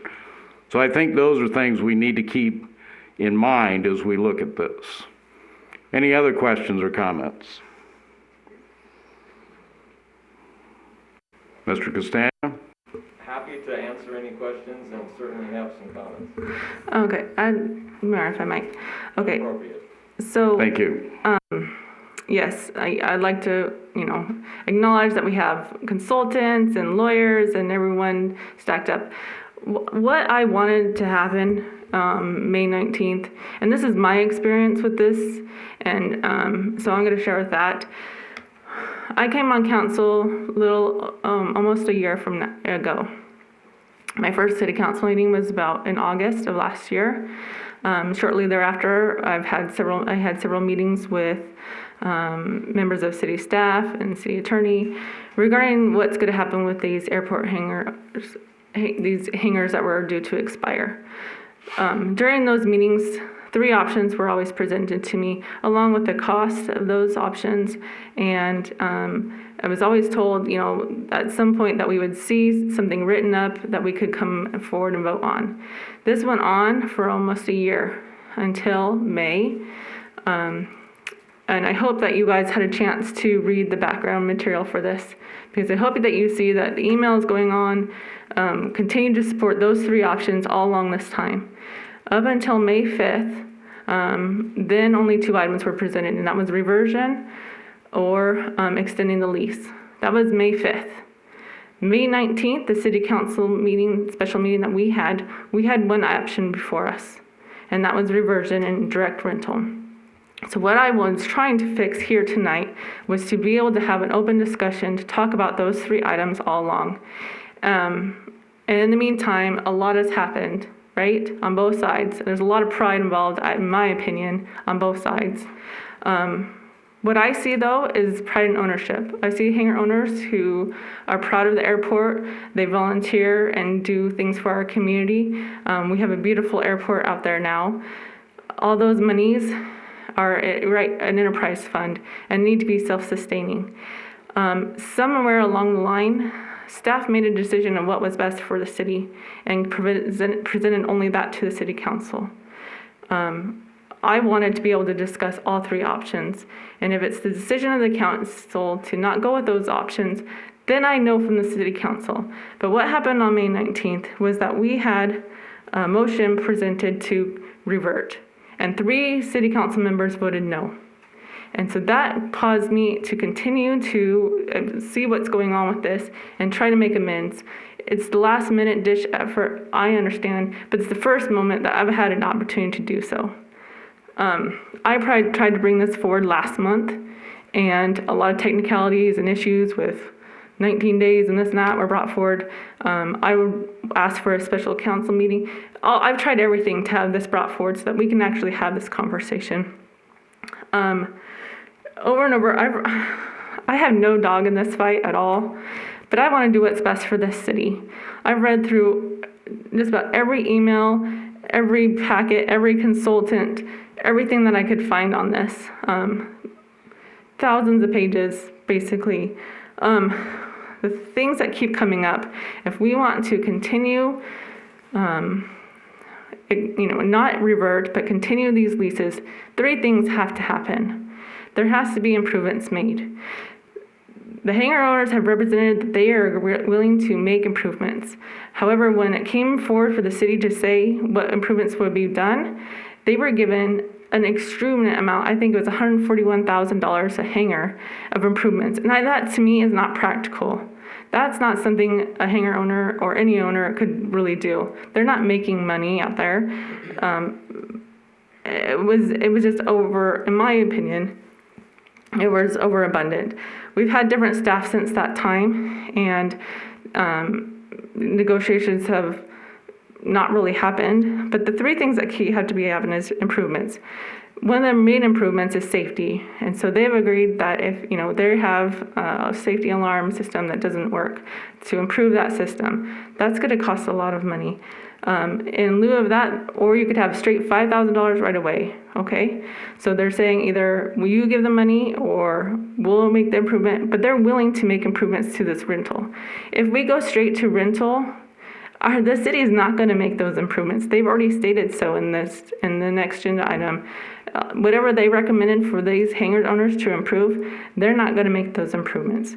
The budgets that they've put aside are for fixing the hangar doors, not for making any other improvements to those hangars. The second thing that needs to happen is a rate increase. The hangar owners have represented that they took the study that was done by Aeroplex, which they didn't do an appraisal, but they did a an area survey of rates around the area. They came up with 80 cents. They doubled that. So there is a rate increase. The third thing is that at the end of the day, they revert. There's still a clause in the lease that they presented that would revert these items to the city. Those are the 3 things that need to happen. If there's nitpicky things in this lease that city doesn't like, we can change that. But those things have to happen. That's what's been represented. That's what they're offering. And if there's something that needs to be revised, we can do so. The approved lease, the rental lease that was approved by our city staff, look at the improvements and changes that the city council had to make to it. So nothing's perfect. There is in this packet a hangar agreement from 2006 that was presented. If there's stuff from that they like, these things can be omitted, but let's not throw out the baby with the bathwater. What I'm trying to say is that there's other options. Council has never had the opportunity to make those decisions. I have a concern when 3 members of the council said not to revert, and yet we went. It was a mess because those things that were told to us for almost a year, those 3 options, were not presented on May 19th. Only one was. So this is what I'm trying to do, is present those other options tonight for the council to discuss. For me, there's one thing that I noticed was wrong with that needed to be changed from the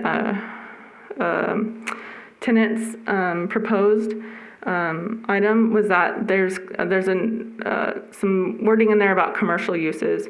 I think that was just because they used a form from another lease. I've spoken with them about that issue, and they were willing to remove that as well. That wasn't supposed to be in there. They don't plan on using commercial leases or having commercial signs or anything like that in this hangar. There's a lot of issues with, at this point, possibly with the extension of a lease. But just so you know, staff, that extension that's in this packet was provided by staff, yet we did not see that on May 19th. We didn't see that.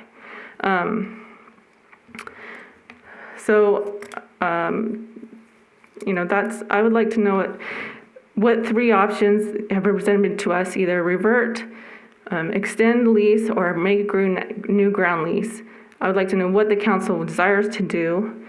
We can iron out details of those things because all of them needed to be ironed out as far as the wording on these lease agreements. But I want to know overall, what is it that the council desires to do with the lease?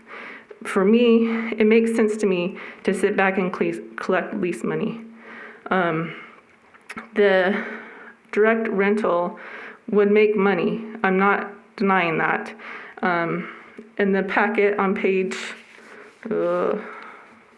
one of these pages, the difference between a direct rent and a new ground lease was $400 after the first year. So to me, it's worth it to sit back and collect rent, to not have the liability, the management, the staffing, the work that needs to be done to the hangars, and to sit back and just collect it. We're good at that. Look at what we've done with the solar leases. The difference I see is look at our golf courses. Not saying they're very mismanaged, but we put a lot of money into that and we barely break even. And so it's a lot more work for the city to maintain versus a solar lease where we can just collect on lease money. That's what's important to me. For the good of the city, to me, the least liability, the least amount of work and management, and we still make money because they are offering to give us an improved product and improve their rate increase. And so with that, I'll turn it over for discussion. I really don't want to get into the nitpicky if you have problems with the lease, but overall, let's just discuss really what direction you want to go. I'd like to clarify a couple of things. First is, this offer of, we'll pay double what we're paying now for the ground lease, and then you'll make more money, completely ignores the intent of the way these structures were built. And that is that the city would forego value by giving a very reduced lease rate in exchange for ownership of the buildings after 30 years. They are called tenant improvements. And what we hear is, well, no, we'll keep the buildings and we'll pay you a little more for the ground lease. Completely ignores the fact that the whole purpose of the way this lease was arranged was so that over a 30-year period of time, the value in those buildings would become the property of the city. And that's being ignored by, I believe, statements by the owners to say, well, we'll just keep them for another 20 years or 50 years or whatever it is, and we'll pay you a little more for the ground lease. That's not the purpose of the way the lease was set up 30 years ago. So that's one point that I would like to make. The second point is there's been some made out of this vote. It should be clear to all members of City Council that when a motion is made, and if that motion does not pass, then whatever existed before continues to exist. And I also want to make it clear as the presiding officer of that meeting and this meeting that I polled each member of council and asked, do you wish to make any motions regarding the existing lease? And no one did, which meant that the outcome of that was that the status quo remained at the end of the meeting. Nothing was accepted, nothing was rejected. The status quo remained, and each member had been given an opportunity, if they wanted to recommend changes or amendments to that lease, to have done so at that time. So I just want to make sure that we clarify that. Thank you, Mayor. In reply to that, they're not doubling the current rate, they're doubling what was the surveyed rate by Aeroplex study. And so they're doubling what the survey current rate would be. The second thing was... And I appreciate that. And again, I don't want to get into a back and forth here. This is my impression that they're going to keep the value in the buildings in exchange for paying more on a ground lease, which is not the purpose of the reason the lease was originally done, which was that eventually, at the end of 30 years, the city would have given up value and then would get the value back at the end of that. And what I'm hearing now is, well, no, we don't want to do that. We want to do something else. So that's my interpretation of what I hear. Okay, fair enough. The other thing about I did try to make a second motion with assistance from legal help. However, that motion deteriorated into a discussion over the holdover clause if you remember, and that motion was never met. Also, I couldn't really make a motion on something that wasn't brought before us. We only had one option brought before us. I was kind of dumbfounded when, and felt my hands were tied with open meeting law to be able to make any kind of motion that was contrary to just reversion. So that's my reply. Any other comments to date? Councilmember Adams. I guess if this would be an appropriate time for me to ask Mr. Castagna, because we are talking about... Let's finish up first, okay? Let's finish up comments or questions, and then we'll move on to the next phase. I understand that you're eager to hear from him, as I am as well. Let's see if we can finish one thing before moving on to something else. I do have. Councilmember Bridges. Okay, thank you. I do have a question. I was reading through this and I looked at that 5 year. So basically it's saying in 5 years there'll be a reversion in one of these versions. So, and I'm trying to say it in a way, it doesn't sound sarcastic, but then Mr. Reagan or Mr. Goodfellow then decides next year or in 2 years that they're going to sell these hangars to the next occupant, who 3 years after that is going to say, wait a minute, I just invested $120,000 in a hangar that, you know, when you said, look at it, they've already extended it 10 years, and then they extended 5. So now you're giving me the impression that you're going to be able to extend it again. It's, you know, like I said, I've read through all of this, and I've looked at it, and it's just the extension process then sends a message also that to the 2023 group, and I assume it's the 2028 group, that, oh, okay, then we're going to get another 5 years, and then we'll figure out what to do. Are we going to sell the hangar so that we can get out of it before the next reversion comes along? I guess what I've seen in a way is a lot of people making money that the city didn't make on sale and resale of these hangars.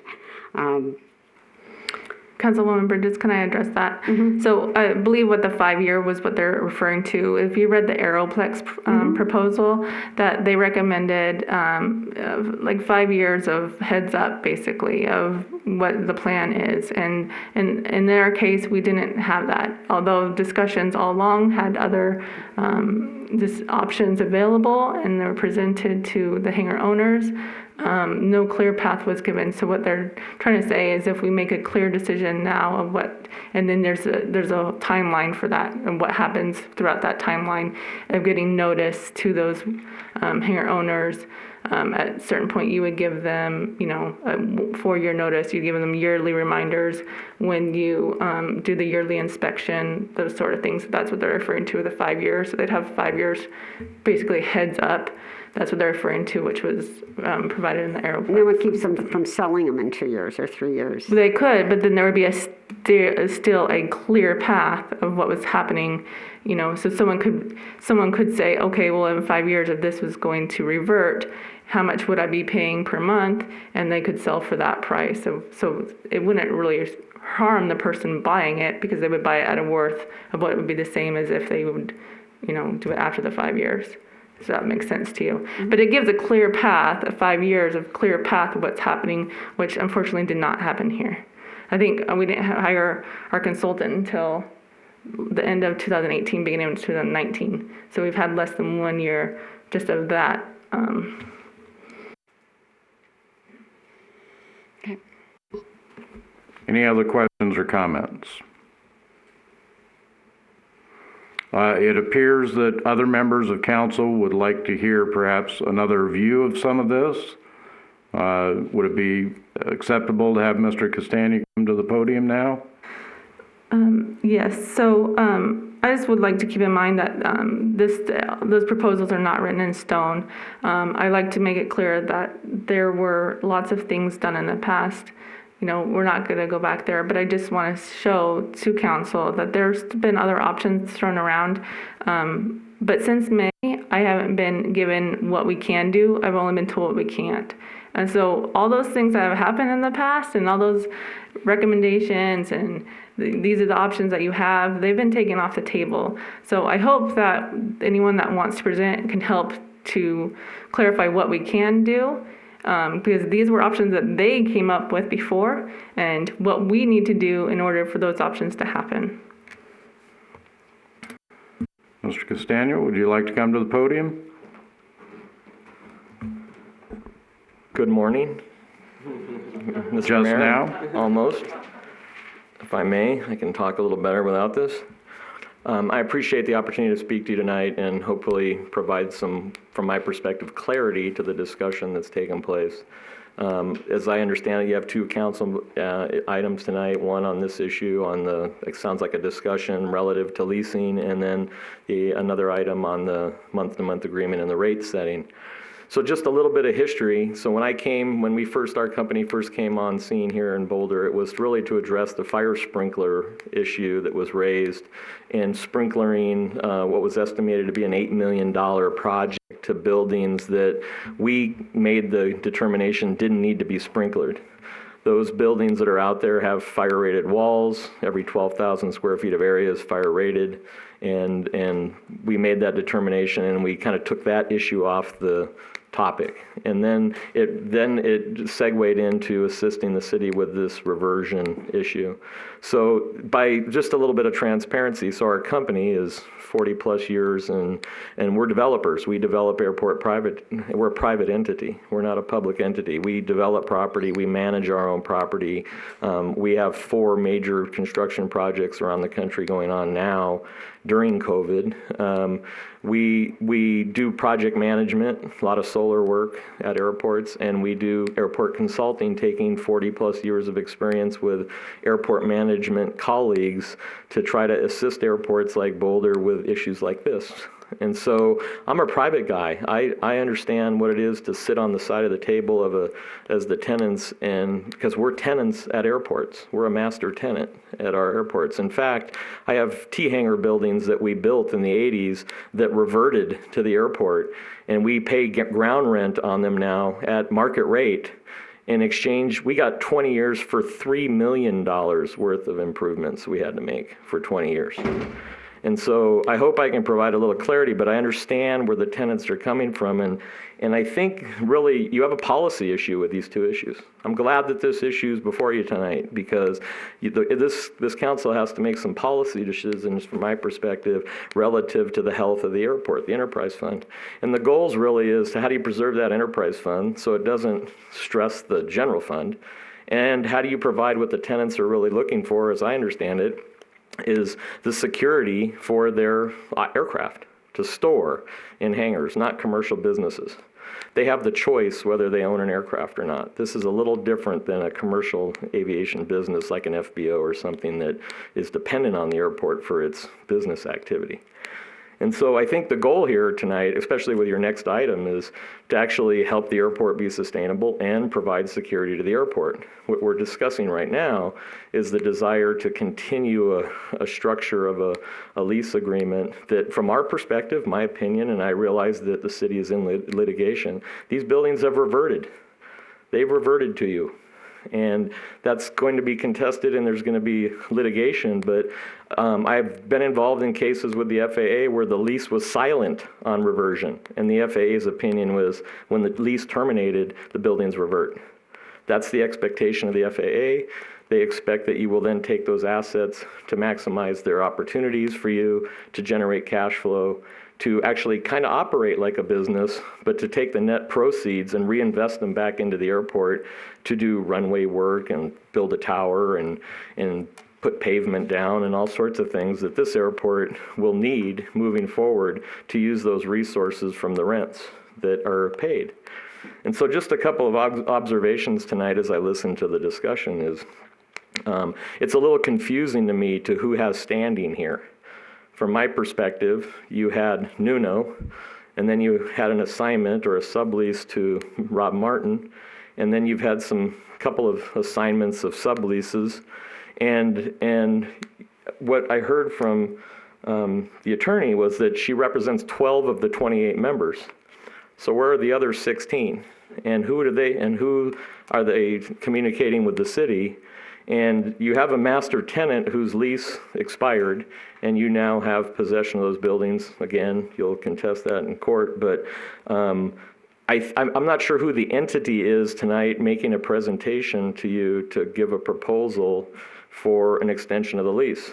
Is it Kurt and Matt? Is it 28 tenants individually? Or is it some new entity that I haven't heard yet? Have they been vetted out? And I would just say, Mr. Castagna, I mean, I happen to agree with you about that, but rather than getting onto that track, if we can just stay with, sure, you know, what is normally done, what is your experience? So where I'm going with that conversation about the entity and this discussion about an extension is that that would take place in a competitive bid environment. So as I understand it, the councilwoman brought the action forward to discussion tonight, didn't go through staff. It's not being presented as a proposal. It didn't go through a competitive bid process, which I think maybe your city requires.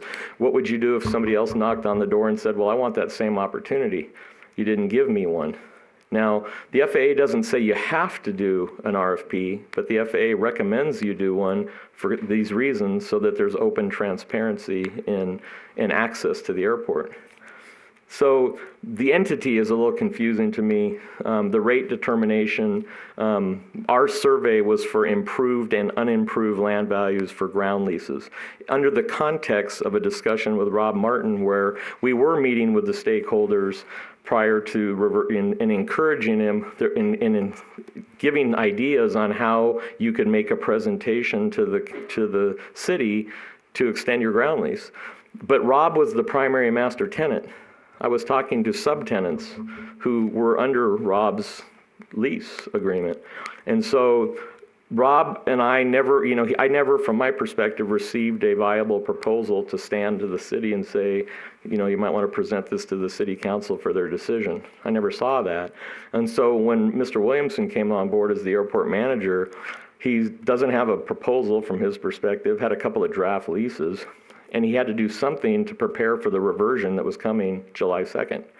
And he presented the idea through staff for the reversion of the buildings that was going to take place and to lease those buildings as the direct landlord, which takes place at airports all around the country all day long that do this.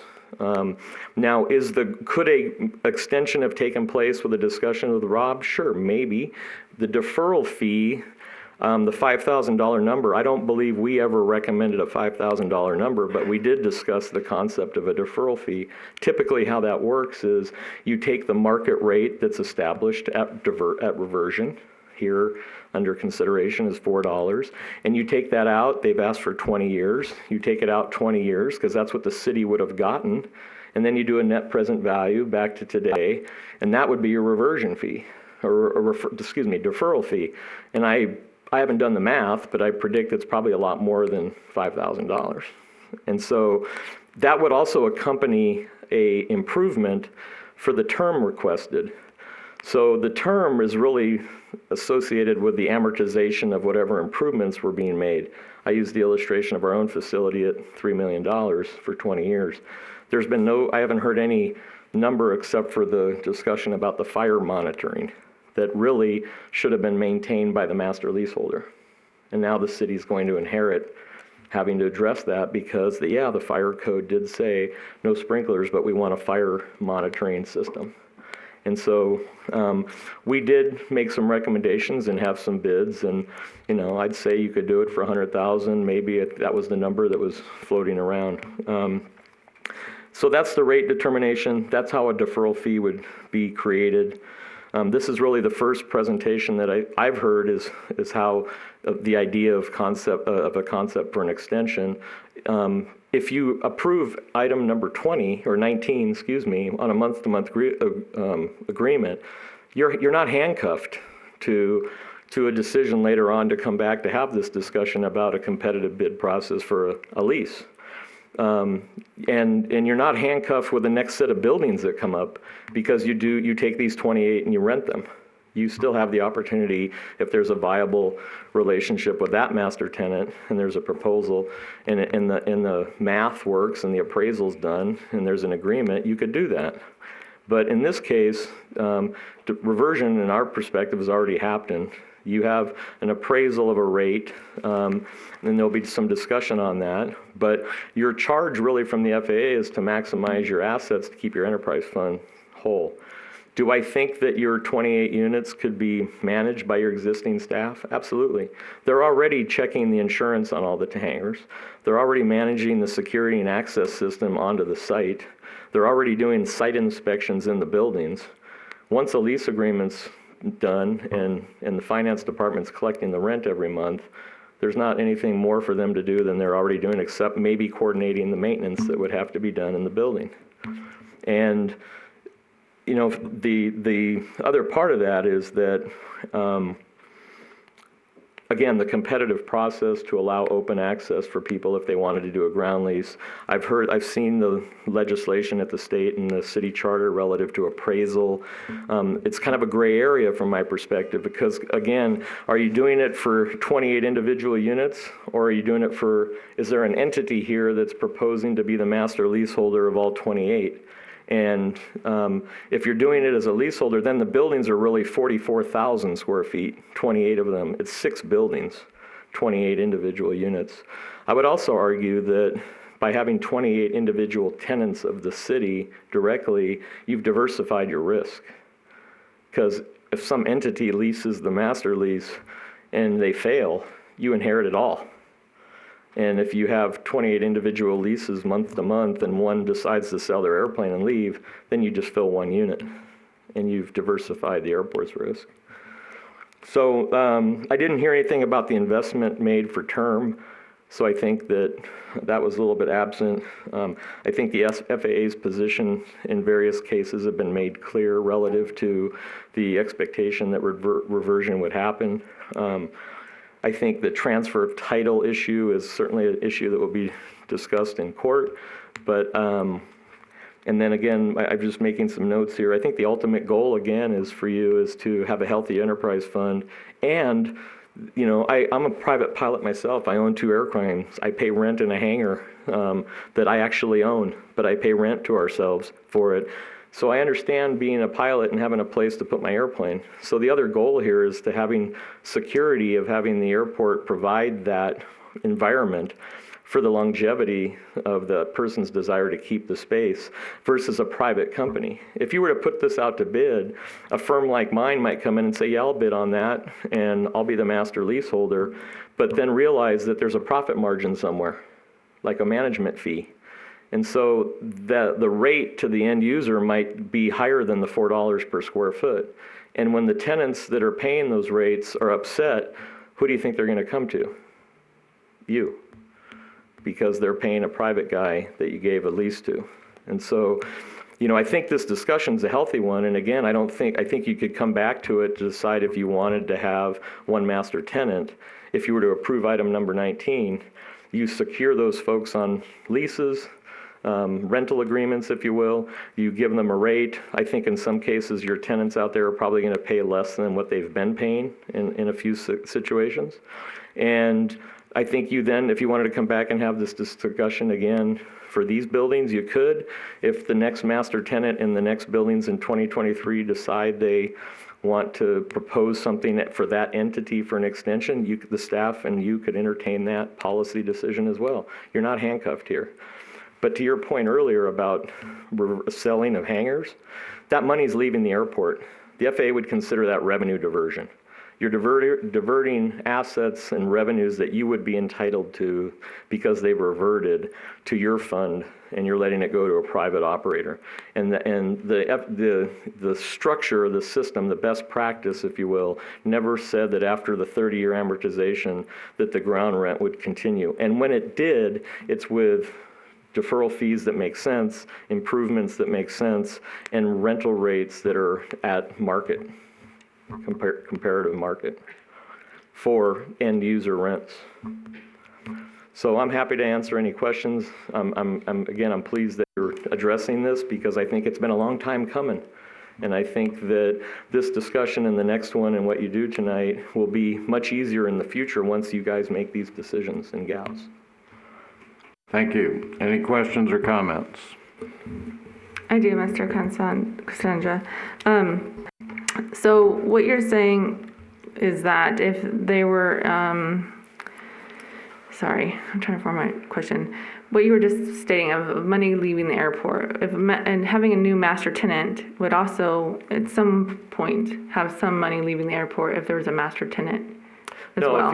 if you have a master tenant and they're paying you rent, and the rent that they're paying you for is based on the improvement appraised value, and you give them a term to amortize the improvements they're going to make, not the rent, but the improvements they're going to make, then that rent would go to the city's enterprise fund. But what I'm hearing is some modified ground rental rate for an extension, not necessarily at appraised value to the end user, so that the continued occupancy under the ground lease, that's what I'm hearing. So I think if you were going to entertain an extension, who's the entity? You'd need a new lease agreement from my perspective, because I think it needs to be updated in many regards anyway. But that revenue is coming onto the airport. And yes, you should address subleasing and assignments. Right, because if you had a new master lease owner, he would still sublease or sell under that condition. I would say to you that with buildings that have already reverted, they have nothing to sell. You own those assets. They can't sell. What they'd be selling is the term of somewhere within 20 years. They're going to sell the asset they're going to try to sell the asset within that 20 years and monetize it on a building that you own. So anything we consider should have a new rate, an improvement to the building, is what I'm hearing. An offer for an improvement is typical for an extension of a ground lease. Right, okay. So, which, we could iron out, but they are proposing those things in the lease. In a competitive process. Because if somebody at Henderson Field that wants to be here said, I didn't know you were doing that, and then they go to the FAA and said, we didn't have the opportunity to bid on that 20-year lease, that's somewhat problematic. But it wouldn't have been a problem a month ago if we had this discussion. With your master tenant, you came to an agreement? Right. Another reason why it should have been on May 15th. I tried. Yes, ma'am. I just have a question. Finished, Councilmember Folda? Yeah, I just had that question. Okay. Councilmember Bridges, please go ahead. Yeah, thank you.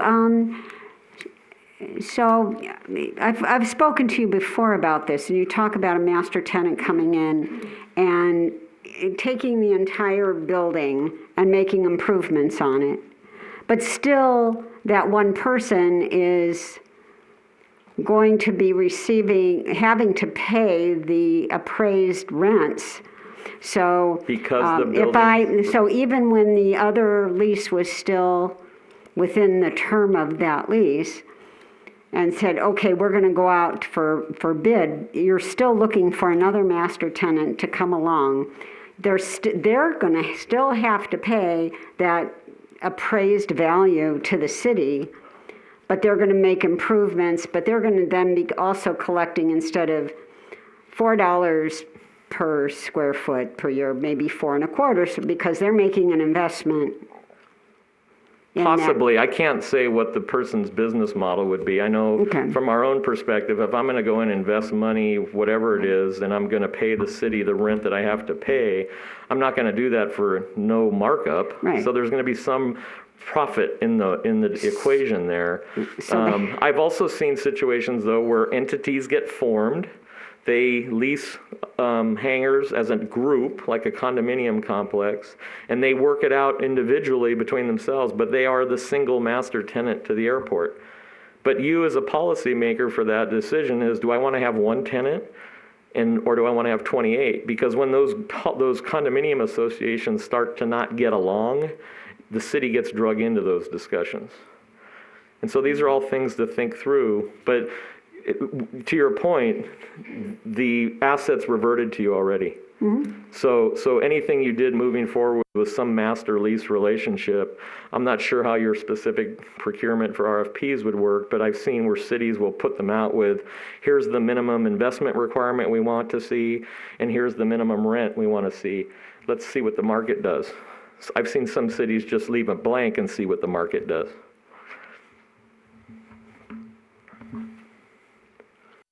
Any other questions? Anyone else? Councilmember Adams? Thank you, Mayor. I did have a number of questions, but I guess you did answer a majority of them. So I'm just going to try and get a little bit to the point here is we are having this discussion now. I am happy that we are having it because we were needing to have it.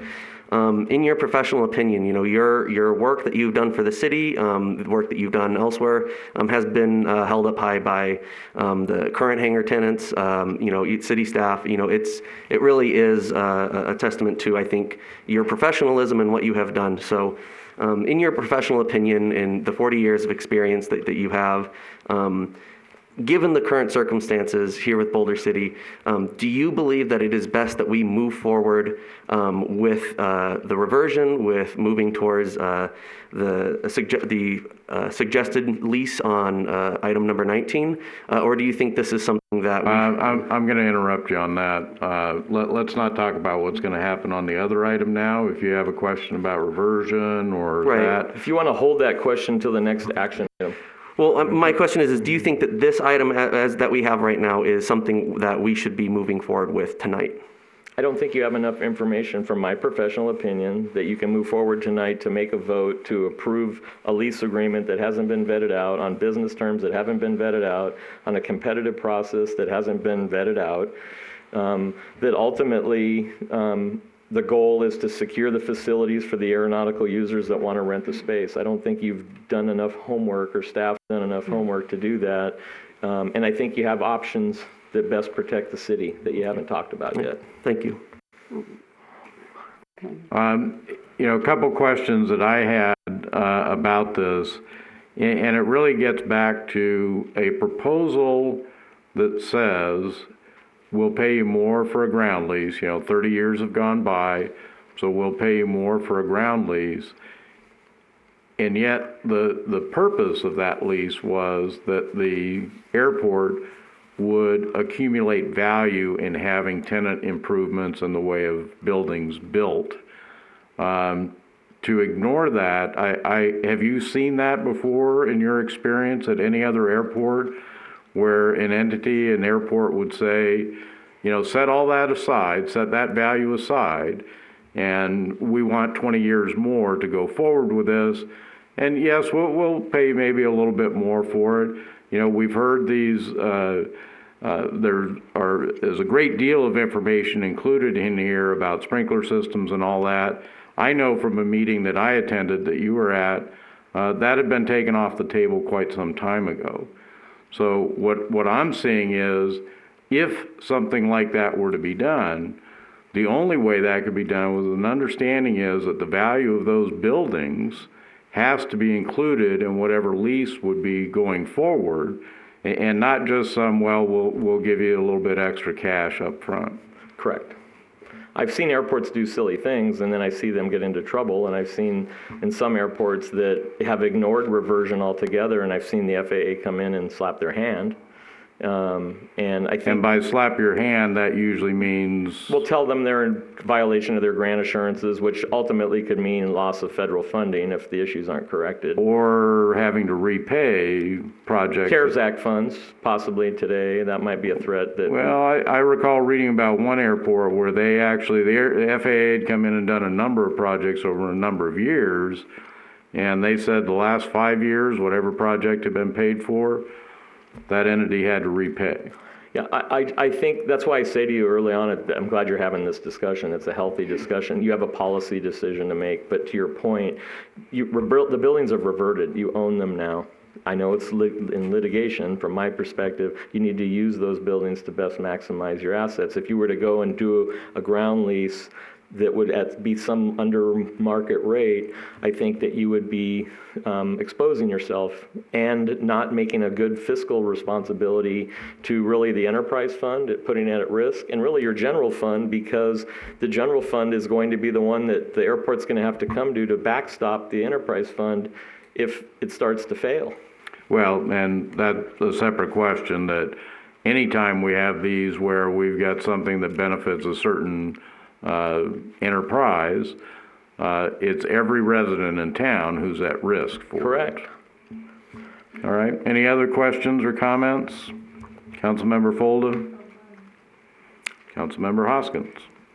Thank you so much. All of the suggestions that you're making about maybe the master leases and that, you're assuming that that those hangars are the property of the city, correct? I believe the buildings have reverted to the city. I know that's being So when you're challenged. making these statements that you could do this or you could do that, you're not making those statements saying that you could do that because the tenants still own the property. Correct. And before the reversion happened, there's multiple ways, a few ways to deal with reversion. It didn't have to be, even in our own report, it didn't have to be the airport as the direct landlord. There could have been a discussion and a negotiation and a means in which the extension could have taken place and still address the market value issues. I understand. That didn't happen, though. But I mean, moving forward. Moving forward, it's, I think, best at this point, I think there's not enough information for this discussion to move forward on. I'll reserve comment on item 19 about what my thoughts are. Okay, thank you. Councilmember Folda, did you have a question? I did regarding your statement, Mayor. So my question is to you, is your concern the amount of the rate? Is that what you're trying to suggest? Well, and again, I don't want to get into a conversation. My position is there was a 20-year lease with a 10-year extension that was written 30 years ago. Mm-hmm.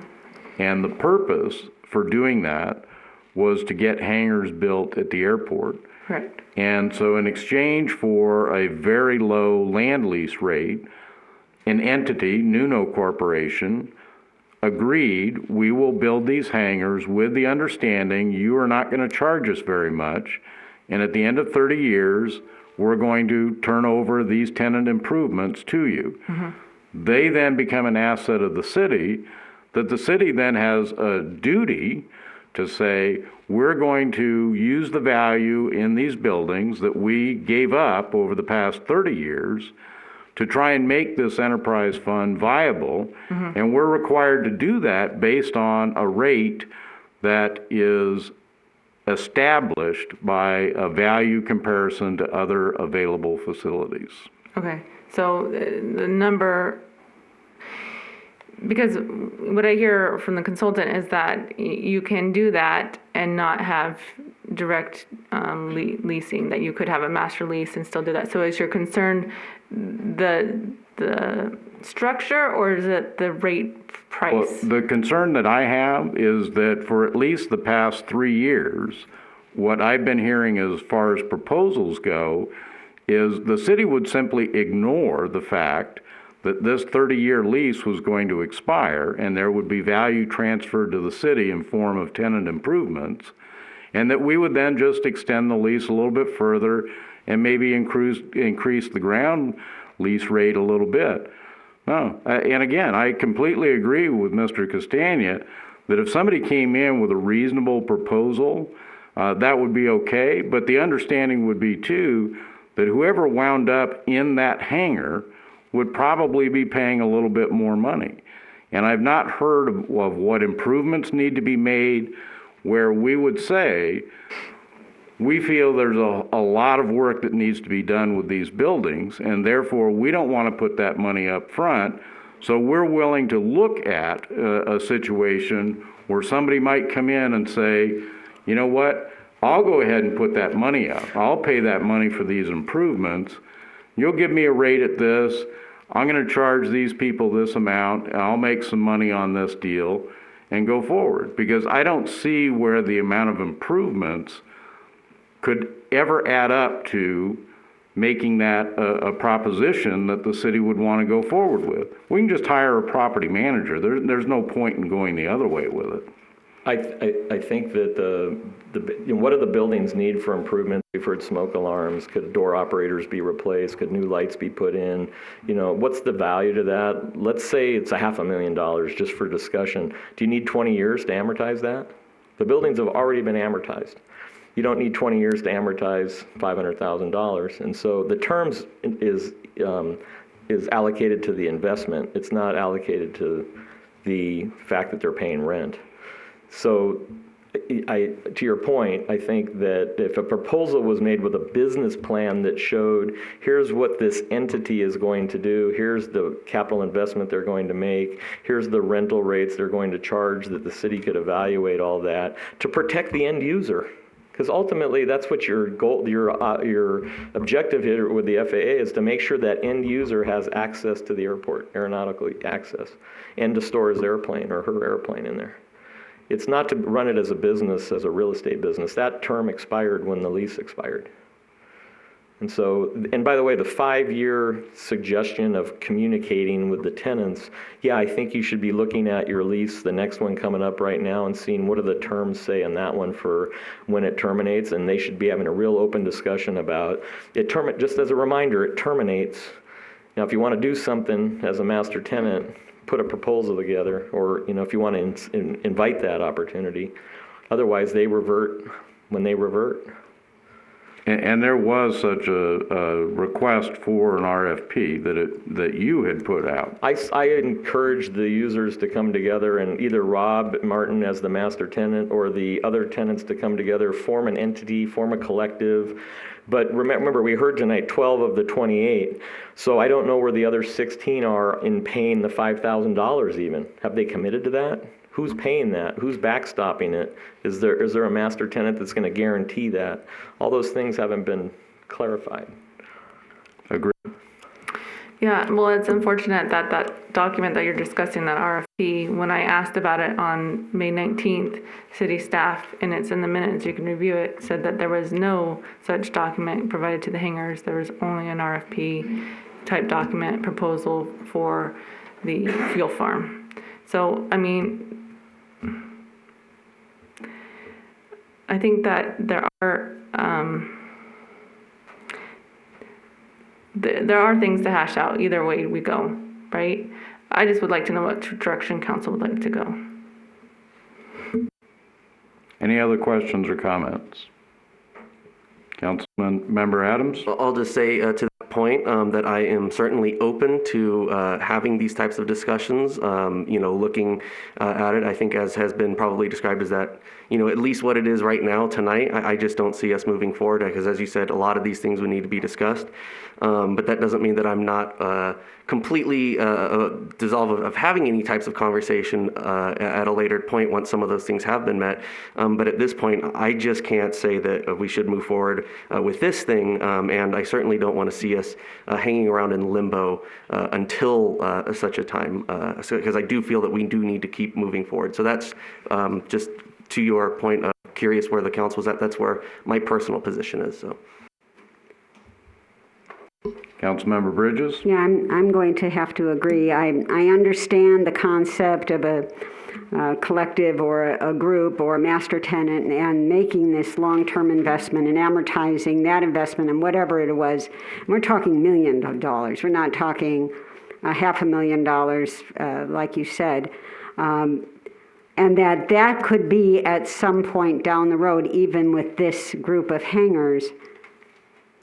But it's not an instead of. It's not something that would be, right? I mean, say 5 years from now or 6 years from now, a group comes together and said they want to have a master lease on on the Nuno hangars. On that site for those 6 buildings, 28 units, I don't think that they haven't reached their lifespan. There's still life in those buildings that you now own. And I think that there's not millions of dollars worth of improvements to make. Oh, okay. Like I said, even at $500,000, I think I'm stretching it. I think there's some maintenance that needs to be brought up that's been deferred. But I think that you have the opportunity. Now, if somebody came in 20 years from now or 10 years from now and said, we're going to make a proposal and scrape them and demo them, and we're going to put in $10 million worth of new units for the airport, then you talk about a brownfield lease again. And in some cases, in our case, we had to buy the buildings before we scraped them. They established a value. We paid for the buildings, tore them down as opportunity cost, and then built new buildings, but got 20 years for that. Okay. So there's lots of discussions that you could have to prepare for the future, but the buildings, you have a beautiful airport, and your buildings are, have a lot of lifespan out there. And this is the first one that's starting to revert in many years. And so you just need to have kind of a structure in place, not to be a line in the sand, but just as a guide to help you manage your assets. Yeah, and I think it's clear to me about the original structure of the plan to build the hangars and where we are with the hangars, and that at some point going forward, like you said, in that next group of hangars, if there was an investment. And I also understand that if they're going to have that kind of master tenant, that there would be an RFP, that it's not just one group, that it would have to be laid out there for multiple groups to come in and say, we want to do that. So that's where I am with that in terms of the status quo.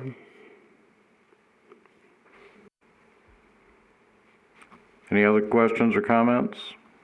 Councilmember Hoskins? Oh, yes, I'd like to make a comment. Even though this has been painful, I think that we should be thankful that a council member, Folda, has brought this up, and it will give us some guidance for the rest of the issues that we have coming up with the other hangars. So thank you. I would just like to say, too, that this certainly hasn't been the cleanest process. I also think there's been an awful lot of burden put on City Council that is not our function. There should have been other information, documents. Certainly one of the things that probably should have happened was the report from Mr. Castagna's firm should have been known to us some time ago in such a way that, hey, you need to read this, not just maybe you'll find this somewhere on your own, but that you need to read it. I don't know that that would have changed the outcome. I also don't believe it's totally honest and forthcoming of a lot of individuals to say, we didn't know about this, or we've been told this or that. I've been to at least a half a dozen meetings over the past 3 years where there was no confusion about what the lease said or about the direction that things might go. Again, Mr. Castagna, I believe it was 2018 was when that notice went out. Hey, if you're interested, go ahead and submit a request for a proposal.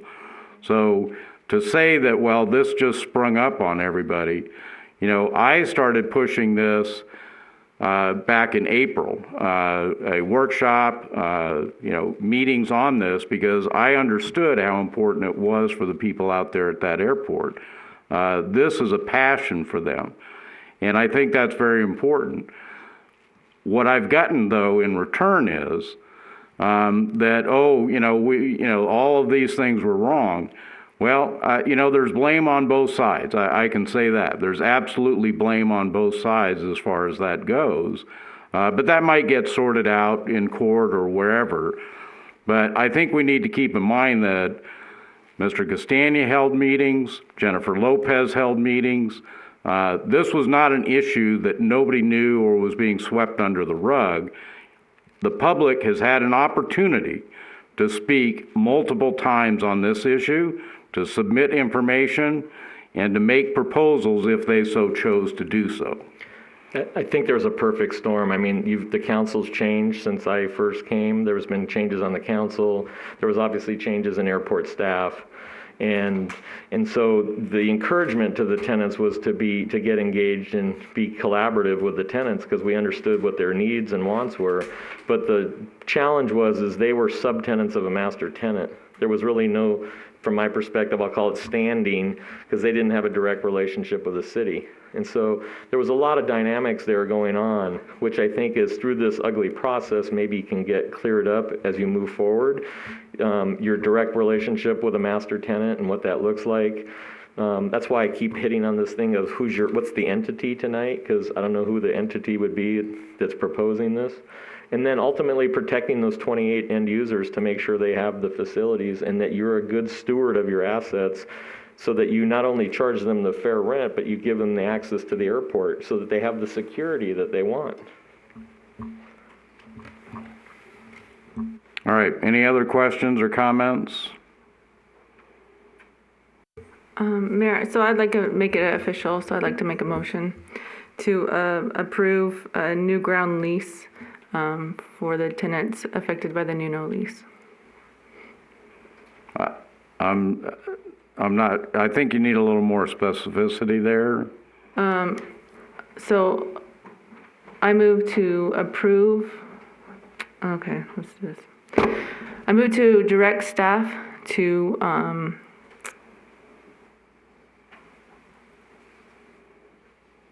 create a new ground lease for the former Nuno tenants. Okay, and again, the reason I'm trying to clarify this is there is a lease document contained in the materials that you provided. Okay. So what I've heard from feedback was that there were some things that may need to be cleaned up. I'm not going to go through that right now with a motion, but it would direct staff to, if they have issues, that they could bring it back, cleaned up, so the city attorney may have found, and we have now whole legal counsel, may have found issue. So to direct staff to review and bring back a new ground lease. Okay, that would be option B then of your Correct. Original subject? Yes. So that's approval of new ground lease agreement for the 28 hangars, which were formerly subject to lease agreement 8985? Correct. Okay, so I'm not That's going a to motion. state Sorry. your motion for you, so Okay. I don't want to be accused of anything else, but Sorry, was your concern that directing staff to approval? Well, what I'm trying to do is make sure that we comply with the open meeting law. So within this item, you have those three options stated as possible outcomes. Hold on, there's an ex parte discussion happening? So and the what outcome of that, do we need to be informed or? It's under item B, so as long as she complies with what's under that item. Yeah, and that was that's the all I'm question. suggesting to you, Councilmember Folda, is this is the way the item has been agendized. So we have three potential options there. So moving forward with option B, approving of a new ground lease agreement for the 28 hangars, subject to lease agreement 8985. Anyone wishing to second the motion?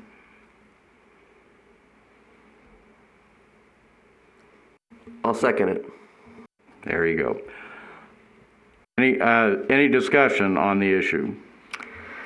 I just want to for the record state that I've never had anyone support the other options that were provided. I've never had a public comment say to revert. To me, this is the best option for the city. It really reduces our risk and our management, and it does make us a great deal amount of money, where the other options we would have to defer a lot of that money after all the time and cost and money and possibly hiring other staff or property management. So to me, this was the best option for the benefit of the city as a whole. Thank you. Any other discussion prior to calling a vote on this? I would just like to point out that we have an item coming up here that, well, I don't know. We'll have to wait till we get to that. But so any other questions, comments? We have a motion and a second. All those in favor? Aye. Those opposed? Okay, so the motion dies 4-1. That brings us to item 19 then.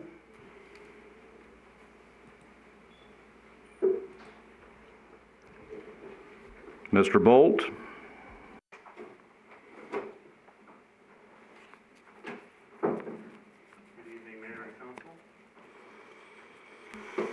Good evening, Mayor and Council. I'm Bryce Bolt, your Administrative Services Director. 6 buildings that encompass 28 storage hangars reverted to the city on July 2nd.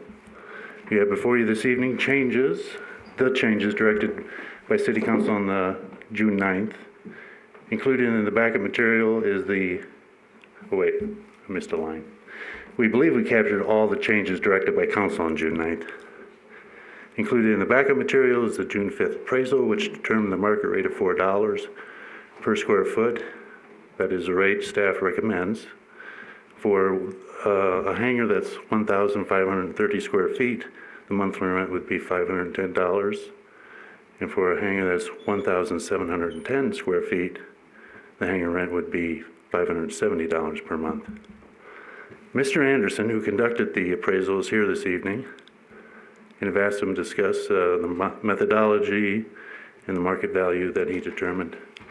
And we got Mr. Costanza is still around, and we have attorney Tim McCullough, and they can provide subject matter expertise to include FAA guidelines and best practices. Oh, and Cynthia's another attorney that's here. We got lots of attorneys. So I'm going to ask Mr. Anderson to come up and talk about his methodology and determination.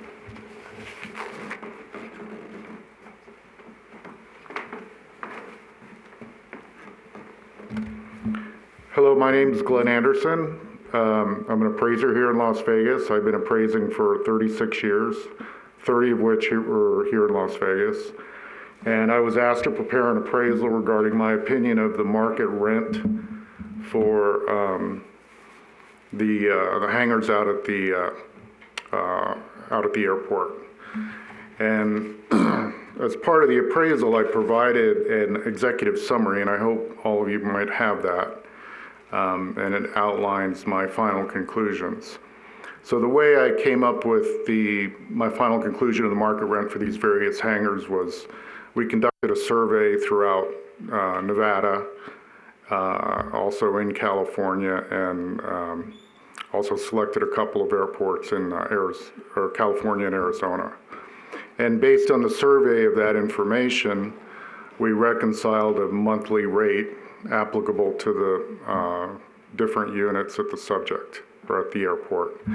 It's based on modified gross terms, so we assume that the airport's going to provide all the utilities, the maintenance of the exteriors of the units, any tax burden that might occur, insurance, where the tenants would take care of their own interior janitorial and interior general maintenance.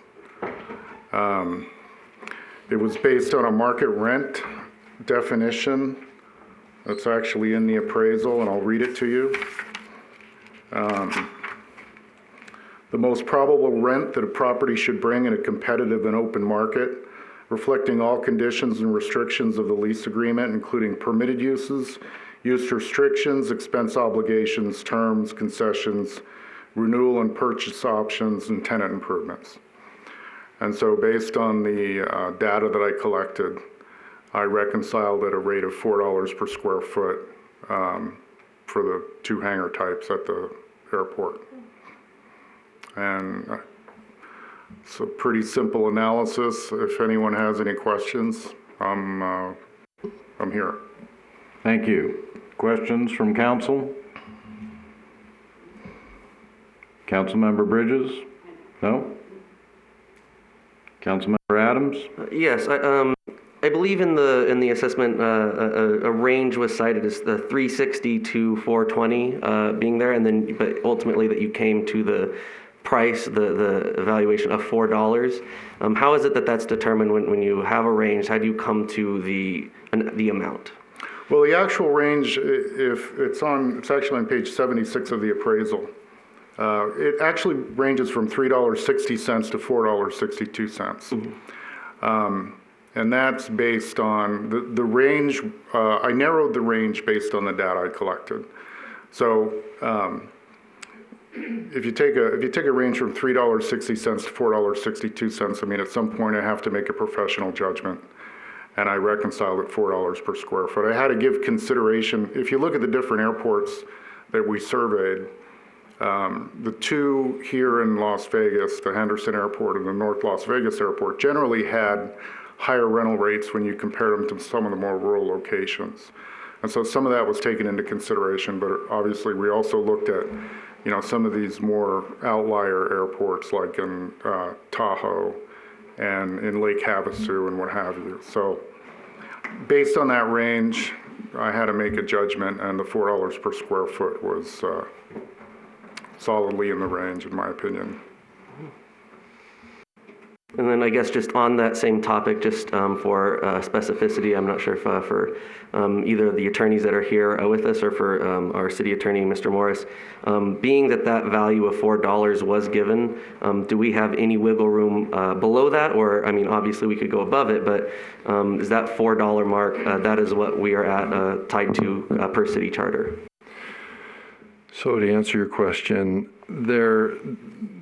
there is an opportunity, as was previously mentioned by Councilwoman Folda, and at the council meeting where the council ordered the appraisal, there was mention of NRS 496.080, which does provide that a city whose population is less than 25,000 may rent or lease to a person a space that is less than 1/2 acre for the parking or storage of aircraft on the grounds of a municipal airport that is owned or operated by the city without conducting or causing to be conducted an appraisal.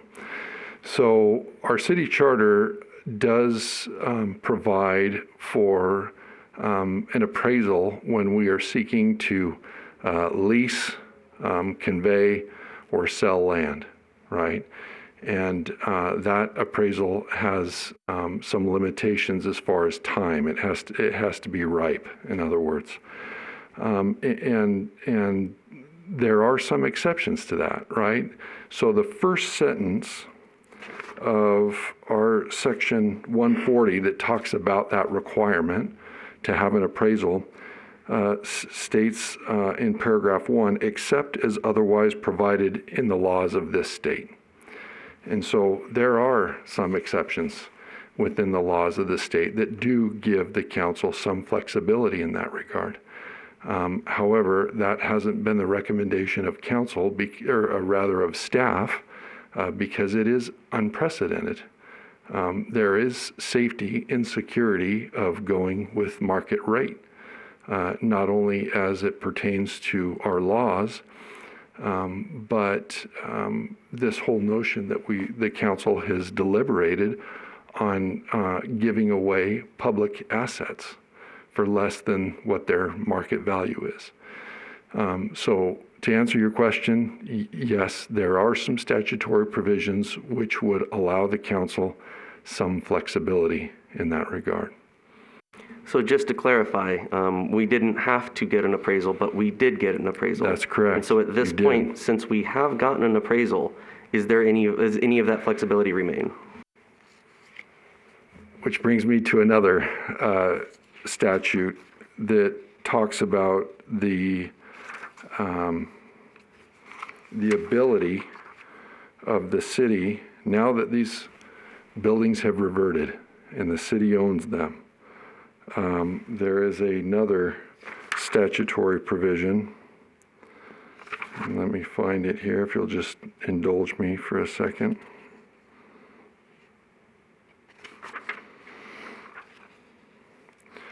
NRS 268.064, the lease of building space or other real property that is less than 25,000 square feet. But this is where we get into a little bit of a gray area, right? So if you take each of those 28 hangars individually, then they would be less than the 25. If you take it as a whole, it would be more. But this statute also allows the council to forego the appraisal requirements under NRS 268.059 and 268.061 and 62. If again, the area, the building space or other real property is less than 25,000 square feet, and the governing body adopts a resolution stating that it is in the best interest of the city to lease the property, 1, without offering the property to the public, and 2, for less than the fair market value of the building space or other real property if applicable. And then there's requirements regarding the publication of that notice, and then a requirement for a hearing not less than 10 nor more than 20 days after the date of that publication. And so again, that's another state law that you can cite to say, okay, you know, we as a council have some flexibility here, but it does require a justification for that. And so that's where we as staff would recommend there's safety in the market rate. Thank you. That's all my questions as it comes to the assessed value. Any other questions or comments? Councilmember Hoskins? Yes, I was wondering, could you use a lesser rate if you have extenuating circumstances such as the pandemic? I know that we would like to stay with the $4 because that's your recommendation, but these are very unusual circumstances that we're going through at this period of time. Probably something none of us have ever gone through, and hopefully we will not have to go through again. I would like to see it at the 360 if it's possible. I know it's not going to be that much different, and I've been told that I shouldn't suggest this, but I'm going to suggest it and let you tell me I can't, or the... Well, I'm not sure Mr. Anderson is the one who's able to answer that question. I mean, probably not, but at least you started at 360, then you went to 460, right? Or 420? Right. Yeah. And yeah, obviously, you know, the council's going to do whatever the council's going to do. Well, I noticed in your statements that you do mention that there's you can't really foresee the future, and that it is unusual circumstances at this time. So I guess my question is to Mr. Morris, is that a possibility if we would put something like that out at 360 due to the pandemic, or do we have to stay with the $4? Again, I would caution that if you do that, then you open up a can of worms to some degree. And so that's the safety that I talk about with going with market rate, because we are in unprecedented times, there's no doubt about it, right? And I think Kurt spoke to this, and Kurt's actually done some research in this area with respect to yeah, and I would, because Kurt actually has done some studies in this regard on the effect of the COVID pandemic with respect to commercial leases. Mr. Anderson, if you could stand by, we'll hear from Mr. Castagna.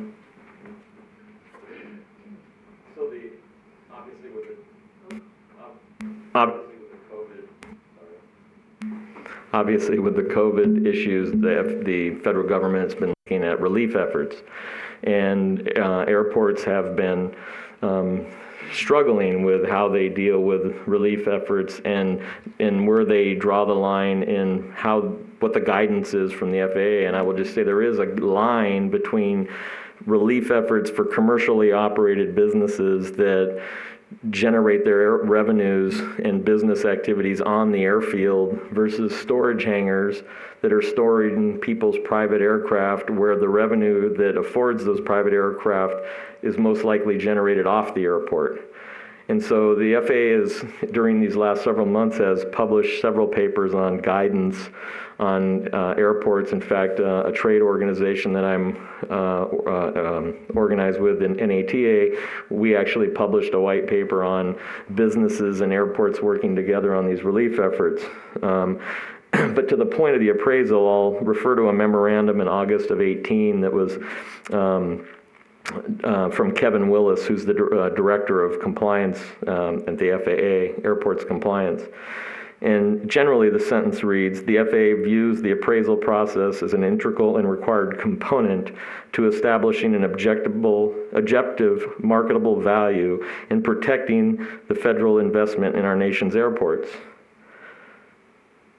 So the FAA, to Steve's point, recommends that an appraisal process is the means for which you would establish a defendable rate. I think the appraiser can't speak for him, but he established the rate, he gave it to you, how he came up to it. The council has its discretion. I don't think it's his opinion on how you modify his interpretation.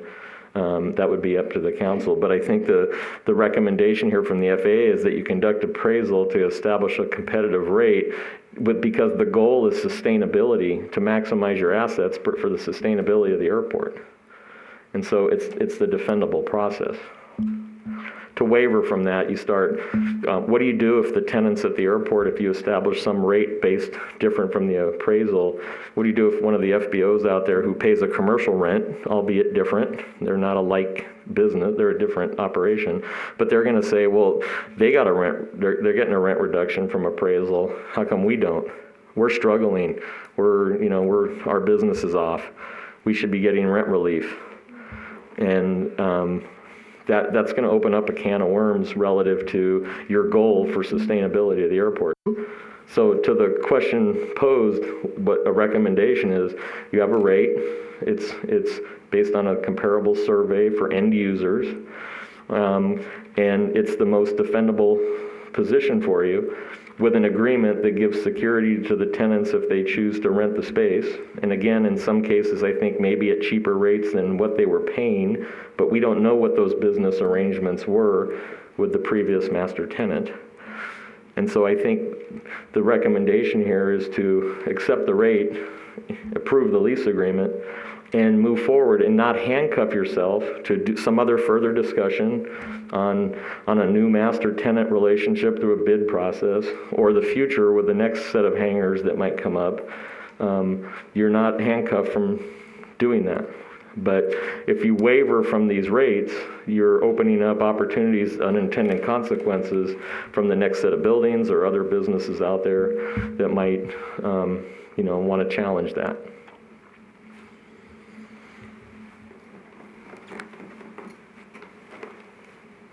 Councilmember Hoskins, did you have additional questions or? No, I just have a comment that was 2018 and this is 2020 with the pandemic, and that was my only, question. The point I was trying to make is the pandemic obviously is very real and it has an economic impact to people, but there's a difference between somebody that's storing their personal aircraft in a non-commercial environment versus a commercial business that generates revenues from their presence on the airport. In fact, pays more than ground rent. So the FBO pays fuel flow fees and other types of fees other than just rent. And so they're different relationships. And COVID's impacted the businesses much greater than possibly a storage tenant. You don't know where the revenues are coming from for those aircraft owners to pay for their hangar rent. We don't know where that revenue comes from off the airport. Thank you. Mr. Anderson, I had a couple of questions on your appraisal. I'm looking at, it's page 76 of your appraisal, final reconciliation of market rental rate. And you've got two ranges stated there, one a return on cost, the other a direct market comparison. And I know earlier in the document you do explain the differences between those. Could you give us a brief overview of what the difference between those two ranges is? Well, the direct comparison, I think, is pretty obvious, right? So I went out and I did a survey of airports in the area that I kind of described. And that gave me a range in rental rates that was much more broad than what is stated here, 360 to 420. The return on cost is really a check on that number to make sure that what the range I come up with is reasonable. And so the return on cost is based just on that. So the depreciated cost of the hangars plus a rental for the land component is added together, and that gives you the range of 393 to 462. So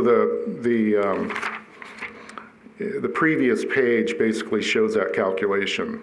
So I came up with a depreciated cost of $34.49 per square foot for the hangars. And that's based on a national cost publication that I subscribe to. So that's the actual value of the hangar itself? Well, it's the replacement cost, depreciated replacement cost. And so from there, I used a return rate of from 10 to 12% as a test to see, to give me a range, a reasonable range of what. So if you're going to establish a rent, for example, on a commercial building, let's say you go out and build a Taco Bell. Oftentimes the way they arrange that rent is they have the land component, they got to buy the land for $1 million, let's say, and then they build a Taco Bell, maybe it's another $1 million. They take that $2 million and they factor some return rate, what they want to receive in rent for that building. And it might be 10%, it might be 12%. And they factor that against the land plus the improvement, and that generates a rent. And that's what they charge the tenant for building the building for them effectively. So this is the same type of analysis, except the hangars already exist, obviously. So I came up with a depreciated cost times that return rate gives you a rent per square foot for the building improvement. And then I added back the 48 cents per square foot on average that the land rent was or is at the present time. And that gives you that other range, which provides good, strong support for the range I came up with the direct comparison. And just one more comment that might help you out here a little bit too is, the COVID crisis in effect is baked into the rent that I've already come up with because the survey was done in June of 2020. So the COVID crisis was already ongoing when those rents were surveyed. Okay. And I'm just going to make a statement. This isn't a question to you because, again, I wouldn't want to put you in the situation. Whenever an appraiser does an appraisal, it is a picture in time, and that's what this is a picture in time. I think it's well documented. But when we talk about an appraisal, that's one reason why you provide a range, and that I will put to you as a question. Why would you put forward a range? Well, the appraisal process typically provides a range. Most appraisals, and we'll go back to that Taco Bell example, I would do 3 approaches to value. There'd be a cost approach, an income approach, and a sales comparison approach. And those 3 approaches are going to generate, some indication of value for the property. They're probably not all going to match. And that would be my range.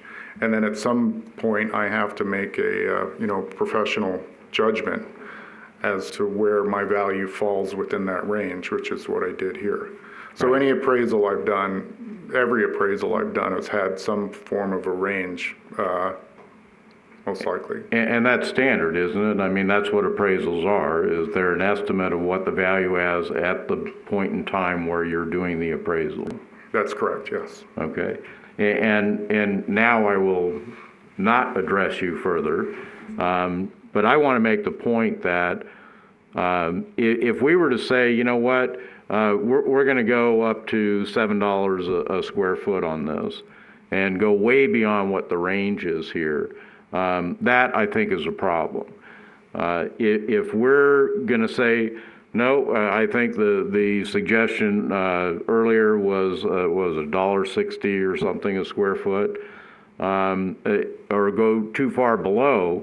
Now we're not paying attention to the appraisal, but the appraisal is a range, and it's a range, and not just, nope, this is it. So I disagree that as long as we stay within the range, that we're somehow violating the NRS. I don't agree with that interpretation because that's not what the NRS says. An appraisal is just that. It's a range of value based on the expertise of the person doing the work. And so as long as we're within that range, I think we're on very safe territory. If we were to go outside that range, then I think we're in trouble. Because the appraisal is the range. There is a moment in time that a value was decided upon. I understand that. But the reason for providing a range is the understanding that moment in time is not going to be the moment in time where everything happens with regard to the value that's being estimated. So I feel very comfortable as long as we're talking about figures within the range, then we're talking about that. And as far as COVID being baked into this, well, depending, I believe this was at the beginning of June, June 2nd was when the value was set. That was just the beginning, apparently, of reopening occurring, things like that. Things have changed since then, and this crisis is something that I think we can easily see change rapidly and frequently. So I have no problem with, as long as we're within that range. I don't know that I would drop it to the bottom of the range, but I do think that there is a need to adjust that downward to some point in regard to what's happening right now. So I don't have a problem with that. Maybe a figure like 380, something of that nature, I believe we would be fine with. I believe that's defendable. And within the lease itself, I believe there's wording in there that reevaluation will be done every 5 years. I'd be willing to amend that to 2 years for the first adjustment, have that done again, and see where we're at. So that if we need to change that, I'm hoping that COVID-19 will be a memory by 2 years from now, but we don't know that for certain. But I think that's a reasonable period of time. So any other questions or comments? Mr. Mayor, Mr. McCullough is on the phone and just wanted to make a comment with respect to how this may interplay with the FAA, if you're amenable to that. I think he's on the line right now. Okay, go ahead. Mr. McCullough? Mr. Mayor, thank you for your time. Good morning, as one of our previous speakers stated. One thing I would caution the city about is that even though the NRS may allow some flexibility with respect to what the city chooses to charge within the range of the appraisal, in far as defensibility for myself as an airport lawyer, looking in the FAA complaint context, the more objective the measure of the rental rate, the easier it is to defend any kind of scrutiny by the FAA. And once the city council decides to vary from an exact number that an appraiser has picked, especially going lower, it will invite scrutiny by the FAA, which would need to be explained in the event of any type of Part 13 or Part 16 complaint. And if we could say, okay, well, COVID, 2 years, but the issue is in defending any type of Part 13 complaint or Part 16, anytime I begin to get into the details or what happened at this city council meeting or what this city council member was thinking, things become a little less clear and objective. Whereas if I am able to say, we chose $4 a square foot as a result of the appraisal that was brought about as a result of the council's vote, there's our objective measure. There's the end of the discussion, and that ends it. The FAA will not engage in any scrutiny past the actual appraisal, which we'd be able to be put in front of the FAA. What this will also create is if the council decides to vary from any sort of appraisal as a result of any externalities, is that as each of these hangar blocks come up, and also when we come up for renewals in the commercial setting, we can expect that the council is going to receive a lot of pressure, downward pressure, to go to the bottom of any scale and not stick to an objective measure in any appraisal. And so I would caution, even though the NRS allows you to, what it will create is a competitive environment at the airport where appraisals will be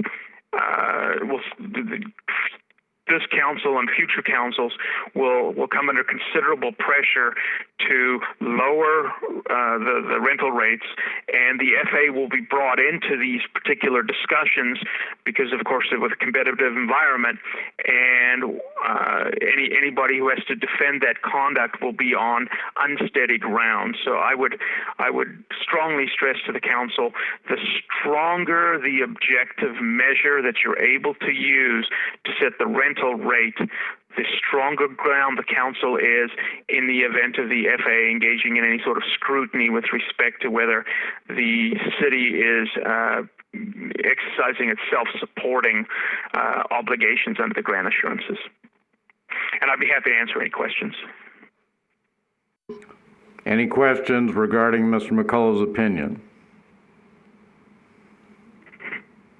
Thank you, Mr. McCullough. Thank you, Mayor. I appreciate it. I appreciate it also the council's ear. I did have a question. Did he hang up? Mr. McCullough, are you still with us? Okay.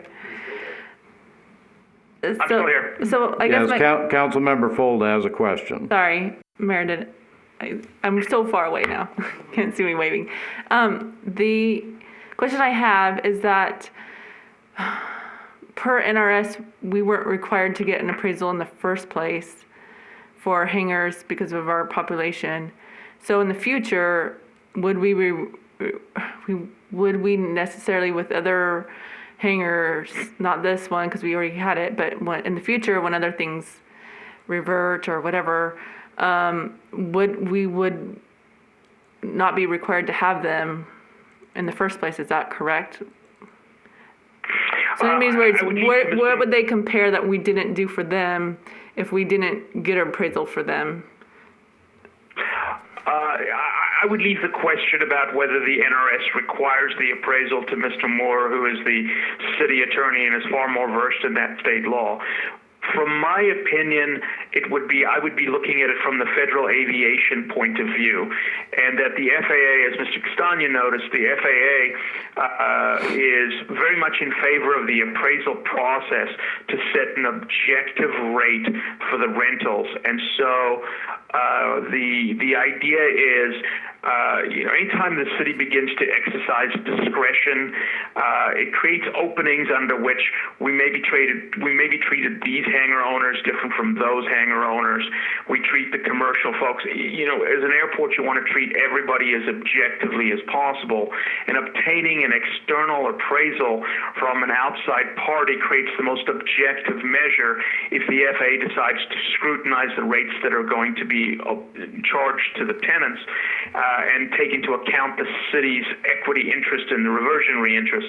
And if the FAA comes to me and I'm representing the city and the FAA says, well, why did you choose to charge this rate, $4 or whatever the appraisal rate is, I simply slide the appraisal across the table and say, well, Mr. FAA compliance officer, what happened was we obtained an appraisal, and here's what the appraisal said. And the FAA will, and I'll speak generally because the FAA occasionally does, it's an agency and it occasionally does things, but as was discussed with Mr. Willis's opinion, who's the chief compliance officer, if he sees an appraisal, he's going to stop his inquiry right there. He's not really going to proceed because city went out and obtained an objective appraisal. That should be the end of the discussion. He has no ability or independent expertise to go beyond the appraisal. However, if we get into the situation where it was, well, we made the decision to vary from the appraisal, the question will be why? And we'll have to get into the details of that and what were the deliberations of the council with respect to that, and so that complicates that complicates answering any scrutiny by the FAA, whereas just positing an appraisal is simply an end of the discussion, and that's simply what I wanted to convey to the council.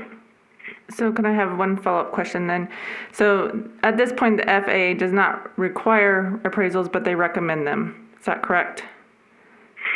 The FAA will strongly recommend them, yes. And it's part of that process. That's why I put forward to the council that strong recommendation by the FAA is part of why, if something were to occur with some of the contentious relationships at the airport, if the FAA were to be brought in under some sort of administrative proceeding to ensure grant assurance compliance, this would not be an area of weakness. This would be an area in which we'd be able to demonstrate definitively to the FAA, hey, we followed an objective process, we obtained an appraisal, here's the number, end of discussion. So one more follow-up on that is that if, say, a new group came, a new group was reverted and we gave them a similar rate that is already existing with another group, have you seen that, and has that been defended, and that's defendable to the FAA? That's a pretty factually intensive inquiry. It would depend. It would depend on how soon after the other hangar owners reverted. Were the hangar owners similar? Were they similarly situated? That's a pretty factual, intensive inquiry to engage in a hypothetical. Were the hangars in the same condition? There's so many distinctions that could be. There's so many distinctions that could be between one hangar block and another. So I would have to look at each particular situation. But certainly, as a best practice, I would certainly recommend to the city that on each reversion, that a separate independent appraisal is done, and that a rate is set for each particular hangar complex or blocks as those revert, and a new rent is charged as appropriate to take care of the city's equity interest in the hangars. I would do an appraisal on each such occasion. Would be the best practice. Thank you. Any other questions or comments for Mr. McCullough? All right. Again, thank you, Mr. McCullough, for your information. The thing we have not talked about, I believe we've talked about the appraisal sufficiently, is the lease itself. Are there any questions or comments regarding the lease itself? Councilmember Folda? Thank you, Mayor. It looks like most of the modifications that were recommended were made. I just want to state for the record my concern in the way that this is written, and I'll try to clarify how that's meant. Most leases or legal documents refer, if they're going to talk about, when they're numbered, and then they refer back to a previous condition, they refer to that number. And here in this lease agreement, we don't have that. So we're able to talk about one condition in one section.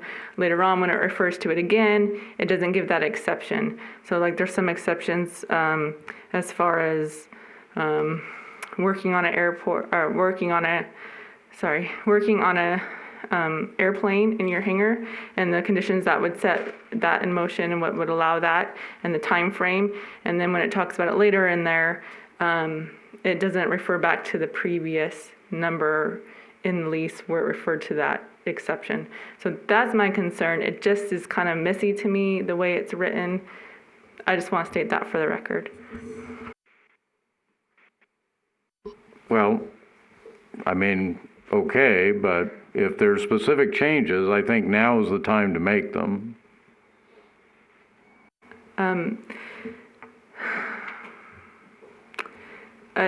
Sorry, I wasn't prepared to do, because it says it several different times throughout there. I didn't know how to make it, amend it to be the right way it was. I'm not really satisfied with the document as it is. I can't change it on the spot. It's too much. It refers to it in several different places. It kind of is what it is. Is that the one issue that you have a concern with? Is the main issue is, the way it's written. I have a concern if something comes up and it's written in one area, but then it's also written in another area, an exception, how would, just like legally in the future, these are month-to-month things, so we could actually have to have, people removed or people come in.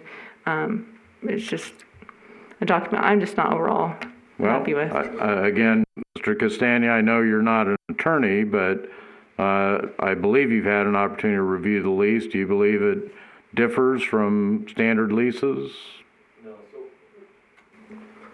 I believe it does. It's consistent with leases we've seen and used.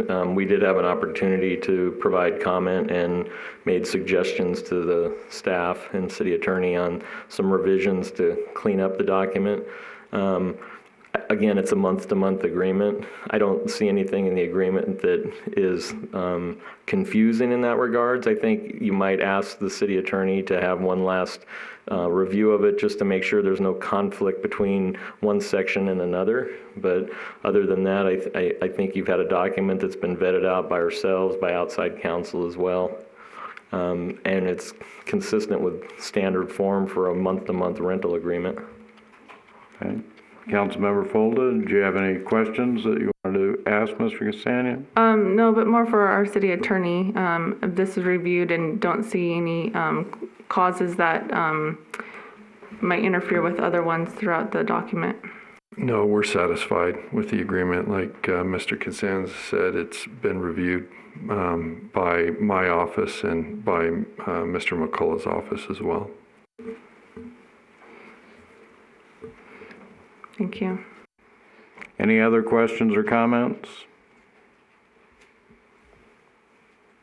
Councilmember Adams? Yes, I would just like to thank staff for reviewing and going over with what we directed them. I do think most of it was covered, at least the issues that I was concerned with. I will say that we did hear early on initially a number of hangar tenants who did have some concerns with some of the languages in here, and I feel that we as a council tried our best to address all of those. Since then, I personally haven't heard any direct issues with the current lease as is. I obviously understand that there are those who would not prefer this lease. I'm not going to disagree with that. However, I have not since heard any direct concerns with specific language in this lease that they feel is not being addressed. And that's just me personally. So I am happy to see that we have this. I mean, this is, this has been a long, arduous process, I think, for all of us. And Mr. Castagna, yes. Thought that came to mind relative to the concern of you have an agreement that I think passes muster, that's safe. Again, it's a month-to-month agreement. You could modify that if there was some reason to. You have a rate in front of you that's appraisal. I do stand behind what the FAA and what Mr. McCullough said relative to establishing a rate and not deviating it to protect yourself. But if things were to quote unquote get worse and you were to start having a lot of vacancies because of COVID and people were selling their airplanes or just leaving, you have the opportunity to come back as a group and look at the rate again, and not necessarily have to do an appraisal to do that. And so you have that discretion there within the state law. So I think in order to best protect yourself now with this action item moving forward, given the other issues that are going on with these buildings, the less confusion you create or deviation from that, I think will protect you or at least provide you better protection. And again, you're not handcuffed from decisions relative to these buildings or the future buildings on how you do extensions, but you're better educated now, right? Thank you, and that was kind of where I was going to be going in the next. My next comments is just that I do think that it is a benefit that because of the nature of this lease agreement, should we come to understanding that there may be a better agreement out there, because I'm always of the mindsets that things can always be improved upon, that we should never just assume that what we have done is the best and that things will never change, because those were the decisions that were made then, and so therefore we can't improve upon them. So I believe that this document, the way it is written, moving forward, should we come across or something be presented to us that is more, that we, both as a council and as people would do, come to that, can provide that, we have that opportunity down the line. As was stated, we're not tied to making this agreement be the same exact agreement for the next hangars. We have a lot of opportunity for flexibility moving forward. But as it stands right now, I am content with the lease as it is here. And I would just say that when you're executing a contract, there does need to be a level of certainty, and considerations can be given down the road for things, but if you have changes you see in there, I'm thinking that we're real close to that time where a decision needs to get made. But any other questions or comments? Councilmember Bridges. Yeah, I just want to say that I'm satisfied with the lease as it stands. I did ask some questions about heat guns and 14 days, and was assured that heat guns also are covered under the building code. And the 14 days would certainly be if somebody was going to take their airplane out for longer than 14 days, would be able to talk to and leave their car in the hangar, that they would be able to speak with the manager, the hotel, I'm so tired, airport manager, and that these are month-by-month leases. So. Any other questions or comments? Councilmember Folda. Sorry, Mayor. Okay, I'm going to just bring up one that concerned me. Under number 8, and someone will have to help me because I can't find it right now. But under item number 8, the second paragraph, if the aircraft owner changes, this rental agreement shall immediately terminate. I believe there is a clause also that if you buy and sell, there's a time frame in which you can have your lease extended while you're purchasing another aircraft, and maybe the city attorney could help me out with that.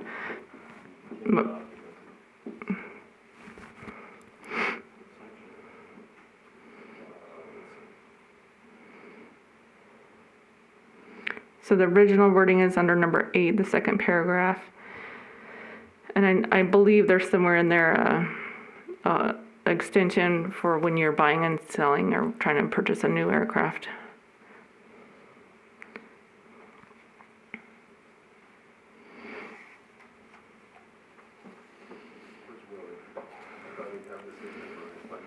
Sorry, I know, we're all trying to figure some out at 1 in the morning, so.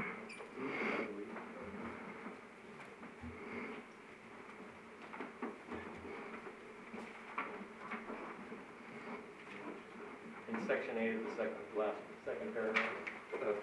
That's where it originates. And then Councilwoman Folda says there's another reference to when you can, the time period of buying or selling an airplane. Where that. And maybe it's under 8 too, I just didn't read the whole. What did you say, what? 7? 6 months. Yeah, it's at the top of the page of item 8 in section 7. Second paragraph on page 3 or 532 in the packet. Prior written approval, the airport manager continue to rent the hangar for up to 6 months for the purchase of another aircraft.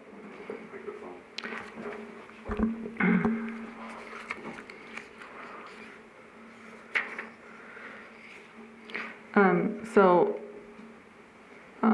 if a motion is made, then I would ask that under the clause of 8, second paragraph, if the ownership changes, this rental agreement shall immediately terminate, except for in... Unless provided for, otherwise provided in section 7. Yes. if the aircraft ownership changes. I would just add those words to that sentence, but I'm not an attorney. Neither am I, but that's just, I think there's an exception in there that would apply. Thank you. Any other questions or comments? Well, you seem to have formed a motion or not. Okay. Just, I would ask that be put with a motion, what I was saying. Well, again, here's the rules. Here's the way it works.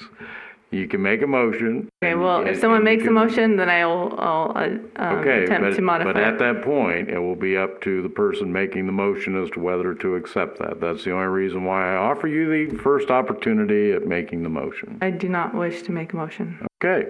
Anyone wishing to make a motion? I would make the motion to approve the terms and conditions of the hangar rental agreement to include $4 as the rental amount.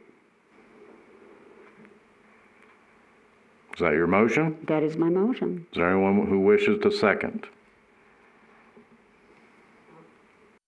I'll second the motion. Okay. Is there any discussion? Mayor, I'd like to ask if would it be agreeable to amend the motion to provide in section 8 under paragraph 2 the wording, if the aircraft ownership changes, this rental agreement shall immediately terminate except for provided by section 7. Amendment accepted. Okay, and is the motion still in effect for the second?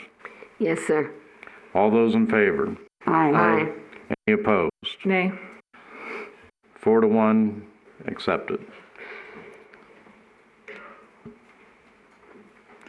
Okay, we will now move to item number 21, which is our final public comment period.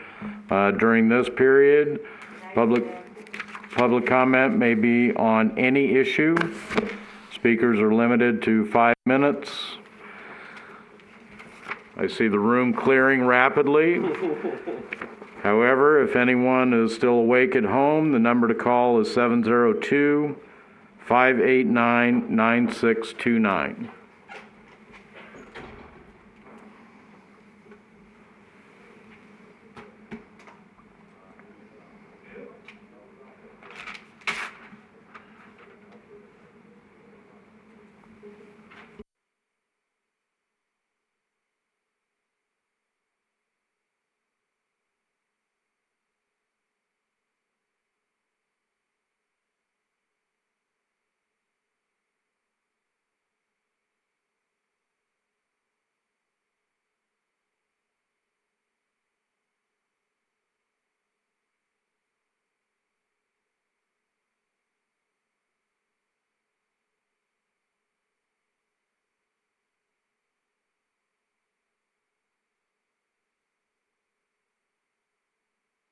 The number to call for public comment is 702-589-9629.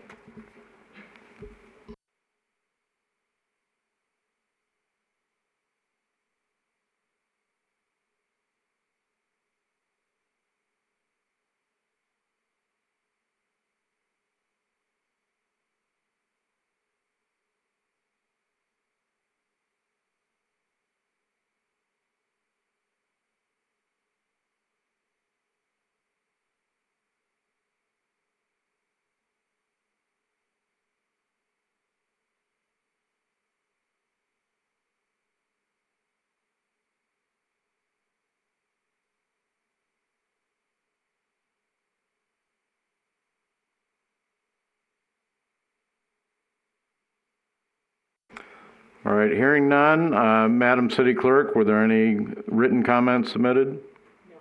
Thank you. We will close public comment then and move to our last item, council reports. Begin with Councilmember Adams.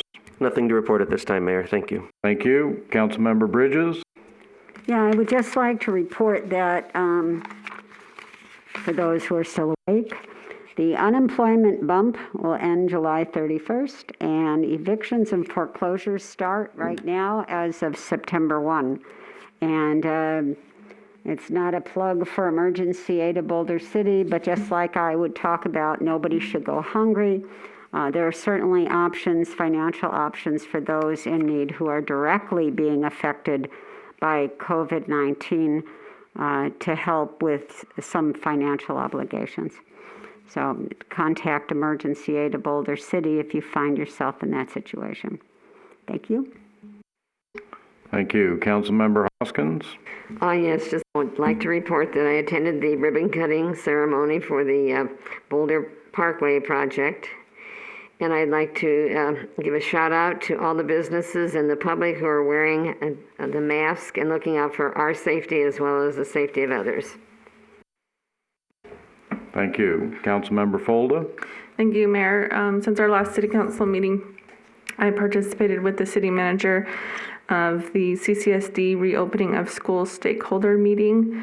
The plan presented for how CCSD will be moving forward.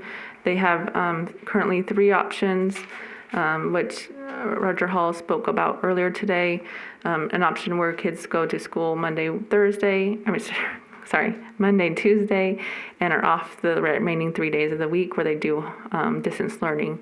The second option would be doing the same thing but reversed, so you would go on physically into school on Thursday and Friday. And the last option C would be all distance learning at home. So staff has been looking into how we can provide services. They're looking at the CCSD as a whole, what facilities and how many children could staff look at for offering safe key type services during this time. During that meeting with the stakeholders involved there, which was like YMCA, other cities and municipalities, they determined about 3,000 children could be serviced under this, but that is far below the 3,200,000 children that attend CCSD. So right now there is a cohort study being sent out to CCSD parents. There is a problem with kids that are in kindergarten age if they don't have yet a school ID number. There's a phone number to call in, and that number is 702-799-6645. Most of the school offices are closed right now, but this is an option to call in. They're seeking a survey on what options parents will be seeking, and that's my report. Thank you. Again, a troubling situation for sure. I also wanted to mention the dedication of the Boulder City Parkway. That should make that roadway much safer. I think with the installation of all the crosswalks and crosswalk lights, that should improve that quite a bit and also help the businesses out. And so that's a great thing. I had a meeting this morning for the Las Vegas Convention and Visitors Authority. They are very concerned that the recovery of Southern Nevada's economy continue. The LVCVA has been very proactive in working with the resort properties to make sure that not only their guests are safe, but also their employees. One of the slogans that they came up with specifically for Boulder City was shirt on, shoes on, mask on. And I think we need to get that word out. Again, we don't have gaming here in Boulder City, but another one of the slogans they had was no mask, no dice. A third was house rules, wear a mask. There's a theme throughout those 3 slogans, and that is wear a mask. Please do that. The numbers right now are not good. This is not only harming the people who get sick or die, it's harming our economy. So if you want, I saw a quote from a medical professional, if you want to sit and watch our economy go to hell, don't wear a mask. So we need to do that. We need to be taking this very seriously. And with that, we're adjourned. Thank you all.